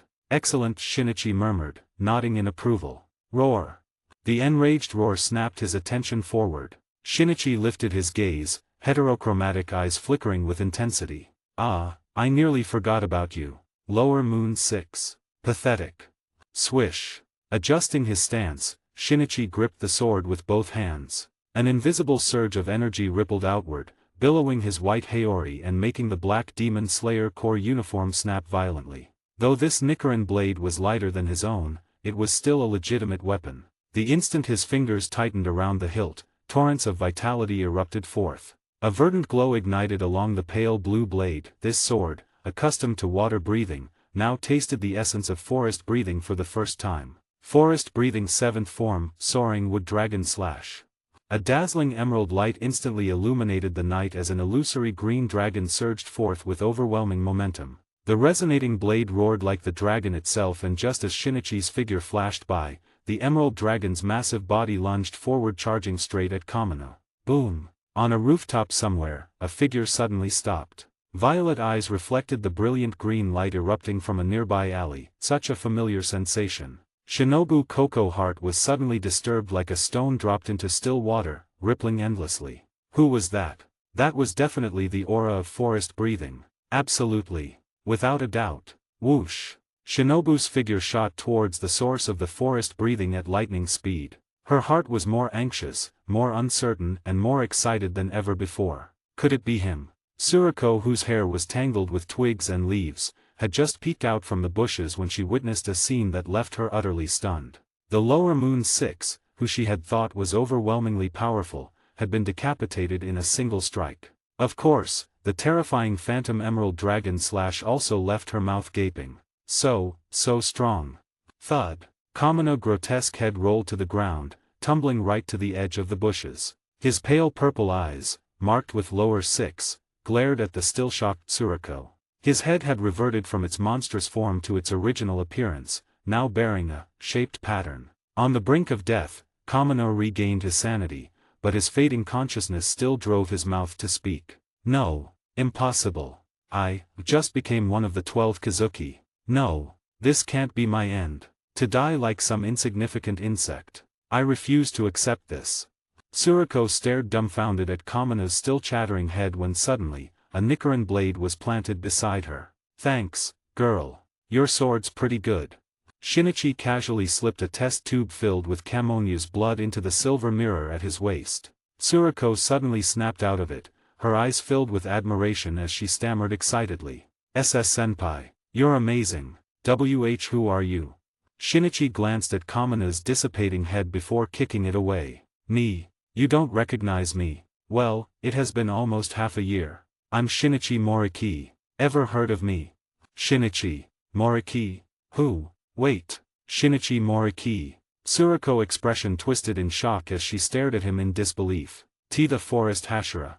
Wasn't Shinichi Moriki the forest Hashira that Matsudera-senpai and the others always talked about? But didn't they say the forest Hashira had died fighting an upper moon? Then what was this before her? The forest Hashira's ghost. As Tsuriko questioned her sanity, Shinichi also grew doubtful. Why was this girl still gaping like an idiot? Had the Demon Slayer Corps already forgotten about him? That couldn't be, it had only been a few months, right? Suddenly, Shinichi sharply turned his head. Just now, he had sensed an extremely familiar presence. Sure enough, as soon as Shinichi turned around, he saw a petite figure. The moment their eyes met, his heterochromatic eyes locked with her violet ones, both of them froze. However, Shinichi was stunned by Shinobu Koko's imposing aura and her uniform, complete with golden buttons. Damn, it's only been half a year and Shinobu has already become a Hashira. Meanwhile, Shinobu was frozen in place as she took in Shinichi's face. It really is that blockhead Shinichi. His face hasn't changed at all. Neither of them spoke and an eerie silence settled between them. The strange tension made Tsuriko quietly duck her head back into the bushes. The forest Hashira and the insect Hashira seemed to have some history. Could what Matsudera-senpai said actually be true? After a long silence, Shinichi was the one who finally broke the awkward atmosphere. With a sigh, he looked at Shinobu and said, "Long time no see, Shinobu. You, The edge of a Nichiren blade flashed before his eyes in an instant. Read 40 chapters ahead and support me on Patreon. 129, Chapter 129. Staring at the Nichiren blade thrust towards him without a hint of hesitation, Shinichi was stunned. He had imagined many scenarios of their reunion, but none of them involved this situation. Not daring to be careless, Shinichi quickly retreated to dodge Shinobu Koko's strike while shouting, "Wait! Stop, Shinobu! It's me!" But Shinobu's face was dark, the usual smile she always wore completely gone. Instead, her teeth were clenched tightly in anger, what one might call gnashing her teeth. Missing her first strike, Shinobu simply raised her Nichiren blade, lightly tapped her toes and leaped high into the air. The butterfly-patterned haori on her body fluttered in the wind, making her look as light and graceful as a butterfly. Insect breathing, dance of the butterfly, caprice. Swish, swish, swish. 5 rapid thrusts came at Shinichi in succession, and the intensity made it clear she wasn't joking. Shinichi had just steadied himself when he saw Shinobu attacking again. Honestly, he was starting to get annoyed. "Hey, little girl. Don't push it." Shinichi grumbled in displeasure, gripping a wooden stick he had casually picked up from the ground. A faint emerald glow shimmered over the stick, and for a brief moment, the withered wood seemed to regain a vibrant green vitality, though it lasted only an instant. Using the stick as a blade, Shinichi's left eye gleamed as he channeled a surge of life energy. Forest breathing, 4th form, dandelion dance. In a flash, Shinichi's figure flickered, moving as lightly as a drifting dandelion, effortlessly evading all of Shinobu's attacks. Snap! Suddenly, a hand shot out and Shinichi firmly grasped Shinobu's wrist, freezing both of them in place. With a mix of irritation and amusement, he said, "Had enough fun? It's been so long since we last met. Since when did you become so aggressive?" Due to their height difference and Shinobu's lowering her head, Shinichi didn't see the delicate, pretty face now filled with sadness, nor the violet eyes shimmering with unshed tears. Let go of me." Shinobu's voice sounded strange. Shinichi hesitated for a moment before instinctively releasing her, only for a sharp blade to flash before his eyes again. Damn it. She's really mad now. Veins nearly popping on his forehead, Shinichi didn't even care about the timid Demon Slayer Corps member hiding in the bushes watching the spectacle. He unleashed his power. Forest breathing, 5th form, soaring bamboo slash. A diagonal emerald slash erupted from the crude wooden stick, clanging as it knocked Shinobu's Nichiren blade out of her hand. Before she could react, a large hand seized the back of her collar and yanked her hard. The scenery spun wildly before Shinobu's eyes. By the time she regained her senses, she found herself firmly tucked under Shinichi's arm. The air froze for a second. Before Shinobu could even process what was happening, thwack. A crisp sound instantly silenced the world for a moment. From the bushes by the roadside, Tsuriko, peeking with wide eyes, gaped in shock. What? Was this something she was allowed to witness? Shinobu was equally stunned. Thud. Shinichi delivered another flick to the forehead while scolding her angrily. "You little brat. Acting all violent. Attacking without thinking. You're a Hashira now, don't you know you should follow the core rules?" With every word, Shinichi mercilessly flicked her forehead. Thud. Thud. Thud. The sharp sounds rang out continuously, like knocking on a watermelon. Finally, Shinobu moved. Trapped in a passive hold, a reversed version of Tomioka Jiyu's when he was holding Shinobu, and with Shinichi's arm as unyielding as cast iron, no amount of struggling could free her. Stupid Shinichi. Stop it. You jerk. The burning pain on her forehead finally forced Shinobu to shout. But Shinichi, thoroughly engrossed in his flicking spree, showed no mercy. It really did sound like he was knocking on a watermelon. The rapid thwack sound was painful to hear. Slap. Shinichi reacted swiftly, catching the small leg Shinobu suddenly lifted to kick him from behind. Staring at the delicate shoe mere inches away from his face, he remarked mockingly, "You should have hidden a blade in the sole." Still holding Shinobu, he found and sat on a roadside rock, pinning her arms to keep her from flailing. Having vented much of his frustration through the forehead flicks, Shinichi's grip now was just to calm her down. "Alright, you little firecracker, charging at people with your sword without even letting them explain? At least hear someone out first. Did you misunderstand something after seeing me earlier? I can explain. If you keep being this hot-tempered, no one will marry you, you know that, Shinobu." Shinichi assumed she might have mistaken his demonized state during his battle with Doma. Truthfully, he had mentally prepared for his identity being exposed, he just hadn't figured out how to explain it yet. Gradually, Shinichi noticed something was off. Despite his rambling, Shinobu hadn't responded at all, her head bowed in silence. Then to his shock, a warm teardrop fell onto his hand, followed by faint but unmistakable sniffles. "Oh no. I screwed up. Went too far." Sure enough, when he hesitantly lifted Shinobu's face, he was met with a beautiful visage streaked with tears. Shinichi froze. Even with 2 lifetimes of experience, he'd rarely made a girl cry. What now? Panicked, he clumsily wiped the tears cascading down her cheeks, large droplets quickly soaking his sleeve. Between swipes, he apologized frantically. I'm sorry. Shinobu, it's my fault. I just wanted to tease you a bit, but then I couldn't stop. Please don't cry, I beg you, I was wrong. Perhaps girls really were made of water. Once the tears started, it was like turning on a faucet, impossible to stop. Just as Shinichi was at a loss, Shinobu lifted her tear-filled eyes to him. Between hiccuping sobs, she finally managed a broken sentence. I thought I'd never see you again. Thump. Shinobu Koko's small, dark-haired head suddenly pressed tightly against Shinichi's chest, her arms clutching his waist firmly as her quiet sobs turned into unrestrained wailing. Suriko in the bushes. Drama alert. Shinichi, who suddenly got hugged by Shinobu. What's happening? Other Demon Slayer Corps members arriving one after another. A ghost has come back to life. After a long moment, the stunned Shinichi finally seemed to understand and slowly wrapped his arms around Shinobu in return. In an uncharacteristically gentle voice, he whispered softly, I'm back. Read 40 chapters ahead and support me on Patreon. 130, Chapter 130. Hey, don't push. I'm going to fall. I want to see too. Make some room for me. Ah, who kicked my butt? You jerk. A rustling sound echoed through the bushes as a group of Demon Slayer Corps members crowded together, their curious eyes peeking through the bushes at 2 figures sitting not far away. Bathed in moonlight, the silhouettes of Shinichi and Shinobu appeared particularly harmonious, a scene that deeply excited the hidden onlookers from the Demon Slayer Corps. Shocking. The long-missing forest Hashira is actually with the insect Hashira. The secrets that the forest Hashira and insect Hashira must discuss. Why did the insect Hashira suddenly cry late at night? It turns out to be because.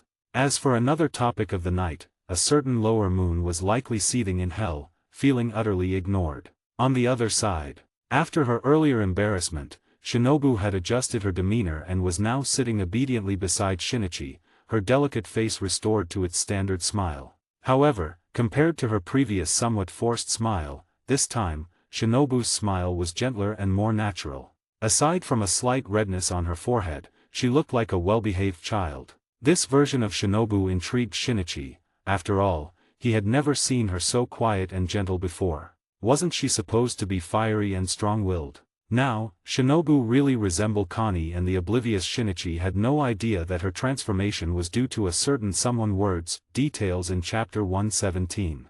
However, facing the drastically changed Shinobu, Shinichi felt a bit awkward. After a long separation, he didn't know what to say. They engaged in a somewhat stilted conversation, mostly consisting of Shinichi asking questions and Shinobu responding obediently. Shinobu, when did you become a Hashira? A month ago. I killed 50 demons and Oyakata-sama promote me. Is that so? You're really impressive, Shinobu. It seems like you can fulfill the promise you made with Connie even better now. By the way, how is everyone else? How are the other Hashira? What about Connie? Everyone is doing well and my sister is fine too. It's just that she got seriously injured last time and sometimes she feels unwell. Oh, that's good. Not knowing what else to say, Shinichi fell silent and the air once again became awkwardly quiet. At that moment, Shinobu, who had been smiling, cautiously turned her face to sneak a glance at Shinichi, then quickly turned back, a faint blush appearing on her cheeks. In fact, it wasn't just Shinichi who didn't know what to say. Shinobu was also quite nervous because she didn't know how to express herself. During the time Shinichi was presumed dead, her personality had changed significantly and her motivation to become a Hashira was largely due to viewing Shinichi's sacrifice as a source of strength. Perhaps Shinichi was unaware and even Shinobu herself didn't realize that through their long-standing companionship, they had both deeply placed each other in their hearts. It was just that Shinichi had yet to uncover these feelings, while Shinobu's heart had already nurtured them. Originally, Shinobu thought that since Shinichi had sacrificed himself, her feelings would gradually wither and transform into her motivation to keep moving forward. However, Shinichi's return quickly revived those feelings.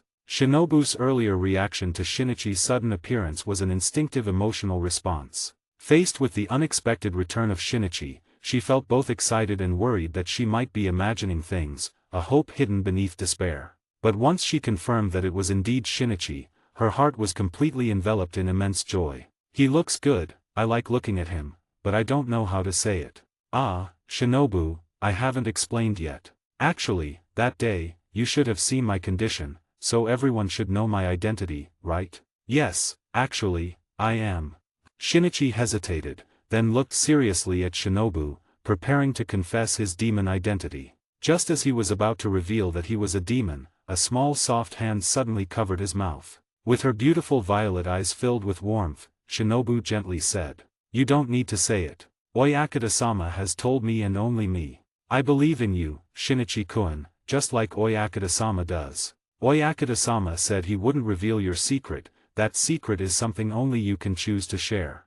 Looking at Shinobu's lovely face, Shinichi was momentarily taken aback. He had prepared himself for the possibility of fully exposing his identity within the Demon Slayer Corps, but now, Oyakata-sama and Shinobu.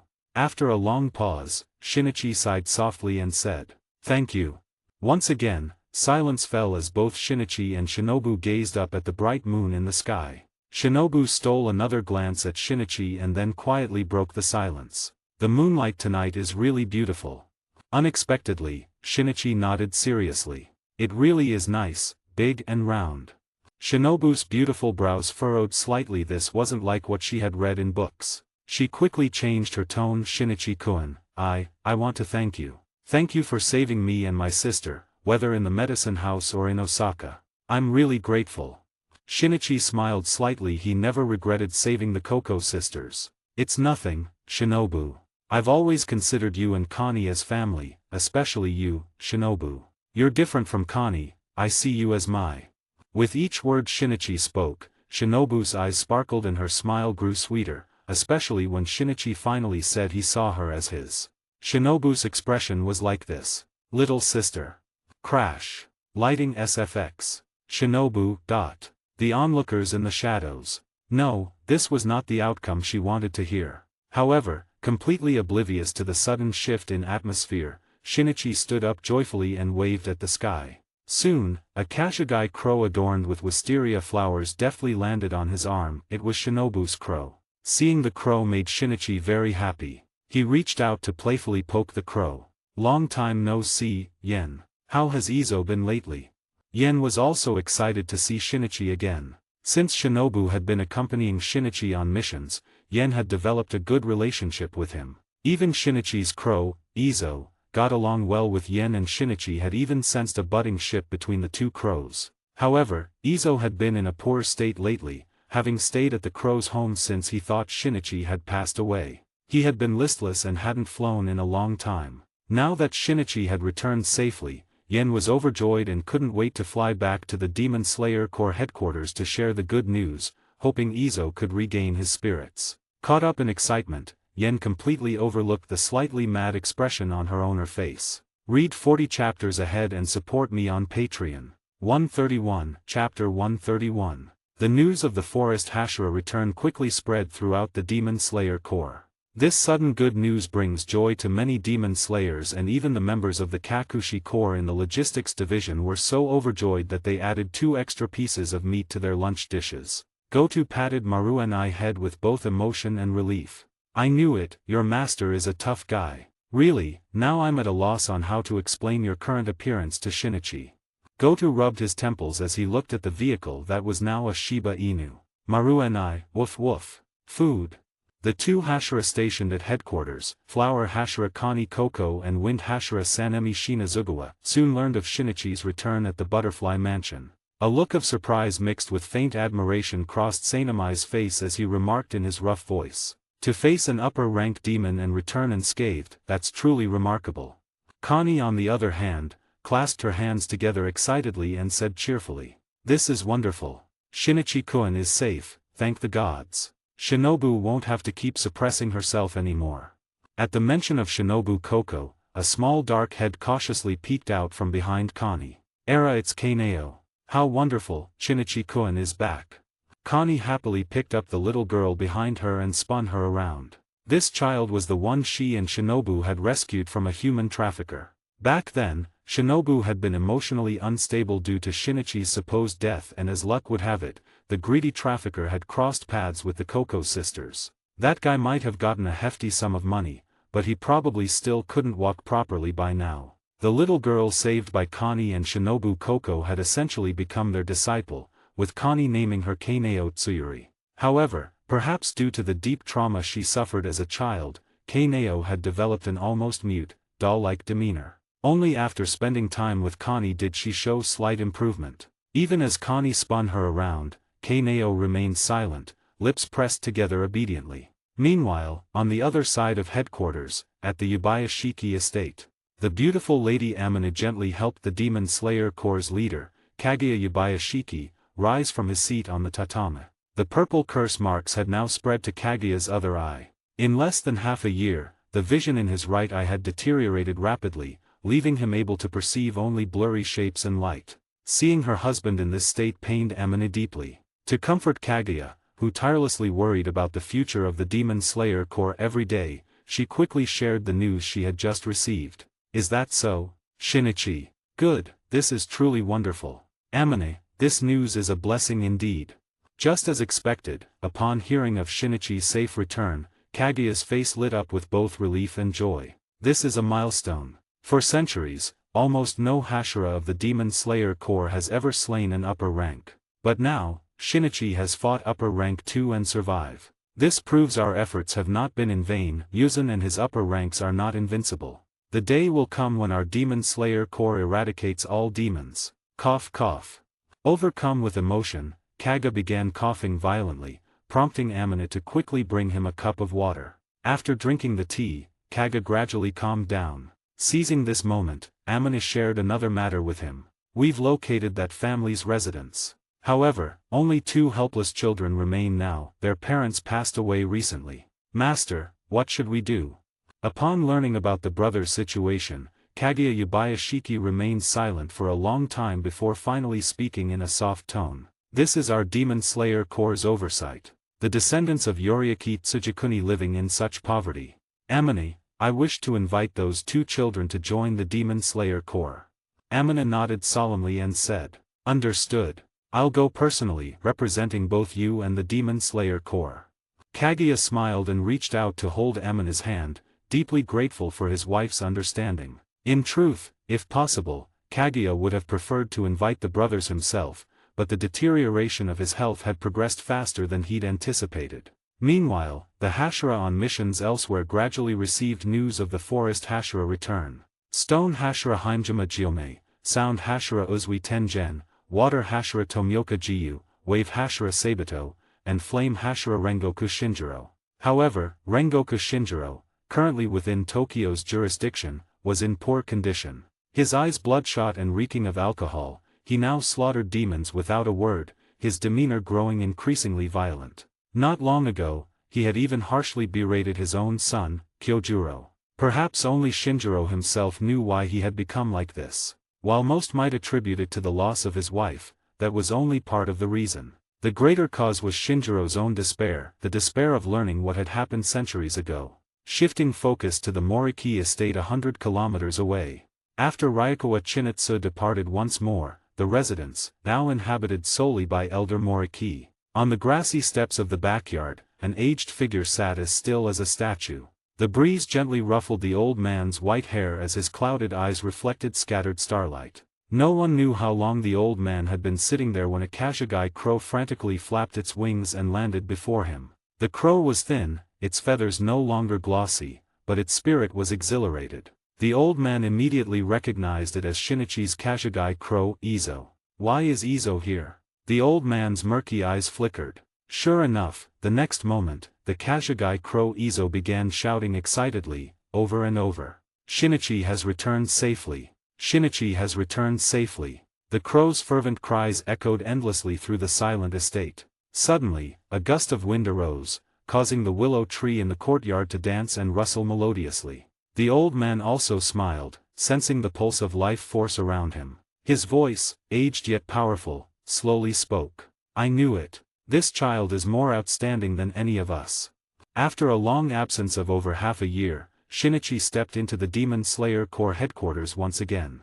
Seeing the familiar scenes, uniforms and faces, his heart gradually began to stir with emotion. The forest Hashira, Shinichi Moriki, officially returns to duty. Read 40 chapters ahead and support me on Patreon. 132, Chapter 132. The Demon Slayer Corps headquarters was bustling more than ever as demons wreaked havoc across the nation, with nighttime attacks becoming increasingly frequent. Just a day prior, the Wind Hashira Sanemi and Flower Hashira Kani, who had been stationed together at headquarters, were urgently dispatched to their respective regions for support missions. Apart from members of the Kakushi Corps, hardly any demon slayers bearing Nichiren blades could be seen throughout the headquarters. Shinichi returned to headquarters alongside Shinobu Koko, greeted by his old acquaintance Goto, who stood with crossed arms, watching Shinichi's return with a somewhat emotional gaze. However, "Maru and you've mutated." Shinichi's eyes widened in disbelief as he stared at the semi-truck before him. Arf! Arf!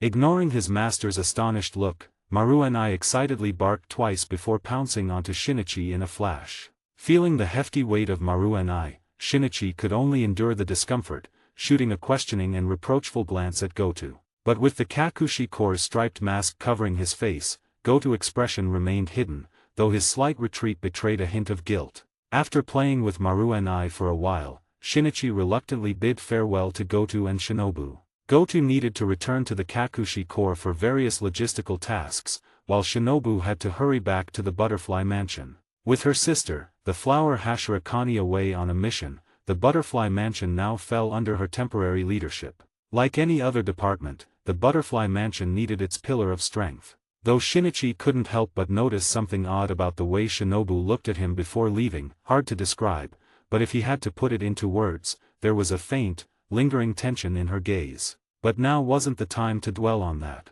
The master was waiting for him. Remembering the Yubayashiki family's curse, Shinichi immediately headed towards the Yubayashiki estate. Upon arrival, Shinichi spotted several nearly identical children playing with a red ball in the courtyard. Their similar attire, differing hair colors and accessories distinguished each one. Aside from the familiar Yubayashiki Hinaki and Yubayashiki Nichika, the other three were their younger siblings. The one with a purple flower in her hair was Yubayashiki Kanata, the one with a red sash around her waist was Yubayashiki Kuina, and the little one with strikingly black hair was particularly interesting. With an adorable face and outfit matching his sister's, this was unmistakably a boy, Yubayashiki Kiriya, the only son of Master Yubayashiki Kaguya and one of the two male descendants of the Yubayashiki family. Not wanting to disrupt the rare moment of relaxation for the Yubayashiki children, Shinichi quietly skirted the courtyard and headed straight for the rear garden. There, Yubayashiki Kaguya, dressed in a simple flowing robe, awaited him. A gentle breeze brushed past the master's face as he smiled warmly. Though his cursed eyes could only perceive faint shadows, it didn't hinder his awareness of Shinichi's presence. "Welcome back, Shinichi." There were no stirring words nor exaggerated praises, just a simple, gentle welcome. Yet, this made Shinichi's heart ache. For a moment, 1,000 words seemed to choke in his throat, and in the end, he could only softly reply, "Oyakata-sama, I'm back." Then, Shinichi took a light breath and began recounting everything he had experienced during this time. This included the story of the birth of Muzan, the progenitor of demons, and his brother, possibly the world's second demon, Shokyu. He also spoke of how Shokyu and Mato, the martial demon, had aided him during this period. Shinichi knew this wasn't much. He was fairly certain Shokyu and Mato wouldn't mind him revealing their identities to the Demon Slayer Corps. In fact, during his interactions with them, Shinichi had vaguely sensed that they seemed willing to cooperate with the Corps. After all, compared to Muzan, their strength likely paled in comparison. Moreover, Shinichi trusted Kaguya Yubayashiki deeply. He was a great and selfless leader, yet never rigid. Otherwise, Kaguya wouldn't have kept Shinichi secret for so long and chosen to trust him unconditionally. With all these factors in mind, Shinichi felt at ease sharing his experiences with Kaguya. As expected, after hearing these stories, Kaguya's expression showed surprise, but also the contemplative look Shinichi had anticipated. Clearly, Kaguya was considering whether Shokyu and Mato truly wished to cooperate with the Demon Slayer Corps, and if so, how such an alliance could proceed. Forest breathing, ninth form, eternal cycle. Though he no longer had his Nichiren blade, Shinichi could still perform many supportive techniques of the forest breathing technique using just his physical strength. Under Shinichi's control and guidance, vast surges of life energy rapidly flowed into Kaguya's body. A faint, verdant glow seemed to pulse beneath his skin, almost visible to the naked eye. For a moment, Kaguya Yubayashiki felt his body lighten. An involuntary sigh of relief escaped him as the pain that had plagued him seemed to vanish instantly. Even the festering purple scars on his forehead showed slight signs of improvement. Of course, the Yubayashiki family's curse couldn't be lifted by Shinichi's enhanced ninth form, Eternal Cycle. Still, it granted Lord Oyakata some temporary relief. After a while, Kaguya's vision suddenly sharpened. Realizing what had happened, he bowed solemnly to Shinichi. "Thank you, Shinichi. I'm truly sorry for always making you and the other Hashira worry about me. It's my duty, Oyakata-sama." As the two continued speaking, Lady Amina, dressed for travel and carrying her belongings, entered the room to bid farewell to Kaguya. "Ah, the forest Hashira is here too. Welcome back." Amina bowed deeply in greeting. "Lady Amina." Shinichi quickly returned the gesture with equal respect. "By the way, Lady Amina, you seem in a hurry. Are you going somewhere? A long journey?" Shinichi asked curiously, recalling that Amina didn't seem to know any breathing techniques or combat skills. "Yes, my goal this time is to invite 2 young children from Ishikawa Prefecture to join our Demon Slayer Corps. Those 2 children are descendants of the inventor of breathing styles. To be honest, it was our Demon Slayer Corps' oversight, letting down those swordsmen who once fought bloody battles against the demons." Kaguya added at the appropriate moment. "Descendants of the inventor of breathing style." Shinichi frowned, as if he had heard the term somewhere before, and pressed further. "What are the brothers' names?" "The elder brother is called Tokito Yuichiro and the younger brother is Tokito Muchiro.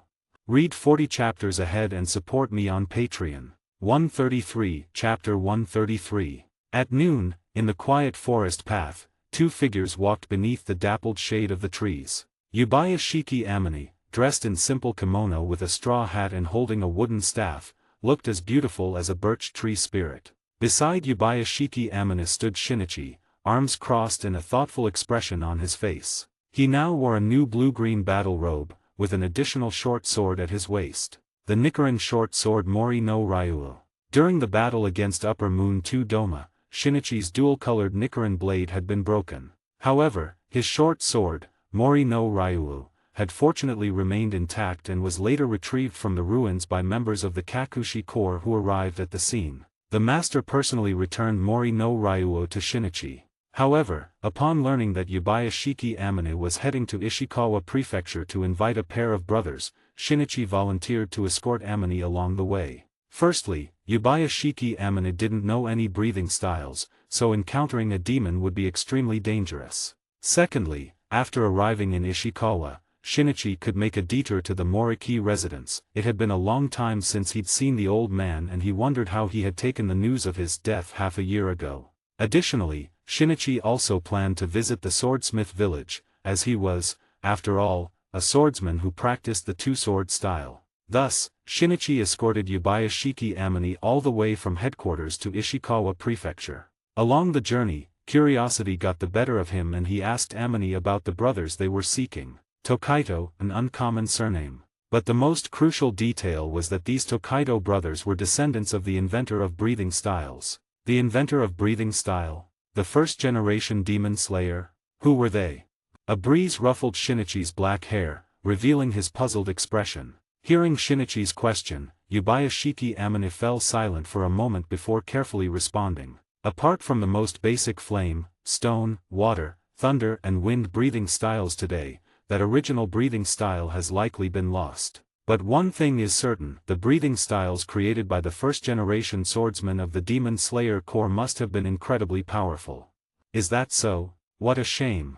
Yubayashiki Amine sighed softly, her tone heavy with guilt. Over the centuries, the Demon Slayer Corps has faced countless life-and-death crises. Several times, we nearly vanished from history. It was only through the fearless battles of generations of brave swordsmen against the demons that the Corps has endured to this day. The sacrifices of countless swordsmen built the Demon Slayer Corps as it is today. Yet, we've still fallen short. The Tokito brothers' plight is a result of our negligence. If we had learned of their family's situation sooner, their parents might not have. Shinichi looked at the downcast Amane. He had heard of the Tokaido brothers past. About a year ago, a family who made their living by logging suffered a devastating blow. Their mother had succumbed to illness, and their father had tragically fallen off a cliff while gathering herbs for her during a storm. Lady Amane, you need not blame yourself. No one in this world is perfect. Every swordsman who joins the Demon Slayer Corps has already prepared themselves mentally. Sacrifice holds no fear for us. As long as the will to slay demons persists, the Demon Slayer Corps shall never perish. Not knowing what else to say, Shinichi could only speak his mind, hoping to offer Amane some small comfort. Unconsciously, Shinichi and Yabayashiki Amane had ventured deep into the forest. The surroundings were filled with vibrant sounds, the cheerful chirping of birds and the gentle flow of water, soothing to the ears. The crisp, fresh scent of the forest filled Shinichi's senses, bringing him immense comfort. Setting everything else aside, the sheer vitality here is incredibly dense. If I had fought Doma in this place back then, well, there might still have been a gap in our strength, but at least it would have been better than battling in the city streets. Shinichi casually plucked a vine entwined around the trunk of a nearby tree as he spoke. His breathing rhythm subtly synchronized with the forest's vitality. Amid such a lively woodland, Shinichi truly felt as though he had returned home. Before long, the two walking beneath the dappled shade of trees suddenly found themselves in an open space. Bright sunlight illuminated the path ahead, revealing a crystal-clear stream flowing gently before them. Shinichi stretched out his hand, letting the sunlight fall upon it. Yet, to his dismay, he felt no warmth, only the same lifeless stillness as always. Even though he could walk under the sun using his blood demon art, Rashomon, he was still, at his core, a demon who could not truly bask in sunlight. With a melancholic sigh, Shinichi clenched his fist before withdrawing his hand. He then retrieved Amane's water flask from the silver mirror at his waist and handed it to her. Having a convenient silver mirror was truly a blessing, no need to worry about lugging around heavy baggage while traveling. Unfortunately, there was only one such mirror. The martial demon had coveted it for a long time, even attempting to capture other demons with spatial blood demon arts, but to no avail. Thank you. However, before Yabayashiki Amane could take the flask, both of them noticed a small figure approaching the stream. A frail-looking boy with long black hair, its tips tinged a beautiful blue, stood by the water. His face was delicate and sweet, dressed in a light blue, striped, sleeveless robe. Over his shoulders, he carried two sizable buckets, clearly here to fetch water. Shinichi and Amane saw the boy, and the boy saw them in return. Both parties paused momentarily in surprise. Yet, compared to Shinichi's cold demeanor, the gentle and beautiful Amane naturally drew Tokaido Muchiro's attention more. So beautiful, like a spirit of the birch trees, just like mother.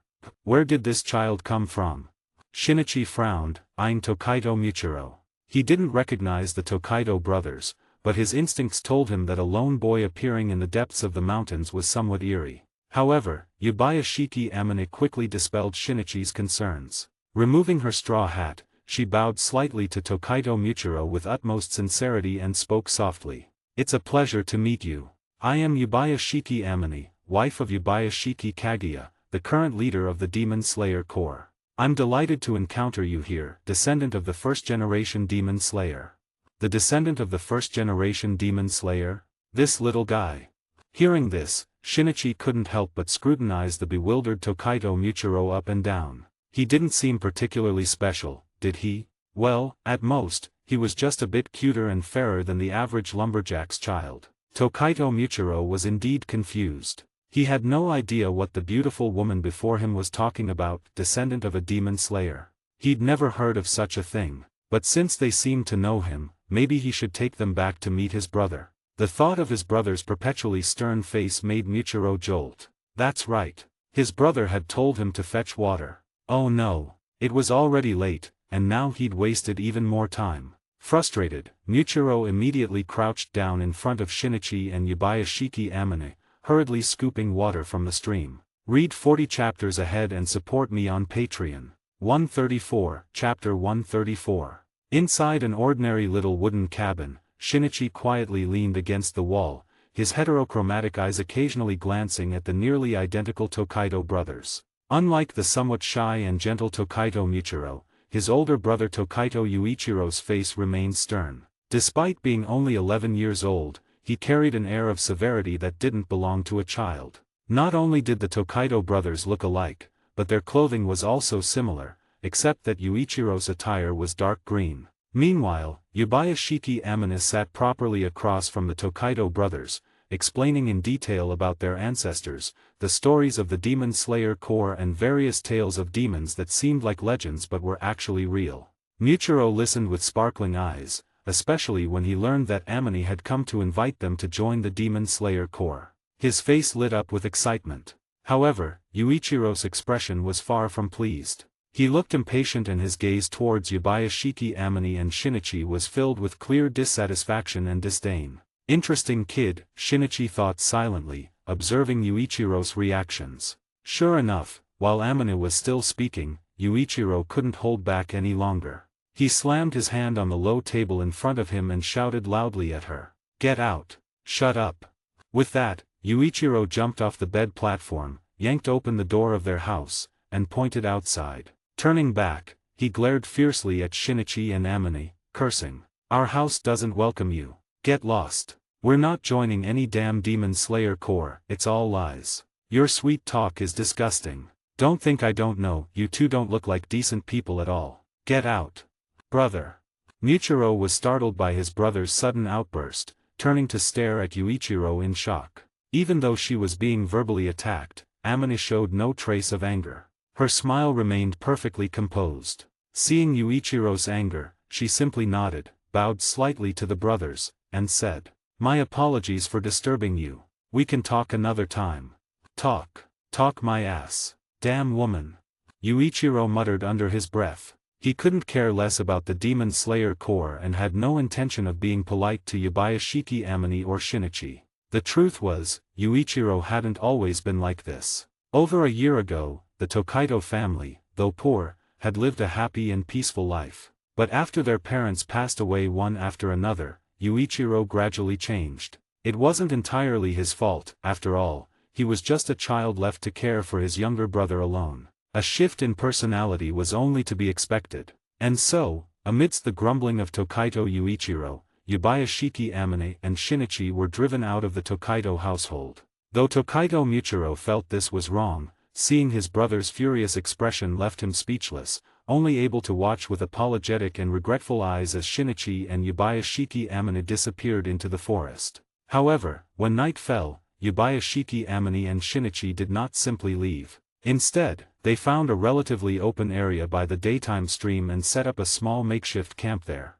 Yubayashiki Amane, or rather, the leader Yubayashiki Kaguya, had already anticipated Yuichiro's resistance. It wasn't hard to imagine. Two helpless children suddenly encountering a group of strangers, hearing tales of ancestors from centuries past and being invited to join an organization that sounded anything but legitimate. Under such circumstances, any reaction was hardly surprising. After casually lighting a fire and eating some simple rations, Shinichi spent the night still pondering the Tokito brothers. Over the next few days, accompanied by Shinichi, Yubayashiki Amane persistently visited the Tokito brothers. Yet, all they received in return were increasingly impatient scoldings and curses from Tokito Yuichiro. At his worst, Yuichiro even grabbed a water dipper and flung a large scoop of water directly at Yubayashiki Amane. Fortunately, Shinichi reacted swiftly, pulling Amane out of harm's way. But Yuichiro's terrible attitude finally ignited anger in Shinichi's heart. This brat was truly ungrateful and downright insolent. After days of persistent visits, even a block of wood would have softened a little. Yet this little brat remained as stubborn as ever. Furious, Shinichi raised his hand, ready to teach Yuichiro a lesson. "Kid, I think you've eaten so many radishes your brain's clogged with radish greens. I've put up with you long enough, you disrespectful little runt. Today, I'll make sure you remember this." Shinichi's harsh tone and the oppressive aura he unconsciously exuded instantly terrified everyone present. After all, Shinichi had faced Upper Moon demons head-on, and his recent sparring sessions with Martial Demon had honed his presence to an entirely different level. Even ordinary Demon Slayer Corps members would feel uneasy around him, let alone two 11-year-old children. Tokito Muichiro was the first to snap out of it, instinctively spreading his arms to shield his brother as he shouted at Shinichi. Don't you dare hurt my brother. Meanwhile, Yubayashiki Amane grabbed Shinichi from behind, urgently pleading. Shinichi-san, please don't act rashly. They're just children. You'll frighten them. Yuichiro, seeing his younger brother step in front of him, froze momentarily, a flicker of emotion crossing his eyes before he roughly pulled Michiro behind him and snapped. Who asked you to interfere? You're nothing but trouble, get lost. And you too, finally showing your true colors, huh? Only a fool like Michiro would fall for your tricks. If he really joined your so-called Demon Slayer Corps, he'd probably be used as some kind of idiot pawn. Want to fight? Fine. Go ahead and kill me then, take this fool Michiro away. With their interference, Shinichi had no choice but to abandon his intention to fight. He shot an exasperated yet amused glare at Yuichiro and the dejected Michiro behind him, before finally following Yubayashiki Amane out of the wooden house once more. Brother, I. After Shinichi and the others left, Michiro called out softly to his brother, his spirits visibly dampened by the earlier scolding. But the only response Michiro received was a cold snort from Yuichiro. Read 40 chapters ahead and support me on Patreon. 135, Chapter 135. The mu in Michiro means useless. This was the most heartbreaking phrase Michiro had heard from his older brother Yuichiro in recent days. Ever since their heated argument over whether to join the Demon Slayer Corps, the two brothers had barely spoken to each other for several days. Each time, Yuichiro would only say Michiro to eat or fetch water or chop firewood, but beyond that, there was almost no communication between them. However, over the past couple of days, Yuichiro had found some relief in the fact that the cold-faced man and the beautiful woman had visited much less frequently, saving him a lot of unnecessary words. Thunk. With a single stroke, Yuichiro split the white radish in his hand, his mind gradually sinking into memories of the past. On that stormy night, he had tried so hard to persuade father not to go out to gather herbs. Mother's illness was too severe, what difference would a few herbs make? And mother, he had advised her so many times not to overwork herself, so why? Thunk. Another chop sent a large piece of radish rolling to the edge of the cutting board. And then there was Michiro, that naive kid. Hadn't he listened carefully to what that woman said? The legends about demons were actually true, so how dangerous must it be to join the Demon Slayer Corps? What did it matter that their ancestors were the first-generation demon slayers? Didn't their current poverty prove that being a demon slayer was no good? Thunk, thunk, thunk. The radish was chopped into neat cubes. Deep down, Yuichiro was soft-hearted. Every time he pretended to be harsh and scolded Michiro, his own heart ached too. He didn't want a kind-hearted child like Michiro to join the dangerous Demon Slayer Corps. You could call him selfish, but all he wanted was for his younger brother to live a safe and peaceful life. Thunk. With the final chop, a plate of neatly cubed radish was ready. The pot was already prepared with sauce. Soon, he would cook Michiro's favorite braised radish. Yuichiro stuffed firewood into the stove, and under the glow of the flames, his usually stern face softened for once. Thinking about how he had once again told Michiro this morning that his mu stood for useless, causing Michiro to skip breakfast and go fetch water in low spirits, Yuichiro muttered guiltily. Sorry. I didn't mean it. By the clear stream, two figures, one tall, one short, sat on a rock. Shinichi broke a dorayaki in half and handed one piece to Tokaido Michiro, who glanced at it, murmured a quiet thank you, and took it. Shinichi smiled faintly but didn't eat his own half. The kid's tastes were different from his, so he didn't bother with the bland treat. Noticing Michiro's subdued mood, Shinichi asked, "Did you fight with your brother again?"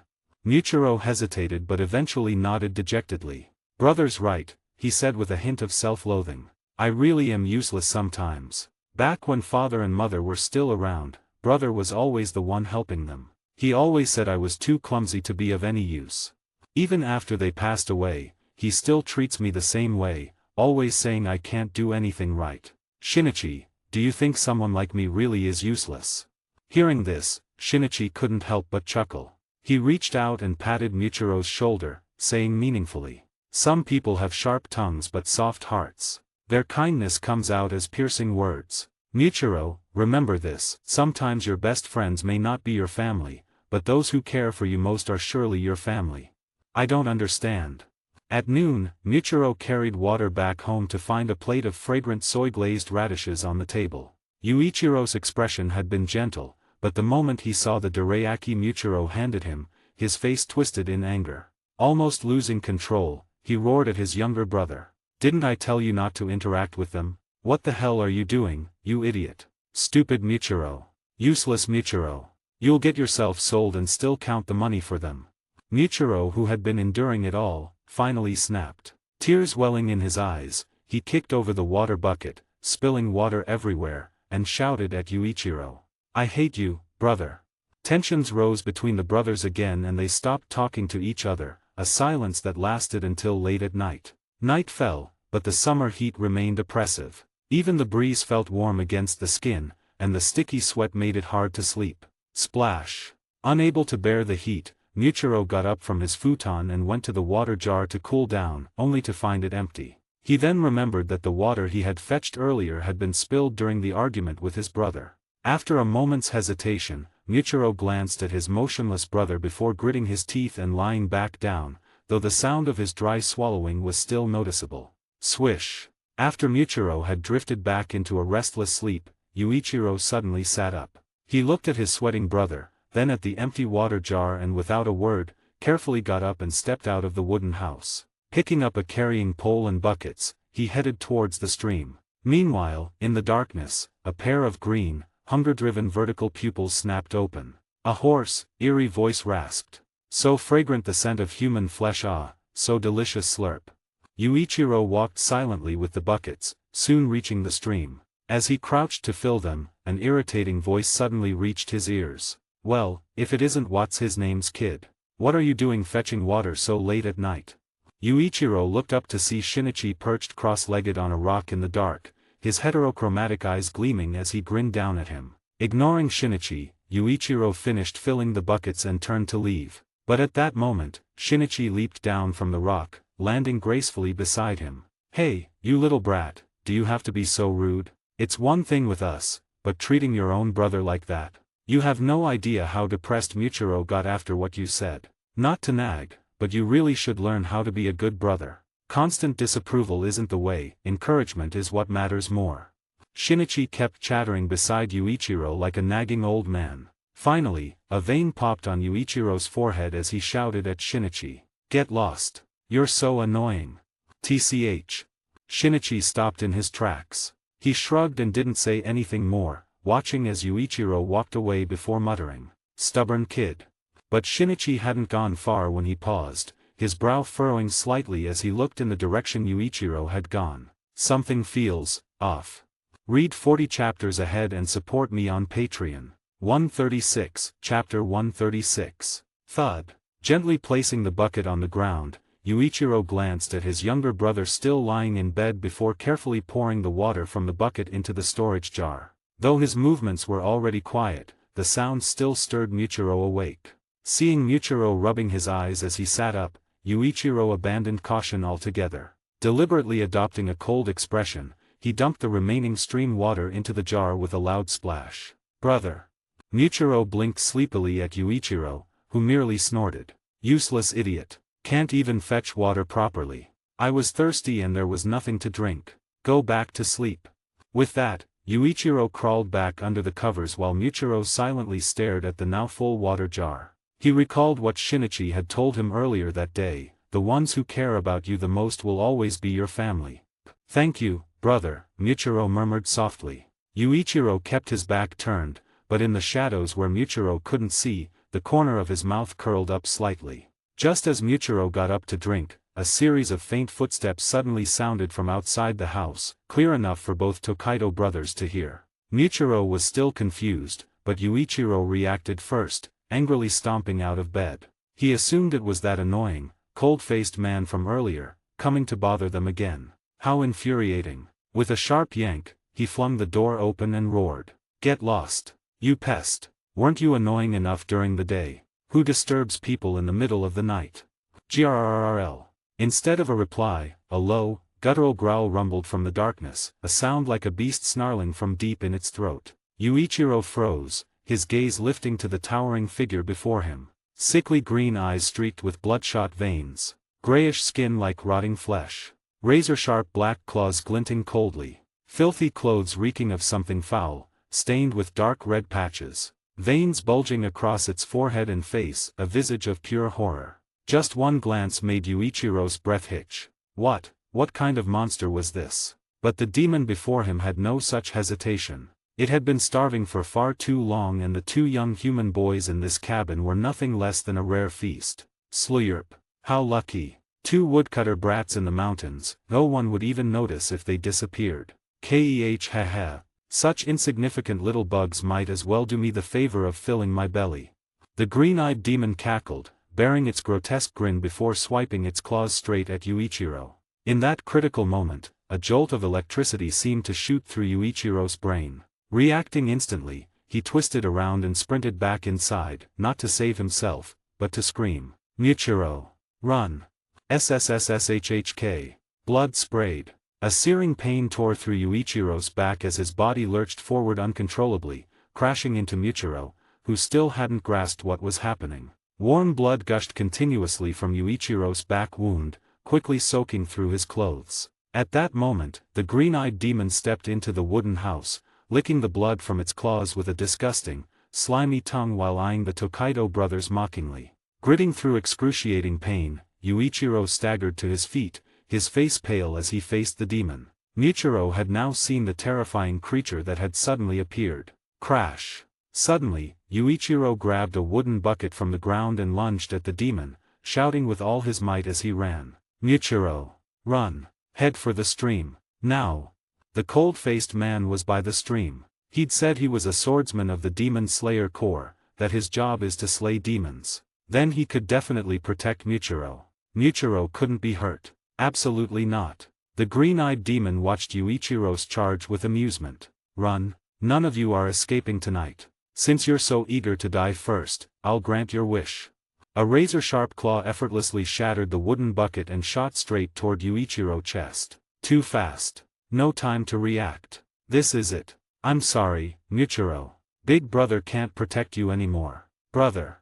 Thud. The sound of flesh being pierced rang out, yet Yuichiro felt no pain in his chest. Opening his eyes in confusion, Yuichiro was met with a sight that made his vision blur with rage. A figure had somehow dashed in front of him, the demon's black claw now buried deep in Michiro's chest. Blood splattered directly onto Yuichiro's face. "No!"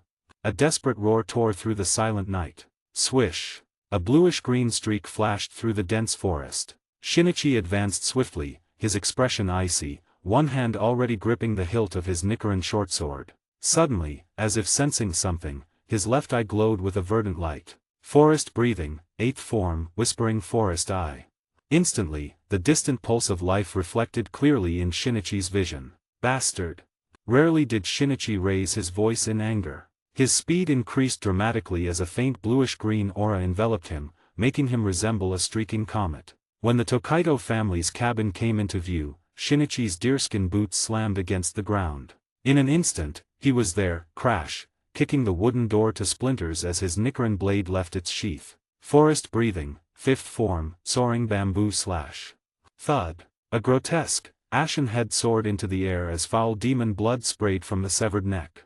In a single slash, Shinichi had beheaded the green-eyed demon. Yet what startled him was the fleeting glimpse of relief in the creature's eyes before death. Before Shinichi could ponder this, another threat came, whoosh, a blood-stained axe swung straight for his head. Clang! Sparks flew as Shinichi instinctively raised his short sword to block, though the sheer force behind the blow still shocked him. It's heavy, but it wasn't over. Even as he blocked the axe, another attack came from his other side, a bloodied kitchen knife aimed squarely at his skull. Whoosh! With a risky sidestep, Shinichi dodged the cleaver while freeing one hand to grab the slender figure in front of him. Simultaneously, he kicked at the wrist of the figure behind him holding the cleaver. Clang! The cleaver clattered to the ground as Shinichi roared. "Stop it, both of you!"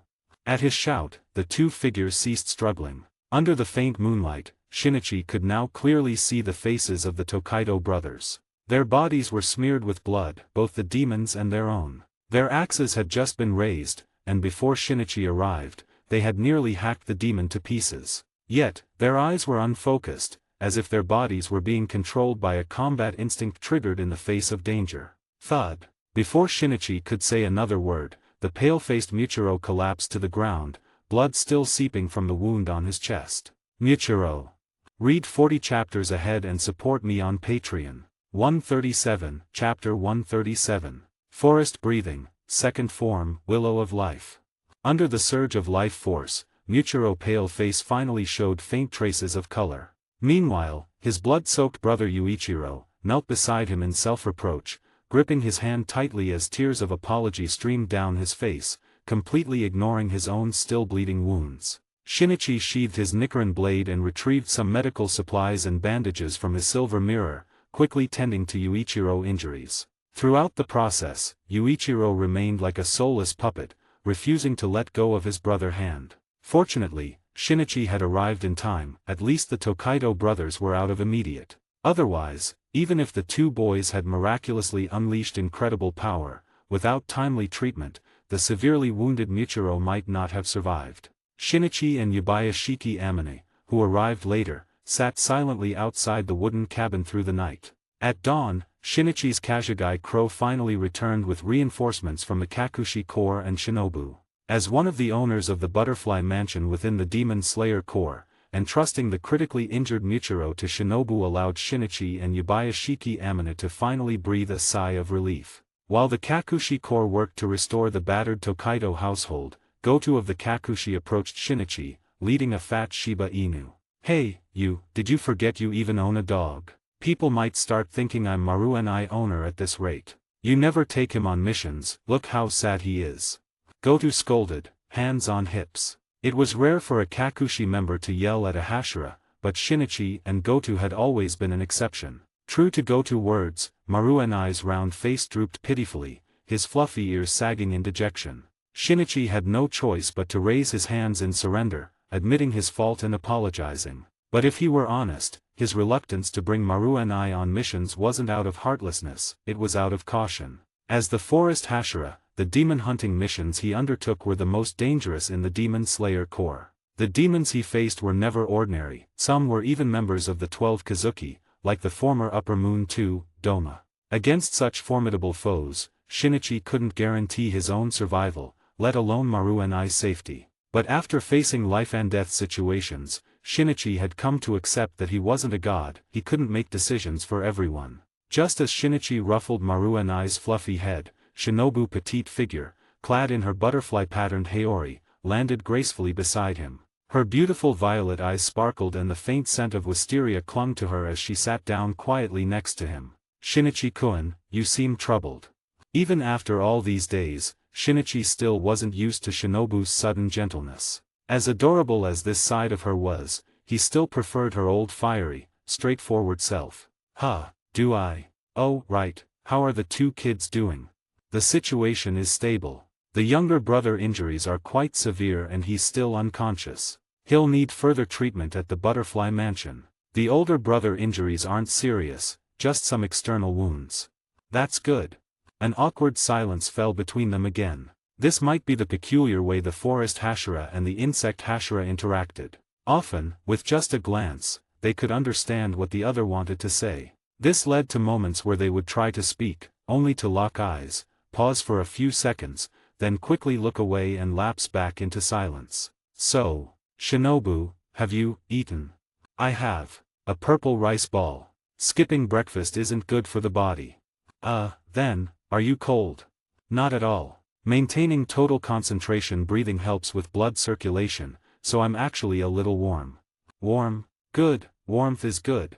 The suffocating awkwardness made the Kakushi Corps members hiding in the back want to scream. How were they supposed to ship this? The stories about the Forest Hashira and the Insect Hashira had always sounded so touching. One fought an Upper Moon demon for her, while the other became a Hashira just to stand by his side. And now, this was the content they were giving their fans. Was this how they repaid their loyal shippers? "Refund. We want a refund."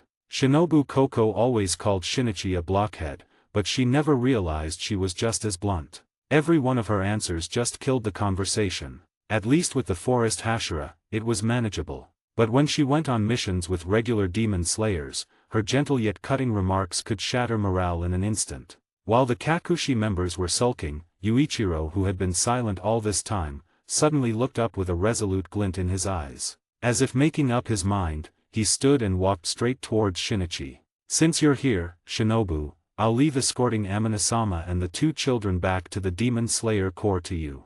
I need to head to the swordsmith village and check on old man Moriki." Shinobu nodded obediently and replied softly, "Understood. Please rest assured, Shinichi-kun. And give my regards to Grandpa Moriki for me." "Will do." Just then, a stray dried leaf drifted down and landed right on Shinobu's head, nestling beside her purple butterfly hairpin. Without thinking, Shinichi reached out toward her. The sudden movement made Shinobu freeze, as she was about to lean away until Shinichi barked, "Don't move." And Shinobu actually obeyed, staying perfectly still as Shinichi carefully plucked the leaf from her hair. There was a leaf.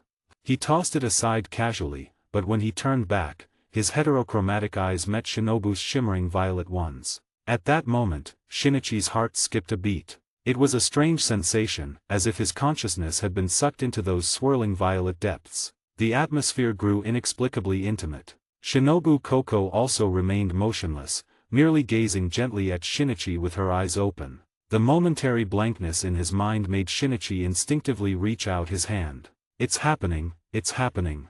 The Kakushi Corps members peeking from the side suddenly got excited. "There's progress. There's progress at last. Sweet reward after bitter toil." Is the forest Hashira making the first move? But just as Shinichi's hand was about to touch Shinobu's cheek, a figure suddenly appeared before them. Yuichiro clenched his fists and said earnestly to Shinichi, "I want to join the Demon Slayer Corps." Boom! In an instant, his mind cleared. Shinichi's hand retracted as if electrocuted and he and Shinobu simultaneously turned their heads away, both faces flushing with a faint blush. The Peking Kakushi Corps members. Where did this kid come from? Right at the climax and forced to stop, this is enough to make someone blood pressure rise. Read 40 chapters ahead and support me on Patreon. 138, Chapter 138. The sunlight was bright at noon, but Shinichi only found it a bit glaring. He walked leisurely with his arms crossed, occasionally glancing back at the slender figure trailing behind him. The fat Maruenai ran around Yuichiro, wagging his tail cheerfully, and even Yuichiro, who was playing with Maruenai, wore a rare smile on his face. To be honest, before seeing Yuichiro's smile, Shinichi had once thought this child only knew how to keep a stern expression. Now, it seemed there was still some childlike innocence in him. Speaking of which, why was Yuichiro following Shinichi? This had to be traced back to 2 days ago. After the insect Hashira Shinobu Koko arrived, Shinichi planned to entrust Amini and the Tokaido brothers to Shinobu's care, having her escort them back to the Demon Slayer Corps while he returned to the Moriki mansion and the swordsmith village. It was a reasonable decision, but Yuichiro became an unexpected complication. For some reason, the boy suddenly approached Shinichi and Shinobu while they were whispering and declared he wanted to join the Demon Slayer Corps. Shinichi was admittedly a bit annoyed and embarrassed by the abrupt interruption, but he couldn't be too harsh on a child. So, at the time, Shinichi told Yuichiro that before joining the Demon Slayer Corps, he would need to train under a cultivator, master a breathing technique and pass the final selection. Not that cultivator, mind you. Was about to change it, but when I check, people like Urokadake was really called a cultivator. To Shinichi's surprise, Yuichiro nodded firmly and then outright demanded to learn Shinichi's forest breathing technique. "Kid, do you realize that forest breathing is currently the most difficult breathing style to master in the entire Demon Slayer Corps?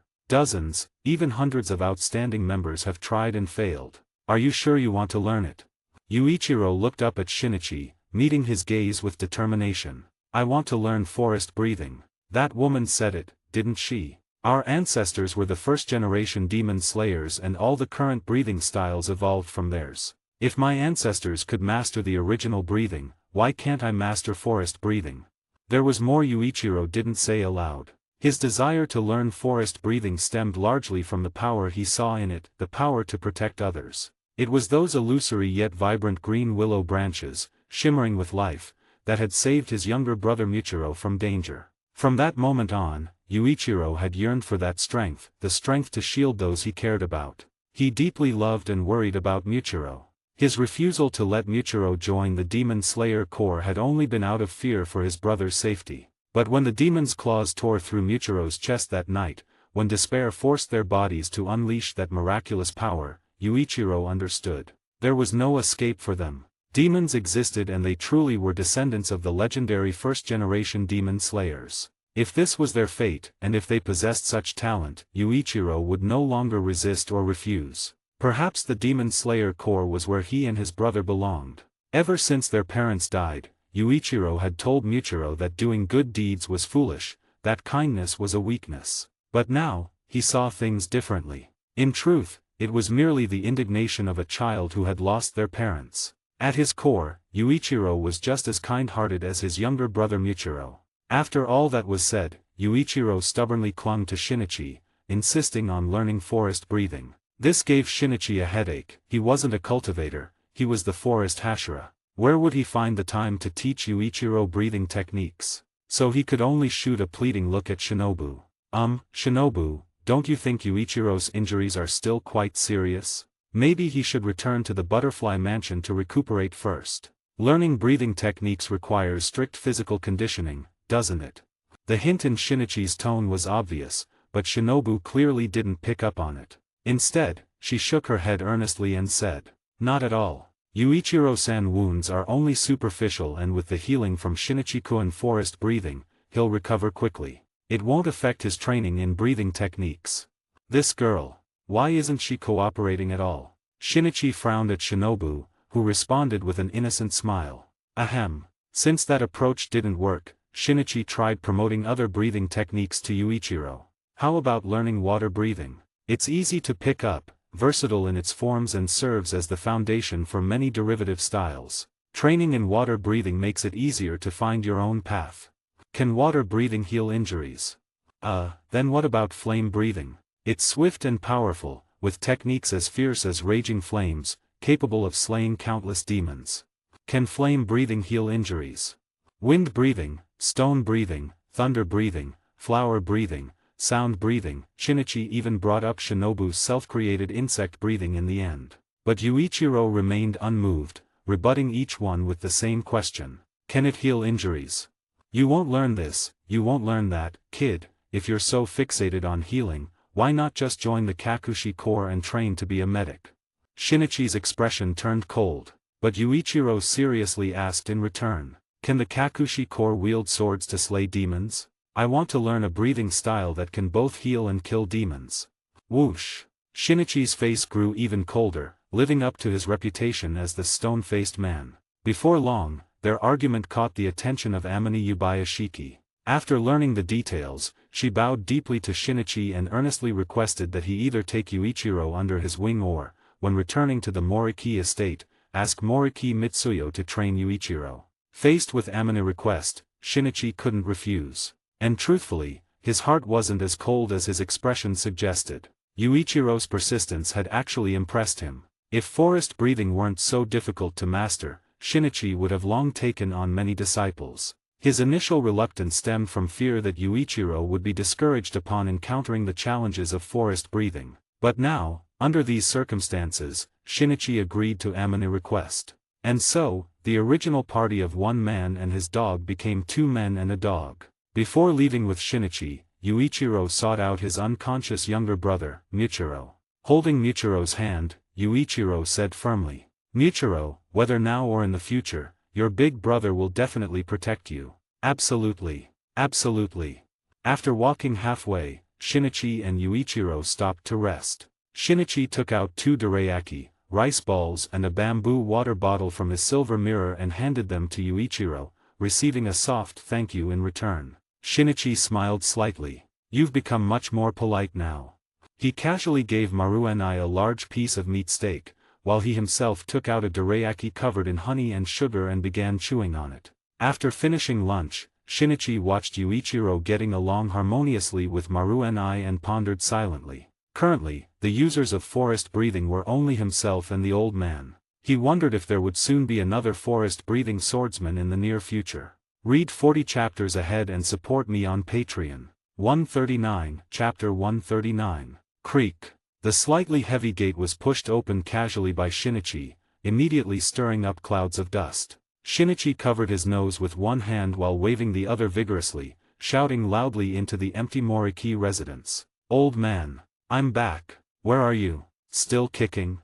If you're too old to stay in this ancient house, why don't I take you back to the Demon Slayer Corps for retirement?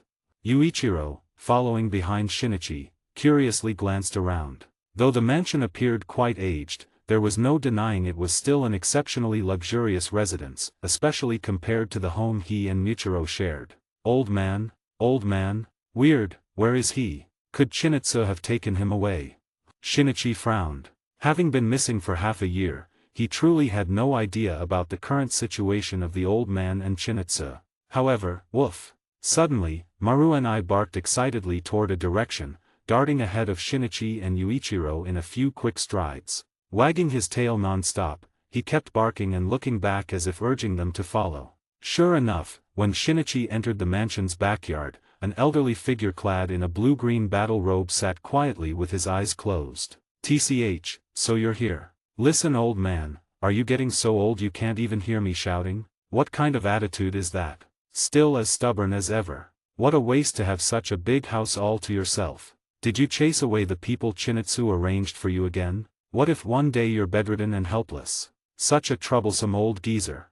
Shinichi rambled on, sounding exactly like a nagging mother scolding an elder. This scene left Yuichiro utterly stunned. In his eyes, Shinichi had always been the cold, taciturn type. Powerful and aloof, this perfectly matched the image of a strong figure in the young boy's mind. Yet now, that image was crumbling, gradually morphing into something resembling a fussy old woman. Whoosh! Just as Shinichi continued his nagging, Elder Moriki Whitebeard suddenly stirred without any wind, his brows furrowing in irritation. Finally unable to bear it any longer, he abruptly raised his hand and delivered a sharp flick to Shinichi's forehead. Thunk! The crisp sound reminded Yuichiro of the large watermelon his parents had once bought to celebrate his and Michiro's birthday. It had made the same satisfying thud when tapped. "You brat! This old man isn't that decrepit yet, spouting such gloomy nonsense."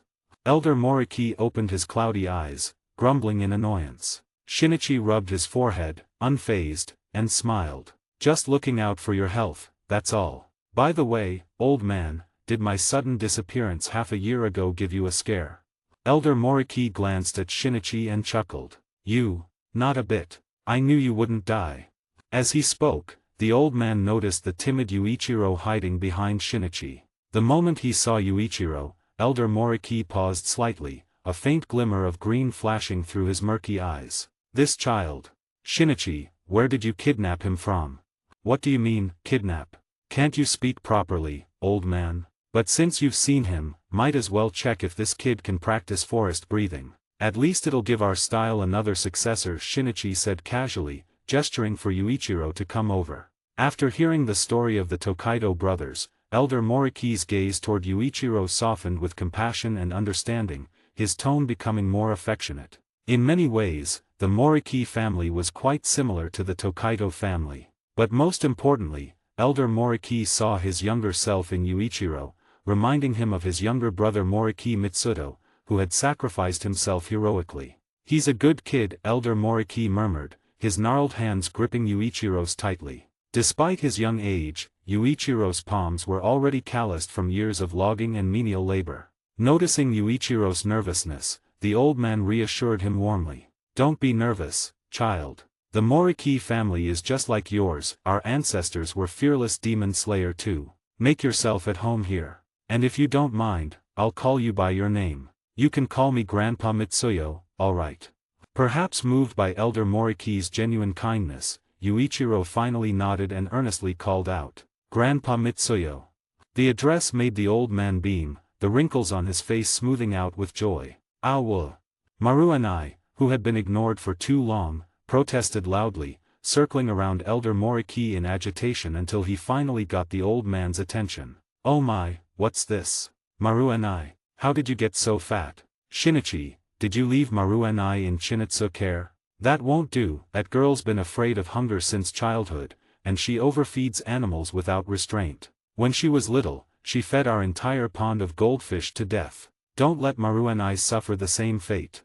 Coughing awkwardly, Shinichi scratched his nose but didn't explain. Since Ryakawa Chinitsu wasn't here, she could bear the blame for a little while. Meanwhile, far away in Kyoto, Ryakawa Chinitsu. Achoo! Puzzled, who's talking about me? Under the cold moonlight, Shinichi and Elder Moriki sat together, chatting idly. The Koko sisters are outstanding, just like their parents, gentle and kind-hearted. I heard they both became Hashira. Truly remarkable, Elder Moriki mused. Shinichi nodded. Indeed. Shinobu even asked me to check on your health. If you're feeling unwell, you're welcome to rest at the Demon Slayer Corps' Butterfly Mansion anytime. I believe Connie wrote you quite a few letters too. Good girls, both of them. Shinichi, even though you're all Hashira now, as a man, you should look after the Koko sisters whenever you can, especially Shinobu-chan. The old man gave Shinichi a meaningful look. Shinichi didn't even blink, replying offhandedly. No big deal. By the way, do you really think Yuichiro has potential? I'm in a hurry to get to the swordsmith village. I still don't have a Nichiren blade yet. Elder Moriki turned his head to glance at the backyard door upon hearing this. That child, one could say his talent is truly exceptional. A descendant of the first-generation demon slayer, and even those who wielded the original breathing techniques, his potential is immeasurable. Shinichi, you've really taken on an excellent disciple. What? What do you mean I took on a good disciple? Old man, who do you think I am? I'm the Forest Hashira of the Demon Slayer Corps, not a cultivator. When would I have time to teach a disciple? Shinichi stared at the old man in bewilderment. But the old man suddenly broke into violent coughing, pounding his own waist between coughs. Cough cough. Ah, this old body is failing me. My bones ache from the slightest movement these days, and I can't even get out of bed when it rains. Cough cough. Fine, Shinichi. If you don't want to teach, so be it. Cough cough. This old man will just have to sacrifice his life. As long as forest breathing can be passed down, I'd gladly work myself to death. Cough cough.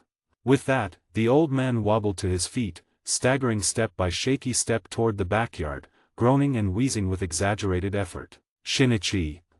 Read 40 chapters ahead and support me on Patreon. 140, Chapter 140. Grasping the power of life force isn't that simple, old man. Are you really this optimistic about this kid? My time is precious. As a Hashira, I don't have much time to waste here. Shinichi crossed his arms, leaning against a wooden pillar with a skeptical gaze directed at Elder Moriki beside him. The old man remained silent for a moment, his eyes drifting towards the tightly shut backyard gate before finally speaking in his usual calmly manner. Though I hate to admit it, there truly are people in this world blessed with greater talent than others. This gift might indeed be tied to bloodline. What would be an arduous training process for ordinary swordsmen comes as naturally to them as eating or drinking. As he spoke, Elder Moriki suddenly straightened up, his previously hunched posture now rigidly upright. Through Shinichi's whispering forest eyes, he could see the currents of life force swirling vigorously within the old man's body. A faint emerald glow flickered in Elder Moriki clouded eyes. Though he had never mastered the 8th form of forest breathing in his lifetime, decades of immersion in life force had left his vision fundamentally different from ordinary people. Turning to Shinichi, the elder spoke with absolute certainty. Shinichi, make no mistake, you are without question the finest successor and greatest practitioner of forest breathing. In your hands, this technique reaches its fullest potential. But... He paused, glancing back at the backyard gate. If we're speaking purely about the speed of comprehension and training, this boy, Yuichiro, surpasses even you. Or perhaps I should say, this child was born to hold a sword. Before the words had fully left his mouth, boom, an immense surge of life force erupted from behind the gate. While Elder Moriki could vaguely sense it, Shinichi's whispering forest eyes could clearly see the phenomenon happening behind the gate. Beyond that, Shinichi could just discern the endless streams of life force madly pouring into the slender figure standing beyond that door. He, actually succeeded.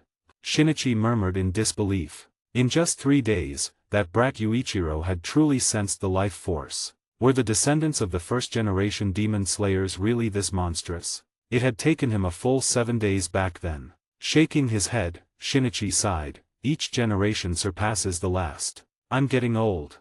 Thwack. A sharp flick landed on Shinichi's forehead as Elder Moriki retracted his finger with a scowl. You damn brat, what's this, getting old and nonsense at your age? What kind of teenager puts on airs like that? Go, prepare to have a proper talk with your new disciple. You promised. Rubbing his forehead, Shinichi sighed in resignation. Understood. You hit hard for an old man. 7 days, that had been the condition. If Yuichiro could grasp the power of life force within 7 days, Shinichi would take him as a disciple. Was that too harsh? Not really. After all, Shinichi's stated requirements for taking on a successor in the Demon Slayer Corps weren't much different. That Yuichiro could sense the life force through extraordinary talent didn't surprise Shinichi. What caught him off guard was the sheer speed of the boy's comprehension. For someone who'd never put much thought in so-called talent or bloodlines, this development piqued his interest. Descendants of the first-generation breathing-style swordsmen, could they really be that extraordinary? Having made up his mind, Shinichi decided that if the opportunity arose, he would get some blood from Yuichiro and send it to Tamayo or Shokyu for research. Meanwhile, in the backyard of the Moriki estate, Yuichiro, now dressed in a blue-green outfit, his original sleeveless, pantsless attire had been thrown out by Shinichi, who had endured that hideous look for far too long, opened his eyes. He gazed at the pot of spirit awakening grass, just a common green grass, cradled in his hands. The emerald green spirit awakening grass swayed gently in the breeze, as if greeting him. Reflecting on the wondrous power he had just sensed, Yuichiro couldn't help but marvel. Such a miraculous energy, not only does it feel warm, but it also fills my heart with hope again. My choice wasn't wrong. Forest breathing is a power strong enough to protect others, to protect my little brother. I must master it. Outside the gate, Elder Moriki patted Shinichi's shoulder and said with satisfaction, "Forest breathing has truly begun its path of inheritance. Shinichi, the future now rests on you and that boy, Yuichiro. From here on, his training will be entrusted to you as his master." Hearing this, Shinichi uncrossed his arms. His left eye flickered with a blue-green glow as he sensed the faint vitality emanating from Yuichiro in the distance. He sighed softly. "Don't worry, old man. I'll take care of it."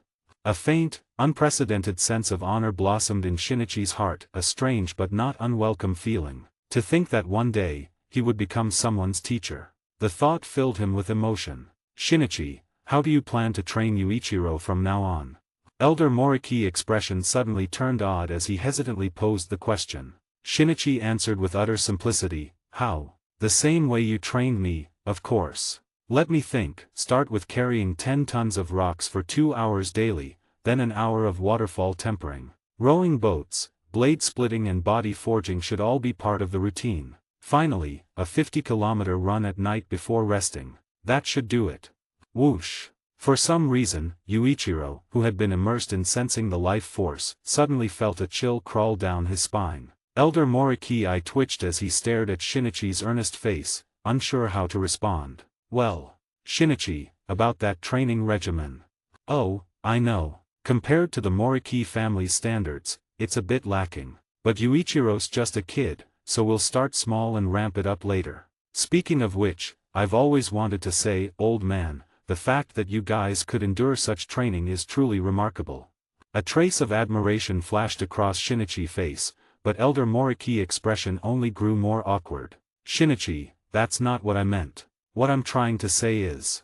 Wait! A furious roar shattered the night silence. Shinichi, his right eye blazing crimson, grabbed Elder Moriki by the collar and shouted at him. "Say that again, you damn old fool. What the hell do you mean I'm not ordinary? So you secretly multiplied my training by 100 times? Are you even hearing yourself? So all that training was just for me? You old man, that's too much. How old was I back then? You even tricked a child, you bastard." See chapter 26 for details. Facing Shinichi's fury, Elder Moriki knew he was in the wrong and couldn't bring himself to argue back. He could only mutter softly, "It's only because you were so exceptional, Shinichi. The results prove this approach worked, didn't they? But we can't train Yuichiro like this. No matter how talented he is, he's still just an ordinary kid." Shinichi at -end. I release a new One Piece FIC, One Piece, Uncle your justice is not absolute enough. Read 40 chapters ahead and support me on Patreon. 141, Chapter 141. Master, why does the first form require holding the Nichiren blade with both hands? Can't I use just one? Master, does the second form, Willow of Life, really have to cut the skin? If the ninth form is stronger, why do you still use the second form? Master, you said the 13th form was created based on Maru Enai, but Maru Enai is clearly a Shiba Inu. Master. Enough. Snap. Shinichi was utterly exasperated as he reached out and pinched Yuichiro's chattering mouth shut like a duck's bill. Are you some kind of endless, lying machine? Where do all these questions come from? I remember your brother Muichiro said you were the quiet type, so why are you so talkative now? Shinichi sighed. But with his mouth clamped shut, Yuichiro could only mumble incoherently while gesturing wildly with his hands. Seeing that Yuichiro clearly wanted to speak, Shinichi released his grip, only for the boy's next words to nearly make him spit blood. Master, how did you know Muichiro said I was quiet? Shut up. Starting today, I'm setting a new rule, no more saying, why. Huh. Master, splurt. The sound of Shinichi vomiting blood. Woof woof. Maruanai's excited barking at the spectacle. Ever since leaving the Moriki estate, Shinichi had taken on his first disciple, and currently, the only one he had accepted in this world, Yuichiro Tokaito. Together with the Shiba Inu Maruanai, master and disciple embarked on their journey. Because Shinichi needed to train Yuichiro, he delayed his trip to the swordsmith village and instead took the boy to the region under his jurisdiction. After communicating with headquarters via the Kazhigai Crow and receiving permission, Shinichi officially began mentoring his disciple, teaching him while carrying out demon-slaying missions. Teaching through live combat, Shinichi might have been the first in the Demon Slayer Corps' centuries-long history to do so. Though Shinichi no longer had a proper Nichiren blade, the short sword Mori no Ryuo was more than enough to handle most demons. Even if they encountered an upper rank again, Shinichi was confident he could at least ensure Yuichiro's survival. Go swing your sword 5,000 times over there. To spare his ears further torment, Shinichi decisively shooed Yuichiro away to train. Okay. Dejected at his master's dismissal, Yuichiro picked up his wooden sword and trudged off, stripping off his upper garment to reveal the faint outlines of developing muscles. Swing after swing, there was no denying that Yuichiro was quite endearing when he focused. Watching him, Shinichi was reminded of his own days of relentlessly training breathing techniques, drenched in sweat. Caw.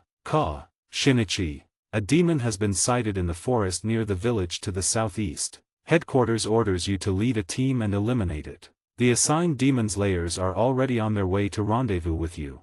After flapping his wings and delivering the command, Izo gracefully perched atop Maruanai's head. At this moment, Maruanai was sound asleep when suddenly he felt a sharp pain on his head.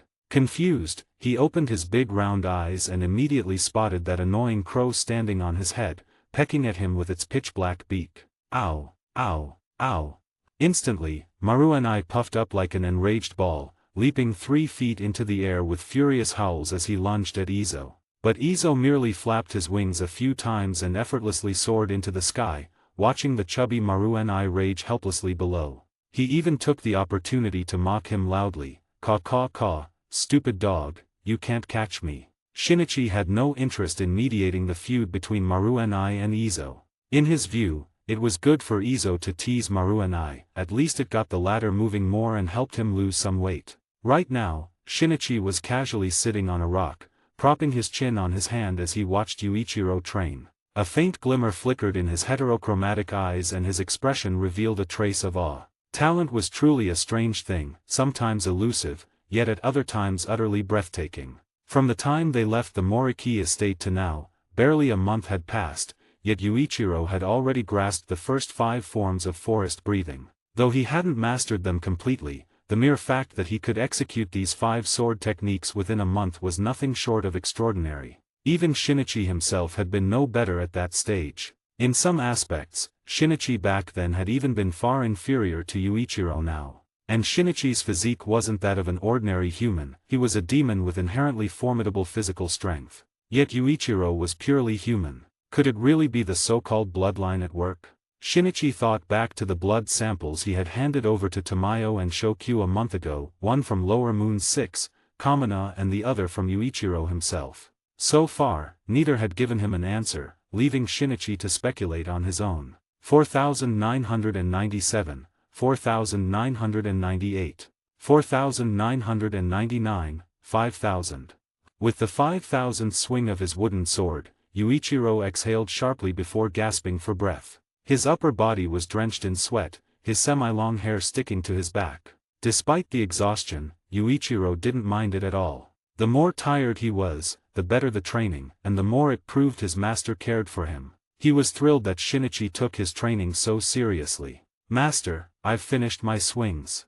After catching his breath, Yuichiro ran up to Shinichi, blinking eagerly as he stared at him. Uncomfortable under Yuichiro's puppy-like gaze, Shinichi coughed twice before speaking. "Ahem, good. You did well, but this was just a warm-up. However, this afternoon's training is postponed. You'll be accompanying me on a demon-slaying mission. During the mission, you must follow my orders and not act recklessly." "Understood.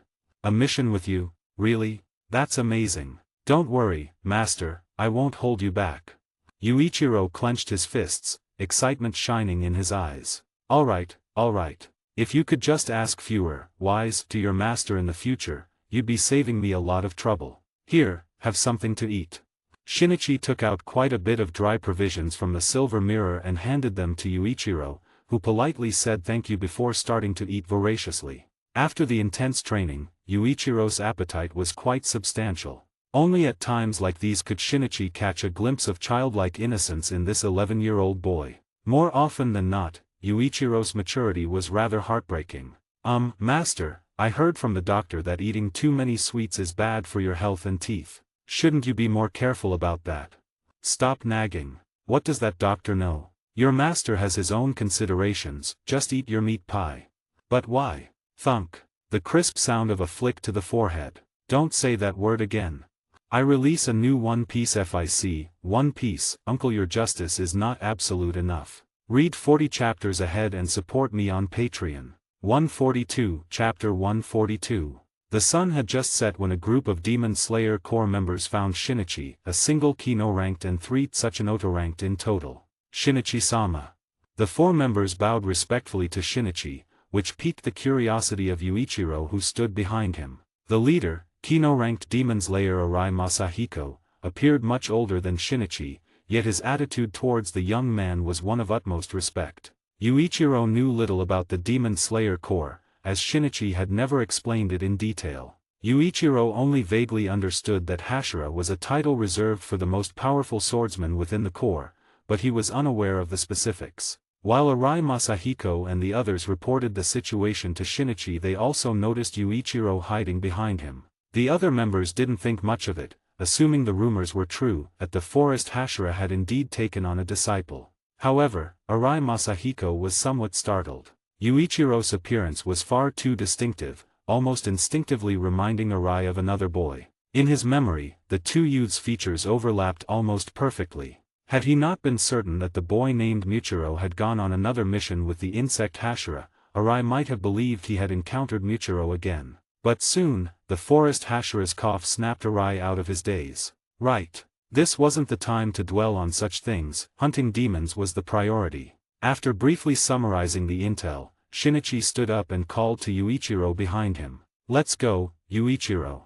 Your master will take you demon hunting." "Coming, master."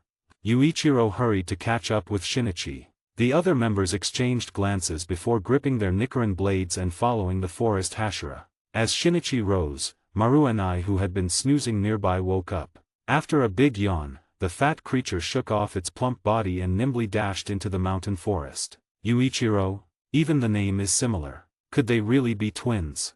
Arai muttered at the back of the group, watching Yuichiro's retreating figure. Truth be told, the boy named Muchiro had left quite an impression on him. Perhaps only someone like that could be called a true genius. Shaking his head to dispel the idle thoughts, Arai quickened his pace to rejoin the team. The thin moonlight, filtered through layers of drifting clouds and dense tree canopies, barely illuminated the dark mountain forest. Because of this, the Demon Slayer members had to light lanterns to see the path beneath their feet. As for flashlights, such advanced gadgets hadn't yet reached the small island nation at this time. But for Shinichi, this level of darkness was no hindrance at all. Within the passive gaze of his forest eyes, nothing could hide. Taking advantage of the Demon Slayer's search for traces of demons in the forest, Yuichiro seized the opportunity to learn much about the Corps and many stories about his master. Only now did Yuichiro realize just how strong his master truly was. The title of Hashira is an honor bestowed upon the strongest swordsman within the Demon Slayer Corps. To become a Hashira, one must either slay 50 demons or defeat any one of the 12 Kazuki. What are the 12 Kazuki? They are the 12 strongest demons in existence. According to these core members, the forest Hashira had not only slain dozens of demons but had even killed 2 lower moons and clashed with an upper moon. Such formidable achievements left Yuichiro utterly stunned, and his gaze towards Shinichi grew increasingly respectful. Master is amazing. And that's not all, a young demon slayer excitedly explained to Yuichiro. Shinichi-sama has made immense contributions to the Demon Slayer Corps. I heard that before his time, the final selection was brutally harsh, only 1 or 2 candidates would survive each batch. But after Shinichi-sama reported to Oi Akita-sama and personally intervened, the survival rate of the candidates skyrocketed. Even after Shinichi-sama went missing following his battle with an upper moon, Oi Akita-sama never forgot his contributions and vowed to uphold his legacy. Since then, every final selection has been overseen by a Hashira, responsible for monitoring the entire event and protecting the participants as much as possible. Yuichiro, Master is amazing. Another Demon Slayers added, and there's the Butterfly Mansion, founded jointly by Kani-sama, Shinobu-sama and Shinichi-sama. It has been a tremendous help to us. The timely medical care provided there has saved countless injured members and helped many who suffered psychological trauma to regain their fighting spirit. Yuichiro, Master is amazing. And also, listening to the endless stream of praise behind him, Shinichi felt his face burning with embarrassment. He quickly feigned indifference and irritation and finally snapping, enough chatter. Focus on the mission, save your energy for staying alert. Scolded abruptly, the core members and Yuichiro immediately fell silent. It was at that moment that Arai at the front of the group noticed something unusual. Shinichi-sama. There's blood here. Arai called out, lifting his lantern to point at the dark red-stained soil beneath a tree. Instantly, Shinichi and the others rushed over. Shinichi reached out, gauging the hardness of the blood-soaked earth. The scent of blood in the air was faint, but his heterochromatic eyes flickered. For a brief moment, the peach-red hue of his right eye deepened into a crimson shade. The fleeting trace of a demon's presence went unnoticed by the others. No one could perceive the existence of their own kind better than a demon itself. Shinichi gazed into the depths of the forest. Amidst the overwhelming vitality of the woods, faint threads of dark, deathly energy lingered, scattered yet all pointing in the same direction. Without hesitation, Shinichi ordered the team to split up and continue searching for traces of the demon. Split up? But, Shinichi-sama, we still don't know how many demons there are. Wouldn't dividing the team be too risky? Arai asked worriedly. But Shinichi simply patted his shoulder. I'm here. Don't worry. Master. Maru and I is missing. Just then, Yuichiro suddenly remembered something and shouted at Shinichi. At the same time, deep in the mountain forest, a pair of crimson blood-red eyes scanned the surroundings, their low growls echoing faintly through the trees. A sleek, black lightning-like figure darted swiftly among the dense forest. Thud. A muffled sound erupted as an ugly, wrinkled head suddenly burst from the ground. Its grotesque face twisted with intense wariness and its pitch-black fangs ground together in frustration. Damn it! When did such a powerful wolf demon appear here? This bastard. Is it trying to drive me away? I release a new One Piece FIC, One Piece, Uncle your justice is not absolute enough. Read 40 chapters ahead and support me on Patreon. 143, Chapter 143. Swish. A dark figure darted swiftly through the mountain forest, stirring up countless withered leaves in its wake. 2 streaks of crimson light trailed behind, leaving long after images in the air. Crack. A crisp sound of snapping branches rang out as the dark figure came to an abrupt halt. Beneath its gleaming razor-sharp claws lay a broken, dried branch. The black wolf dog, exuding a dense demonic aura, lifted its head and gently nuzzled its elongated snout against the leg of the figure before it, letting out a low growl from its throat. Good work, Maru and I, Shinichi said calmly, reaching out to ruffle the wolf dog's head. To be honest, after demonization, Maru and I wasn't as pleasant to pet anymore, his fur had become coarse and stiff. But Shinichi and Maru and I shared a keen telepathic bond.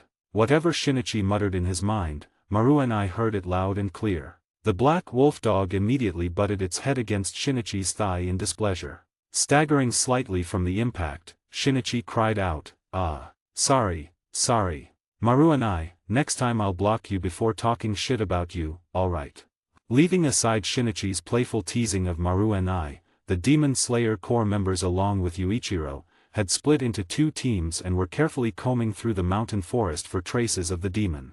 There was indeed a demon lurking in these woods and Shinichi had long since pinpointed its location. However, he had no intention of slaying it immediately. He wanted to use this demon's strength to test the current capabilities of the Demon Slayer Corps members. During the half-year he had been missing, it wasn't just Shinobu who had become a Hashira. Under the efforts of the other Hashira, the Demon Slayer Corps had expanded significantly. Upon his return, Shinichi had seen many unfamiliar faces. But a larger force wasn't necessarily a good thing. If their skills weren't up to par, more swordsmen would only serve as easy prey for the demons. The demon in these woods was neither too strong nor too weak, just the right level to test the members' abilities. So Shinichi secretly directed Maruenai to have him drive the demon towards the Corps members with his overwhelming demonic presence. And then there was his disciple, Yuichiro. To be honest, Shinichi was curious, how would Yuichiro react upon encountering a demon again? Would he rise to the challenge, or would he succumb to the shadows of his past?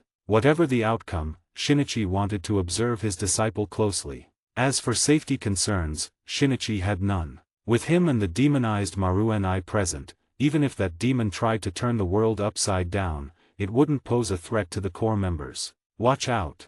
Yuichiro suddenly shouted, reaching out to grab Arai Masahiko, who had nearly stumbled into a pit. Yanked back abruptly, Arai blinked in confusion before realizing he had almost fallen into a deep hole. A demon's layer of the Kino rank, needing to be warned by a mere boy, his face flushed with embarrassment. Thank you, Yuichiro, Masahiko stammered as he offering a sincere, albeit awkward, expression of gratitude. Yuichiro merely shook his head. Around others, he was still somewhat reserved and rarely spoke. During the subsequent search, Arai Masahiko looked at the silent boy Yuichiro beside him and finally couldn't suppress his curiosity. Hey Yuichiro, do you happen to have a brother named Michiro?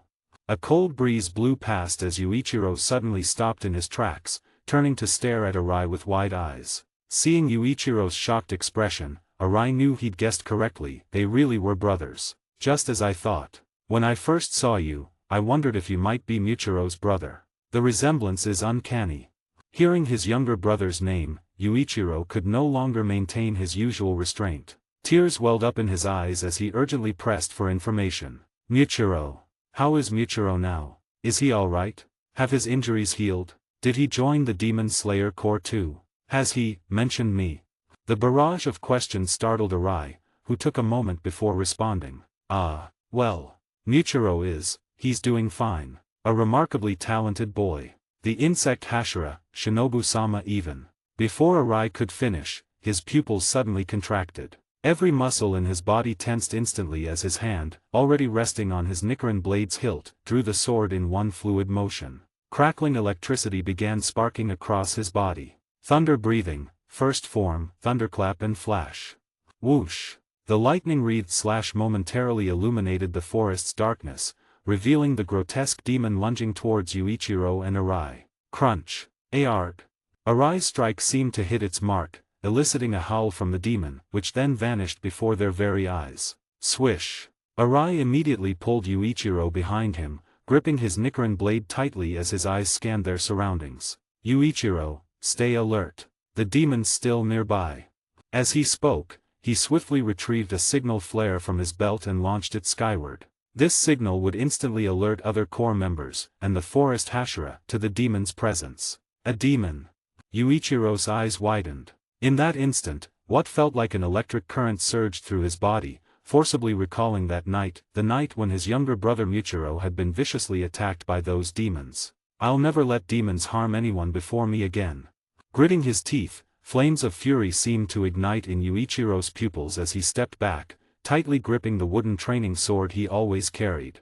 Arai remained oblivious to Yuichiro's transformation, his entire focus devoted to their surroundings. The demon was undoubtedly lying in wait nearby, likely possessing some blood demon art that concealed its form. Such demons were notoriously difficult to combat, requiring absolute vigilance. As for Yuichiro, Arai remembered the forest Hashira instructions clearly, he wouldn't let the Hashira's apprentice come to harm. And indeed, just as Arai suspected, beneath their very feet, a demon nearly identical to the earth itself watched them hungrily. Blood Demon Art Earth Concealment. Just by the name, one could tell this was a demon capable of lurking within the earth. Damn it, what rotten luck. Not only did I run into a rival trying to steal my territory, but I also bumped into those damn Demon Slayer core. The faceless demon seethed as it prowled through the soil, filled with resentment. Having been slashed once, it knew full well that the best choice was to flee immediately. But behind that sword-wielding Demon Slayer, that kid holding a wooden blade, he looked absolutely delicious. The earth-dwelling demon drooled uncontrollably. The usual lumberjacks and farmers it fed on were nothing compared to that tender youth. Not to mention, the boy exuded an intoxicating, irresistible scent. That smell. Hiss, could it be rare blood? In an instant, overwhelming greed consumed the earth demon. Read 40 chapters ahead and support me on Patreon. 144, Chapter 144. In the dim underground, the earth demon set its sights on Yuichiro and grew restless. Thanks to its unique blood demon art, the earth demon could move freely several meters beneath the surface. Since becoming a demon, it had devoured nearly 20 humans using this ability. Its grotesque body slithered through the soil, producing only the faintest, nearly imperceptible scraping sounds. Arai Masahiko gripped his Nichiren blade tightly, not daring to relax for even a moment. His breathing became so light he feared he might miss the demon's approach. Crack! Suddenly, a strange noise erupted behind Arai. Without thinking, he swung his Nichiren blade horizontally, explosive power surging from his waist as his left foot stomped firmly into the ground. Thunder breathing, second form, rice spirit. Harnessing his body's momentum and the tremendous force from his core, Arai spun around with lightning speed, unleashing 5 slashes wreathed in crackling electricity. Boom! The devastating strike split the earth itself, leaving deep fissures. Yet instead of celebrating, Arai's pupils constricted in shock. Because before him lay only the cracked ground, completely empty, despite having clearly sensed the demon's presence mere moments ago. At that exact moment, Yuichiro, who had been silently gripping his wooden sword, suddenly moved with impossible speed. The soft deerskin boots gifted by Shinichi allowed him to dash forward almost soundlessly, gliding like a phantom to Arai's side. Forest breathing, first form, iron birch slash. Ordinary wooden sword transformed as emerald light erupted from the blade. An indomitable slash grazed past Arai's cheek with unstoppable force. Grr! The dull impact and the demon's shriek rang out simultaneously. Arai whirled around to see the earth demon reeling from Yuichiro's strike. How did it get so close without me noticing it? Cold sweat drenched Arai as he stared at the demon now meters away. Without Yuichiro's intervention, he'd have never noticed its approach. Now both clearly saw the demon's hideous form, its body covered in ghastly fissures, its head lumpy and grotesque, resembling the fearsome clay statues of wrathful yakshas from Japanese folklore. Thunder breathing, first form. Seizing the moment, Arai prepared to strike again. But the demon reacted just as swiftly. After shooting Yuichiro a venomous glare, it vanished into the earth before their eyes. Yuichiro's brow furrowed. A burrowing demon. Wooden swords couldn't deal lethal damage, only slightly damages the demon. The earth demon now circled beneath them with frenzied intensity, awaiting another opportunity. Arai-senpai, we're here. 3 more demon slayers arrived. Spotting his comrades, Arai urgently warned. Careful. This demon tunnels underground. Watch your footing. Watch out footing. Before the low-ranking demon slayer corps members could react. Whoosh! The earth demon suddenly burst from beneath their feet, its sharp claws slashing towards one member's chest. Kobayashi. SSSSHHK. Blood sprayed as the demon slayer named Kobayashi felt a sharp pain in his chest and lost his balance, collapsing to the ground with a thud. The earth demon let out a resentful snarl, roaring at Yuichiro, "You brat. Just you wait. I'll devour you for sure." Swish. Before the words even faded, the demon burrowed back into the earth. Yuichiro remained frozen in his throwing stance. Kobayashi had been knocked to the ground by the wooden sword Yuichiro had hurled just in time, narrowly avoiding the demon's lethal attack. Not only had he saved himself, but he'd also saved Kobayashi. Gripping his Nichiren blade, Arai quickly said, "Yuichiro, thank you." There was no time for more words. Right now, slaying this demon was the priority. Arai swiftly signaled the other members to regroup. The Demon Slayer Corps members snapped into action, rushing to Arai's side with their Nichiren blades at the ready. "Thank you. Kobayashi rubbed his still-throbbing chest as he expressed his gratitude to Yuichiro. But Yuichiro felt oddly uncomfortable with the thanks. A strange sensation twisted in his chest. Not long ago, he'd scolded his younger brother Michiro, insisting that helping others was the most foolish act. And yet now, high up in the tree branches, Shinichi lounged leisurely, observing the battle between the demon slayers and the earth demon below while occasionally offering commentary. Not bad, not bad. This one reacts quickly, but he's too reckless, just wasting energy needlessly. This one's a bit slow. If he'd coordinated with his teammate just now, he could have landed a solid hit on that demon. Overall, the demon slayer's performance satisfied Shinichi. It seemed that during his absence, the core had continued to grow stronger. But what truly surprised him was Yuichiro's performance. He didn't know how to describe it. In the end, Shinichi could only conclude that Yuichiro was a born swordsman.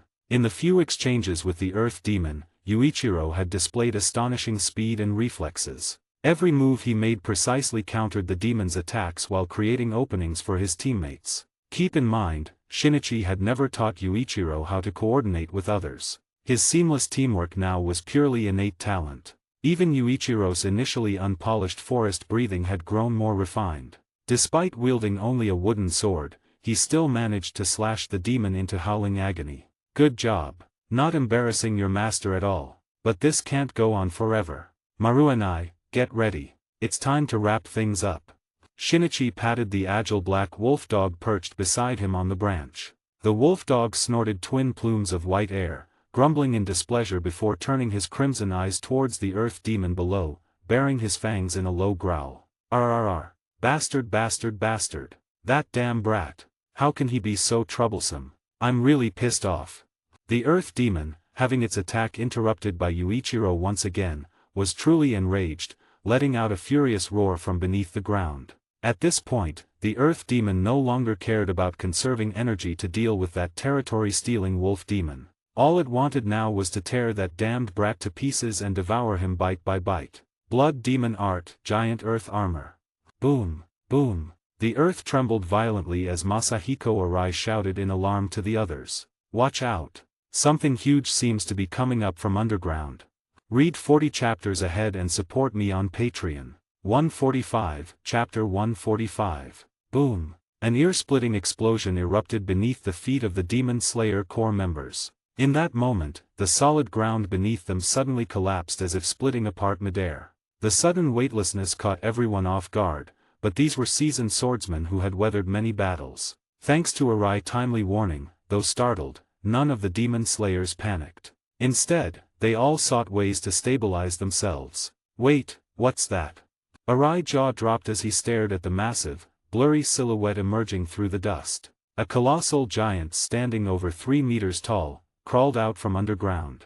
Thud, thud, thud. Each enormous footstep struck the ground like thunder. As the dust gradually settled, the Demon Slayers could finally make out the giant's appearance. It looked like a grotesque amalgamation of lumpy, uneven rocks and dirt, its body still clinging to grass fragments and the corpses of small underground creatures. There was no semblance of humanity, just a monstrous humanoid form fused from mud and rubble. Ha ha ha. You brats and all you other wretched fools, see this. This is my true power. I'll crush each of you one by one, then savor your flesh slowly. A muffled, arrogant voice boomed from within the creature. The voice unmistakably belonged to the earth demon they'd been battling earlier. Blood demon art, giant earth armor, the earth demon's ultimate technique. Using his unique blood demon art, he fused vast amounts of soil and rubble onto his body, not only enhancing his defense and attack power but also granting him several special abilities. It's still him. Everyone, stay sharp, don't let this behemoth touch you. Aim for its joints and weak spots. Coordinate and find openings. Arai shouted to his comrades while channeling power into his legs. Thunder breathing, first form, thunderclap and flash. Zap. A dazzling arc of lightning erupted in an instant, streaking straight towards the colossal earth demon. The other Demon Slayer core members weren't about to be outdone. They raised their Nichiren blades in unison. Water breathing. Wind breathing. Water breathing. A torrent of fierce sword techniques and slashes surged towards the earth demon. Yuichiro didn't act rashly. Gripping his wooden sword, he remained alert, his bright eyes fixed on the earth demon's taunting laughter. He recalled his master's words. Yuichiro, forest breathing is different from other breathing styles. What matters most is sensing the vitality of all living things, from a single blade of grass to an entire forest. They all possess their own life force. Feel them. Communicate with them. Let them accept you, synchronize your heartbeat and breath with theirs. Only then, Yuichiro, will you truly comprehend forest breathing. Shinichi's words echoed relentlessly in Yuichiro's ears. Perception, communication, acceptance, resonance. Master, I think I understand. Yuichiro gripped his wooden sword, suddenly seeming to grasp something profound. An inexplicable surge of energy erupted around him, stirring the flowers and grass beneath his feet and breathing life into the endless vitality of the forest. Whoosh! 2 emerald green lights ignited within Yuichiro's pupils. Shinichi on the tree branch, pfft, spits tea. He stared at Yuichiro in shock. What in the world? This kid was absolutely unbelievable. The disturbance of life energy around them naturally didn't escape Shinichi's notice. This brat Yuichiro had actually achieved a breakthrough right under his nose. Sensing the aura emanating from Yuichiro, there was no mistaking it. Forest breathing 8th form whispering forest eyes. In an instant, everything in Yuichiro's vision underwent a dramatic transformation. Countless things invisible to ordinary people now reflected clearly in his eyes, including the massive, grotesque earth demon nearby. Boom! A blade crackling with electricity sliced off half of the earth demon's arm, but what made Arai Masahiko's scalp tingle was how the severed stump immediately began writhing. Countless clumps of earth and rubble from beneath the demon's feet merged into its body, rapidly repairing the damage. Ha ha ha! Useless, you pathetic insects. Just die quietly. The earth demon cackled, swinging a massive fist towards Arai Masahiko. However, the enlarged demon's movements had slowed significantly, allowing Arai to dodge the attack in time. Yet this wasn't a sustainable solution. He and his teammates had practically hacked apart the demon's entire body, even decapitating it once, but they couldn't deliver a killing blow. At this rate, their stamina wouldn't hold out much longer. Just as Arai was wrestling with this dilemma, a figure suddenly dashed past him, charging straight at the earth demon. Arai gasped and shouted urgently, Yuichiro. Wait! Don't go near it, it's dangerous. But Yuichiro, his eyes shimmering with radiant light, paid no heed to it. He merely tightened his grip on the wooden sword, glaring fixedly at the earth demon. Come at me, brat. I'll crush you to paste. Delighted rather than alarmed by Yuichiro's charge, the earth demon reached out with its massive form to grab him. Forest breathing 4th form dandelion dance. Moving like drifting dandelion, Yuichiro effortlessly evaded all of the demon's attacks, drawing ever closer. Forest breathing 3rd form thorn stab. 5 lightning-fast thrusts struck precisely at all the demon's joints, temporarily paralyzing its movements. Ha ha ha, is that all you've got? Pathetic, you little runt. The earth demon continued to roar grotesquely. Yuichiro remained expressionless, his gaze locked onto the demon's chest. Found you. Forest breathing 5th form soaring bamboo slash. In that moment, Yuichiro's wooden sword blazed with unprecedented emerald brilliance. Before the stunned demon's eyes, the blade cleaved through its chest, shattering the earthen armor to reveal the creature's true form. The earth demon had been hiding like a cowardly rat within its shell of dirt and stone. But the wooden sword in Yuichiro's hand unable to withstand such tremendous force, and it shattered into pieces. Fortunately, Arai had been observing the battle closely. At that critical moment, he suddenly threw his Nichiren blade and shouted, Yuichiro! Catch it! Bang! Reacting instinctively, Yuichiro caught the blade with precise timing. Under the stunned and terrified gaze of the earth demon, he unleashed a fierce slash. Forest breathing, 1st form, iron birch slash. No! Crack! Thud! Crash! A grotesque head soared into the air, its face twisted with resentment before plummeting to the ground with a heavy thud. The massive earth armor of the earth demon collapsed in a deafening crash. Yuichiro landed gracefully, gripping the heavy Nichiren blade, and gazed at the first demon he had slain, a peculiar emotion flickering in his heart. Michiro, your brother now finally has the power to protect you. Inside the butterfly mansion, Tokaido Michiro, who had been sitting quietly, suddenly sensed something and stood up abruptly, looking in a certain direction. What's wrong, Michiro? Do you need something?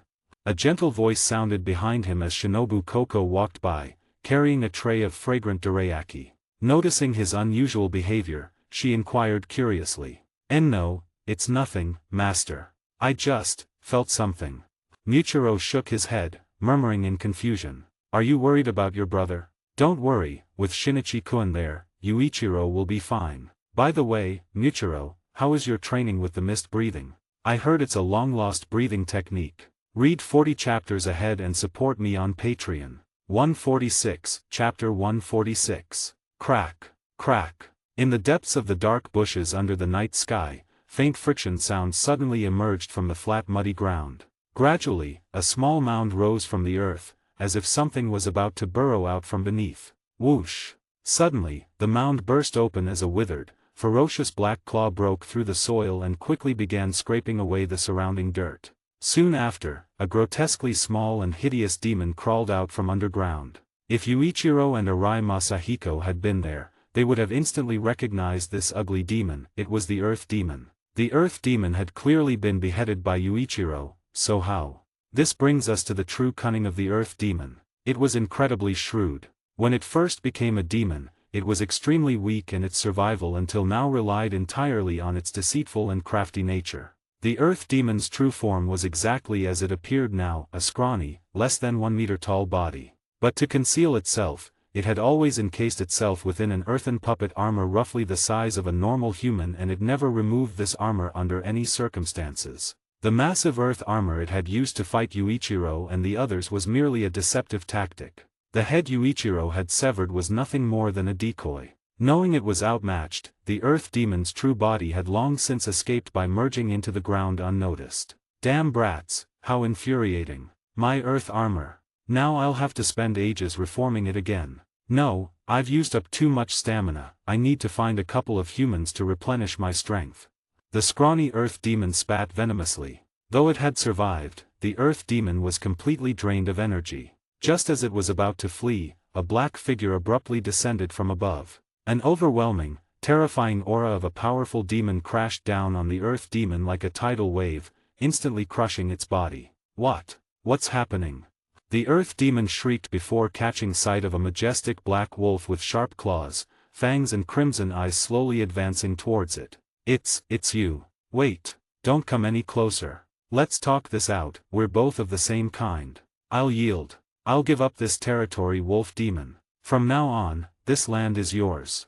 The Earth Demon cried out in terror, mistakenly believing the black wolf before it was a fellow demon here to claim its territory. But to its surprise, the black wolf seemed to sneer disdainfully, an oddly human-like expression for a wolf demon. However, the Earth Demon didn't have time to ponder why. In the next second, the black wolf bared its fangs and lunged at it like a bolt of lightning. Blood Demon Art, Hidden Wolf Ambush. Squelch. A grotesque, stinking head flew into the air. This time, the Earth Demon didn't even have a chance to speak. Even as its severed head tumbled, its face remained frozen in confusion. Thud. The ugly head hit the ground, and along with the Earth Demon's body, it quickly turned to ashes. This time, the Earth Demon was truly finished. The black wolf watched as the Earth Demon crumbled into dust, then smugly lowered its head to lick its sleek black fur. But then, its body suddenly shuddered. The wolf form rapidly shrank like a deflating balloon. Its glossy black fur receded, replaced by patches of white, and its elongated snout gradually shortened. In just a few seconds, the once majestic black wolfhound transformed into a chubby little black and white Shiba Inu. Maruanai shook his plump belly, let out 2 cheerful barks, then turned and trotted off without a backward glance, heading straight to find his master for some well-deserved praise. Meanwhile, on the other side, Shinichi leaped down from the tree branch and quickly arrived beside Yuichiro and the others. The Demon Slayer Corps members were being interrogated by Yuichiro about his younger brother Muichiro's condition. However, apart from Arai, none of the other members knew Muichiro. After all, Muichiro had only recently become the Tsugyuko of the insect Hashira, Shinobu Koko, and hadn't even participated in the final selection yet. Arai knew Muichiro because he had once been on a demon-slaying mission led by the insect Hashira herself, which was how he came to recognize the boy. The insect Hashira, Shinobu Koko, that really pretty but small older sister who always secretly watches my master. Upon hearing Arai's description, Yuichiro immediately recalled that he seemed to know the person he was referring to. However, He hadn't expected that the sister with such impressive medical skills was also a Hashira and had become Michiro's master. While Arai knew of Michiro, he couldn't provide much information about him. After all, they'd only met during that one mission and exchanged barely a few words. The only things Arai remembered were that Michiro wasn't very talkative, though he would occasionally show a rather adorable smile when the insect Hashira deliberately teased him. Additionally, Michiro was incredibly talented. Rumor had it he'd mastered breathing technique sword skills in just a few days. That was all Arai knew. Before Yuichiro could press further, a hand suddenly clamped onto his head, followed by vigorous ruffling that left his hair in complete disarray. "Good job, kid. You really surprised me. Wasn't it just yesterday some brat kept swearing he'd rather die than join the Demon Slayer Corps? And now you're swinging that Nichiren blade better than anyone else?" Shinichi exclaimed, half complaining and half boasting as he continued mussing Yuichiro's hair. "Huh, master? Stop it. That hurts, my hair's ruined." Yuichiro struggled, casting desperate glances at Arai and the others for help. The other Demon Slayer Corps members couldn't help but chuckle at the scene. It was clear to everyone that the forest Hashira adored his disciple. "Ruined? I've always hated that long hair of yours. What's a grown man doing with hair that long? I'm cutting it short later." "And when did you secretly learn the 8th form? I don't remember teaching you that. Did the old man give you special lessons behind my back?" Yuichiro barely processed anything except the threat to his hair. For a teenager barely in his teens, an adult touching their hair was akin to touching their very soul. "No, don't. I won't cut my hair. Grr." Maru and I growled in annoyance at the stinky bird behind him, but Izo perched comfortably on his back remained perfectly at ease. Having flown until exhausted, it feels really good to let this fat dog carry him for a while. Might help the mutt shed some pounds too. The news Izo brought this time wasn't good for Shinichi. It meant Shinichi's plans to visit the swordsmith village were about to go up in smoke. Teaching Yuichiro had consumed considerable time, but upon receiving word, Tetsu Shinran, the master smith who'd originally forged Shinichi's Nichiren blade, worked through the night. He successfully reforged the sword within this period and personally delivered it to the Demon Slayer Corps headquarters. Though Shinichi remained blissfully unaware of this development for now. Read 40 chapters ahead and support me on Patreon. 147, Chapter 147. "Master, where are we going now?" "Humph, where else? Back to headquarters. We can't go to the swordsmith village anymore." Shinichi replied irritably to Yuichiro, but seeing the boy's innocent expression, he couldn't bring himself to stay upset with his disciple. Since the Nichiren blade had already been delivered to headquarters by the swordsmith Tetsu Shinran, Shinichi had no choice but to change plans and take Yuichiro back first. Still, this worked out quite fine. It would allow Yuichiro to participate in the final selection alongside Michiro. Along the way, Masahiko Arai and several other Demon Slayer Corps members received an urgent mission, so they bid Shinichi farewell and left midway. On the narrow mountain path, Shinichi held a sizable piece of wood in one hand and a Nichiren short sword in the other, steadily carving and shaping it. Yuichiro's wooden sword had shattered during their battle with the Earth Demon, so Shinichi decided to make a new one for his disciple himself. As the master and disciple walked, the bushes by the roadside suddenly rustled. Both Shinichi and Yuichiro, with their keen senses, immediately turned their attention towards the disturbance. "Yuichiro, step back," Shinichi ordered coldly. His disciple was unarmed and Shinichi wasn't about to let him take risks. He tossed the half-finished wooden sword to Yuichiro and stepped forward, gripping his Nichiren short sword. "Not a demon. This presence, why does it feel both human and beastly?" Shinichi frowned as he assessed the aura emanating from the bushes. Before he could reach the thicket, the figure inside lost patience. A dark shadow lunged out with a furious snarl. "Raah!" The shadow pounced straight at Shinichi. Thud. A dull impact. Shinichi felt only a slight numbness in his hand before looking down in surprise at the figure he had effortlessly caught mid-air, now thrashing wildly in his grip. Well, it was a boy. One about Yuichiro's age, though his clothes were filthy, seemingly made from animal hide. His face, though handsome, was smeared with dirt. But the most striking thing was the feral, inhuman wildness in his expression. His black eyes burned with hostility, sharp canine teeth bared in a snarl and his throat rumbled with continuous growls. His claw-like nails scratched relentlessly at Shinichi's hand. "Let go! Let go!" The boy snarled, struggling violently. His savage demeanor reminded Shinichi of a wolf. What's wrong with this kid? Since he wasn't a demon, Shinichi had no reason to harm him. He released his grip and the feral boy immediately scrambled away on all fours, vanishing into the distance under Yuichiro's stunned gaze. After running about 100 meters, he turned back, baring his teeth at Shinichi and Yuichiro with a final, vicious snarl. Then, in a flash, he disappeared. The master and disciple exchanged bewildered glances. "Master, was that guy mentally unstable?" Yuichiro asked blankly. Shinichi: "Yeah, I guess he might have had some issues. A filthy, aggressive kid appearing out of nowhere in the middle of nowhere, what was that about?" However, this was merely a minor episode on their journey and did not hinder Shinichi and Yuichiro from pressing onward. The only issue in the mountain forests was the long stretches of uninhabited wilderness. For Shinichi, it wasn't a problem, since he is a demon. He wouldn't starve even if he went without food for a year, let alone a few days. But Yuichiro was different. A teenager in his early teens, coupled with daily high-intensity training, had unknowingly devoured all the provisions stored in Shinichi's silver mirror pouch. In the desolate mountains, even money couldn't buy food, and Yuichiro's stomach growled loudly in protest. When Shinichi glanced at him, Yuichiro's face flushed slightly. "Hungry? Let's rest here for a bit. I'll go find you something to eat." Shinichi handed his Nichiren short sword to Yuichiro for self-defense and prepared to venture deeper into the forest. Since there was nowhere to buy food, he'd have to borrow some from nature's. "Master, wait for me, I'll go with you." Yuichiro quickly stood up. But Shinichi scolded him, "Sit down. First rule of respecting your master, never disobey his words."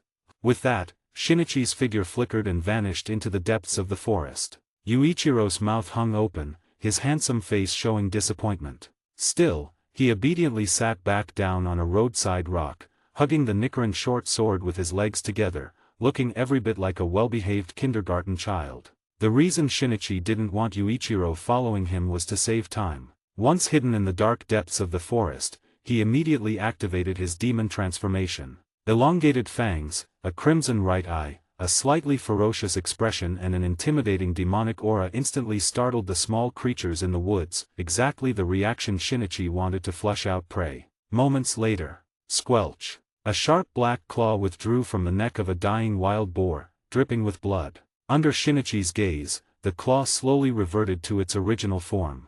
The crimson in his right eye gradually faded, returning to a soft peach hue, and his sharp fangs retracted. Looking at the massive boar lying in a pool of blood, Shinichi figured it would be enough. He then dragged the 200 to 300 pound beast back towards Yuichiro with one hand. However, when Shinichi returned with the boar, he froze. Standing beside Yuichiro was another figure. A boy around Yuichiro's age, with dark red hair and what seemed to be a scar on his forehead. His appearance was bright and lively, with sun-shaped earrings dangling from his ears and spirited red eyes. He wore a green checkered haori and carried a large bamboo basket on his back. From the looks of it, he and Yuichiro were getting along quite well. Today's really strange. Why are there kids popping up everywhere in the middle of nowhere? Shinichi muttered in bewilderment. At the same time, Yuichiro, who had been chatting happily with the red-haired boy, suddenly brightened and quickly scrambled up from the rock, waving at Shinichi. "Master! Master! Over here!" When Shinichi dragged the wild boar over to the two of them, Yuichiro eagerly introduced the boy beside him to Shinichi. "Master, this is Tanjiro. He lives in the mountains not far from here." The boy named Tanjiro politely bowed to Shinichi and said loudly, "Nice to meet you, I'm Kamado Tanjiro." Hearing this name, Shinichi felt slightly dazed. Kamado Tanjiro? Why does this name feel strangely familiar? Read 40 chapters ahead and support me on Patreon. 148, Chapter 148. Wow! Such a huge wild boar. Did you really catch this all by yourself, mister? It's enormous. It looks like it could feed us for a month. Hey, Takeo, don't touch it carelessly. In front of a simple wooden house, children of varying heights were gathered around the wild boar Shinichi had caught, shouting in excitement. Some of the little ones mischievously poked at the boar's pale tusks or its skins. Shinichi sat on the steps of the Kamado family's wooden house, resting his chin on his hand as he watched the children. Yuichiro sat beside him, mirroring his posture, both master and disciple holding the same pose. It was rather surreal, in a way. Yuichiro had coincidentally run into Tanjiro, who was returning home from selling firewood in. The warm-hearted Tanjiro, upon learning about Yuichiro and Shinichi's situation, immediately invited them to his home as guests. After a moment of thought, and noticing Yuichiro's obvious interest, Shinichi agreed to the invitation. And so, dragging the massive boar behind him, Shinichi followed Tanjiro to the Kamado household with Yuichiro in tow. One had to admire Tanjiro's pure and kind-hearted nature. He didn't find it the least bit suspicious that a stranger in the middle of nowhere could single-handedly haul a several hundred-pound boar while carrying a sword at his waist. Along the way, Shinichi was surprised to see Tanjiro chatting and laughing with Yuichiro.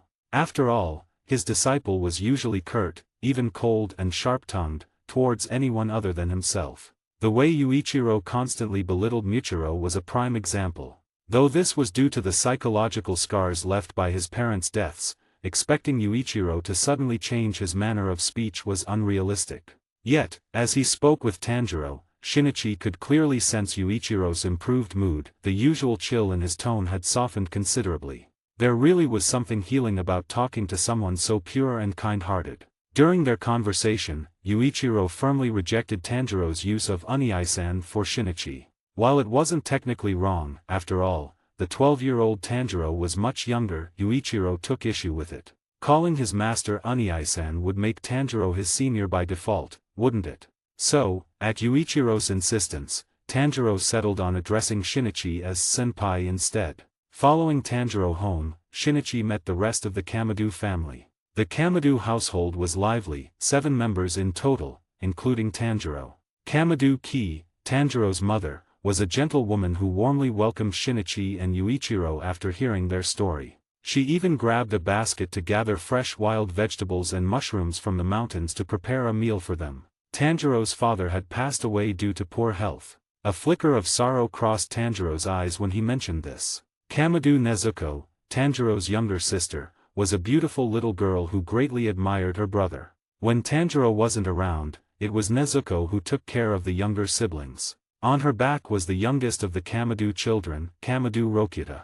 Kamado Takeo, the second son of the Kamado family, a lively little boy with a slightly tsundere personality. Though he clearly cares deeply about his older brother's praise, he deliberately acts like it's no big deal. Kamado Hanako, the second daughter of the Kamado family, a very shy little girl. Kamado Shigeru, the third son of the Kamado family. Both he and his sister Hanako are extremely attached to their older brother Tanjiro. It was truly a lively household. After witnessing the warm and bustling scene of the Kamado family, Yuichiro's eyes clearly revealed feelings of envy and loneliness. However, after Shinichi patted him on the shoulder, Yuichiro regained his composure. No matter what, he still had his master and his younger brother. He would definitely protect everything he had. The Kamado family had many members but few able-bodied workers, so their life wasn't particularly wealthy. Usually, it was their mother Ki who took care of everyone. But in recent years, as Tanjiro and Nezuko grew up, the sensible siblings had helped their mother shoulder much of the burden. During winter, Tanjiro would go into the mountains to cut firewood, then burn it into high-quality charcoal to sell in the town at the mountain's base. When the weather wasn't cold, Tanjiro would also sell firewood directly. Thanks to Tanjiro's honesty, kindness and helpful nature, the townspeople were very supportive of his business. Who wouldn't like such a young man? At noon, thanks to Kamado Ki's culinary skills, the Kamado family's lunch was exceptionally good today. Because of the wild boar Shinichi had brought, the table boasted fragrant roasted pork and pork bone soup. Although Tanjiro's charcoal and firewood sales helped, the Kamado family's life still wasn't very good. Normally, they only bought meat during festivals. They rarely had opportunities to enjoy such a lavish meal like today. Before the meal began, the Kamado children had already gathered around the kitchen, drooling in anticipation. When the pork was finally served, they could hardly contain their excitement. However, their mother Kamado Ki sternly stopped the children from reaching for the pork with their chopsticks, first inviting their guests Shinichi and Yuichiro to eat. Shinichi thanked Ki for her kindness, excusing himself by saying he'd already eaten some rations and wasn't hungry. He encouraged the Kamado children to eat heartily. After all, the wild boar was huge. With cheers, the Kamado children launched their attack on the delicious pork, and the famished Yuichiro also dug in enthusiastically. Shinichi sat to the side, sipping tea from his cup while watching his disciple and the Kamado children devour the meat. The other children ate normally, but Yuichiro and Tanjiro stood out the most. They had already piled up 7 empty rice bowls, yet were still eating voraciously. Their eating seemed less like a meal and more like a competition, with the other children loudly cheering for their brother Tanjiro. Kamado smiled as she refilled the boys' bowls. Yuichiro could eat so much because of his intense training and physical demands, but Tanjiro seemed to have a natural talent for being a bottomless pit. Shinichi watched with amusement. Before long, the winner emerged. Yuichiro won by half a bowl of rice. The Kamado children were all adorable, and instead of feeling sorry for their older brother Tanjiro, they clapped loudly for Yuichiro's victory, which made the handsome boy blush with embarrassment. Not long after lunch, Shinichi checked the time and decided it was time to bid farewell to the Kamado family and take Yuichiro with him. Kamado gently offered, "Let Tanjiro accompany you to the town then. He knows the mountain paths well and can save you a lot of time." Shinichi, that would be a great help. What a wonderful family the Kamados were. Read 40 chapters ahead and support me on Patreon. 149, Chapter 149. Before leaving, Shinichi gave all the remaining hundreds of pounds of wild boar meat to the Kamado family. To Shinichi, this meat was nothing significant, but for the Kamado family, it would likely feed the children for a while. Kamado was deeply grateful for Shinichi's generosity but firmly refused to accept it without compensation. She insisted on paying him, though gathering enough money for hundreds of pounds of wild boar meat was no small feat. After scouring the entire house, she managed to scrape together just over 10 yen. The exchange rate of yen during the Taisho era was somewhat unstable, but it was still quite valuable. Please look it up and correct me if I'm wrong. Staring at the crumpled bills and coins, Shinichi fell silent. Yet he didn't refuse. After accepting the payment, Ki also packed a generous amount of homemade food for Shinichi and Yuichiro.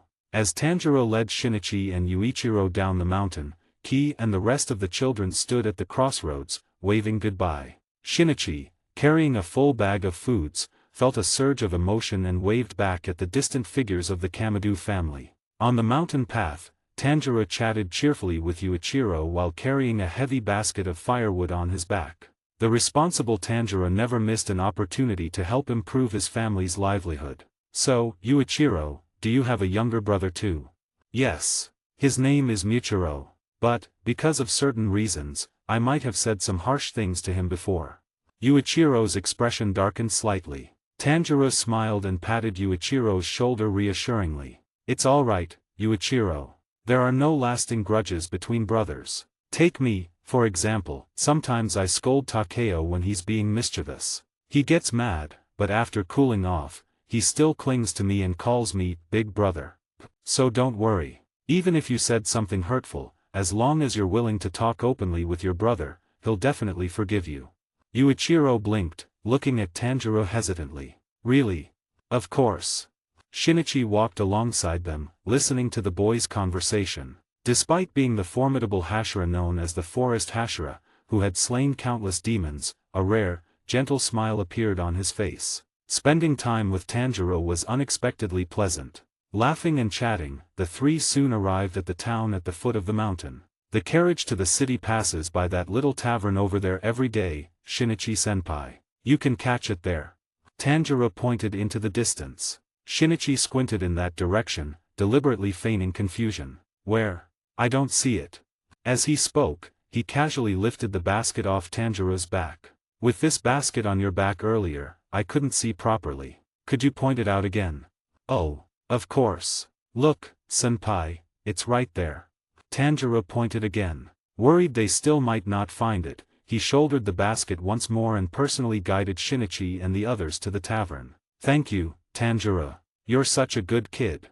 Shinichi smiled and patted Tanjiro's shoulder. Kamado Tanjiro scratched his head sheepishly, then bowed slightly to Shinichi and Yuichiro. "Well then, Shinichi-senpai and Yuichiro-kun, goodbye. Have a safe journey." Yuichiro, who rarely responded to such gestures, also bowed in return. "Goodbye, Tanjiro.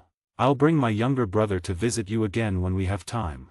After saying their farewells, Tanjiro turned to leave, but Shinichi suddenly called out to him. Wait, Tanjiro. Huh, Shinichi-senpai, is there something else?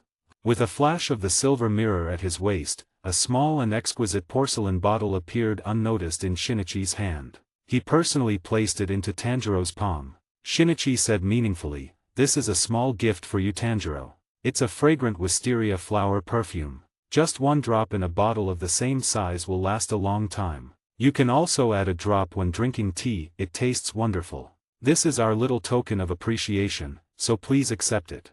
Oh, and I noticed the empty land behind your house is quite nice. You might consider planting some wisteria flowers. They can be dried in winter and sold to herbal medicine shops. It's a good idea."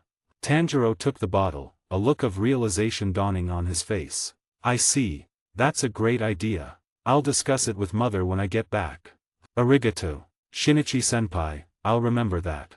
This time, it was truly goodbye. Shinichi and Yuichiro, master and disciple, watched as Tanjiro's figure disappeared into the distance down the street. With a wave of his hand, the silver mirror at Shinichi's waist flashed again and the foods he had been carrying vanished into its dimensional space. The reason he hadn't done so earlier was to avoid startling the Kamadu family. Demons, demon slayers, such cruel tales were better kept from this kind-hearted family. He hoped they could continue living happily and that the gifts he had given them would never serve their true purpose. Additionally, while handling Tanjiro's bamboo basket earlier, Shinichi had discreetly tucked a few hundred yen and some small, pretty gold ornaments beneath its contents. It wasn't that Shinichi didn't want to give more, but giving a lot of money would only unsettle the Kamadu family. A few hundred yen, though modest, could still improve their lives. Suddenly, Shinichi felt a poke on his arm. Looking down, he saw Yuichiro hesitating to speak.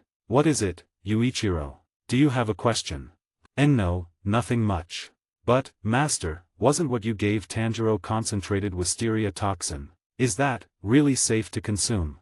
Shinichi shot Yuichiro an exasperated glare. "That's the new wisteria toxin developed by Shinobu. For demons, a single drop is lethal poison, but for humans, it's completely harmless, just a bit bitter. What are you thinking, you brat?" Hearing this, Yuichiro finally relaxed and grinned. "Ah, of course. Master is the best. But, master, I have another question, where's Maru and I?" Whoosh. At that moment both Shinichi and Yuichiro felt silent for a moment. Meanwhile, deep in the mountains, Maru and I, who had been sound asleep, finally woke up. Slowly rising to his feet, he wobbled his round body groggily and looked around. A cold wind suddenly blew past. "Oro!" Maru and I suddenly widened his pitch-black eyes, gazing at the empty mountain forest around him. The air had long lost any trace of Shinichi and Yuichiro's presence. Roar. That afternoon, an extremely terrifying wolf's howl echoed through the deep mountains, sending shivers down the spines of many small animals. Read 40 chapters ahead and support me on Patreon. 150, Chapter 150. Sorry, Maru and I, it's all my fault. I'll definitely be more careful next time, I promise. Inside the carriage, Shinichi was comforting the pouting fat dog in his arms. Heaven knew he truly didn't meant to slip up like this. Now how could he ever have the face to ask Maru and I to go on a diet again? Watching this scene from the side, Yuichiro struggled to suppress his laughter. Who knew his master could look so adorable? After a long journey, Shinichi finally brought Yuichiro back to the headquarters of the Demon Slayer Corps. The headquarters, nestled deep in the mountains, left the boy awestruck. He never imagined the legendary organization that had fought demons for centuries would look like this. As they made their way to meet the leader, Yuichiro couldn't help but curiously examine their surroundings. Along the path, they encountered many demon slayers carrying Nichiren blades and Kakushi Corps members wearing masks. Upon seeing Shinichi, they would either bow respectfully or greet him with, "Mori no Hashira-sama." Shinichi didn't put on any airs, responding to each greeting with a smile or nod. Whenever they passed notable locations, Shinichi would give brief explanations to Yuichiro. "That's the Butterfly Mansion. When injured or needing recuperating, demon slayers go there for treatment. That's the Kakushi Core area. Oh, the cafeteria's there too. Maru and I often sneaks in to steal food. Look, he's disappeared again, probably headed straight for the kitchen. Over there's the training grounds. If you need to train while at headquarters, you can go there. With some luck, you might even find a Hashira training there sometimes. You could learn from them. Yuichiro nodded along to Shinichi's explanations, though what he really wanted was to see his brother Michiro. However, after inquiring with headquarters members, Yuichiro learned Michiro wasn't currently there. He'd gone on a mission with the insect Hashira, Shinobu Koko. This made Yuichiro even more anxious, his mind conjuring worst-case scenarios like his brother avoiding him on purpose. Shinichi had to flick Yuichiro's forehead to snap him out of it. What nonsense are you thinking? We're about to meet Oyakata-sama. Straighten up, don't embarrass your master. Rubbing his forehead, Yuichiro mumbled an acknowledgement. Soon, master and disciple arrived at the Yubayashiki residence, where Kaguya Yubayashiki awaited them. On the white pebbled courtyard, Shinichi respectfully knelt on one knee before the man. Oyakata-sama. Yuichiro mimicked his master's gesture while sneaking curious glances at the legendary leader of the Demon Slayer Corps. Was this the man who commanded powerful warriors like his master and hundreds of slayers in their bloody war against demons? To Yuichiro's surprise, Kaguya Yubayashiki looked nothing like the imposing, majestic figure he'd imagined. The reality left him stunned. A simple black robe, a plain yellow sash around the waist and a white outer garment adorned with purple flowing flame patterns, yet beneath these clothes lay an unusually frail and thin frame. The forehead bore eerie purple scars, making it hard to believe that such a sickly-looking man was the leader of the Demon Slayer Corps. Yuichiro was surprised, but for some reason, despite his apparent weakness, the master's gentle smile exuded an aura of trustworthiness. Shinichi, thank you for your hard work. I must also express my gratitude for protecting Amini and the two children of the Tokaido family, spoke Yubayashiki Kaguya, his tender voice making Yuichiro feel an inexplicable warmth. It was my duty, Oyakata-sama. Also, your health. Shinichi hesitated, his left eye glowing with a faint emerald light. Through his sharp vision, Oyakata-sama's condition seemed to have worsened. But Yubayashiki Kaguya merely waved his hand dismissively, smiling. Birth, aging, sickness and death are the laws of nature, Shinichi. There's no need to worry too much about my body. My life holds the same value as every member of the Demon Slayer Corps. We are all gathered here for the sole purpose of eradicating the demons. As long as we can eliminate them in our generation, all regrets will be mended. Not much time had passed and Kaguya's weakened state could no longer sustain prolonged conversation. Supported by Yubayashiki Hinaki and Yubayashiki Nichika, Yubayashiki Kaguya could only apologize for his inability to continue.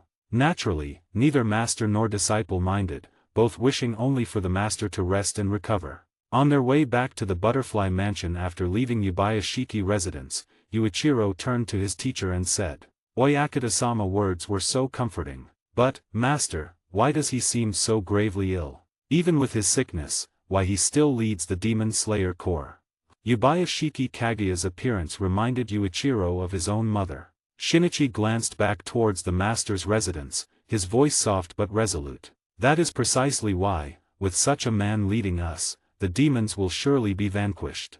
Shinichi brought Yuichiro back to the Butterfly Mansion, though at this time, both the flower Hashira Kani Koko and the insect Hashira Shinobu Koko were away on missions. Temporarily overseeing the mansion was Kumino Masachika, who had lost an arm. Upon learning that Yuichiro was Shinichi's disciple, Masachika enthusiastically gave him a full tour of the Butterfly Mansion. Through introductions, Yuichiro also came to understand that this cheerful, scar-faced senpai whose missing an arm had once been a formidable swordsman, his arm lost in battle against a powerful lower rank 1 demon. Meanwhile, Shinichi wandered briefly around the mansion. Spotting a small head peeking from behind a door, he paused, softened his expression and offered what he hoped was a gentle smile. Kaneo, would you like some candy?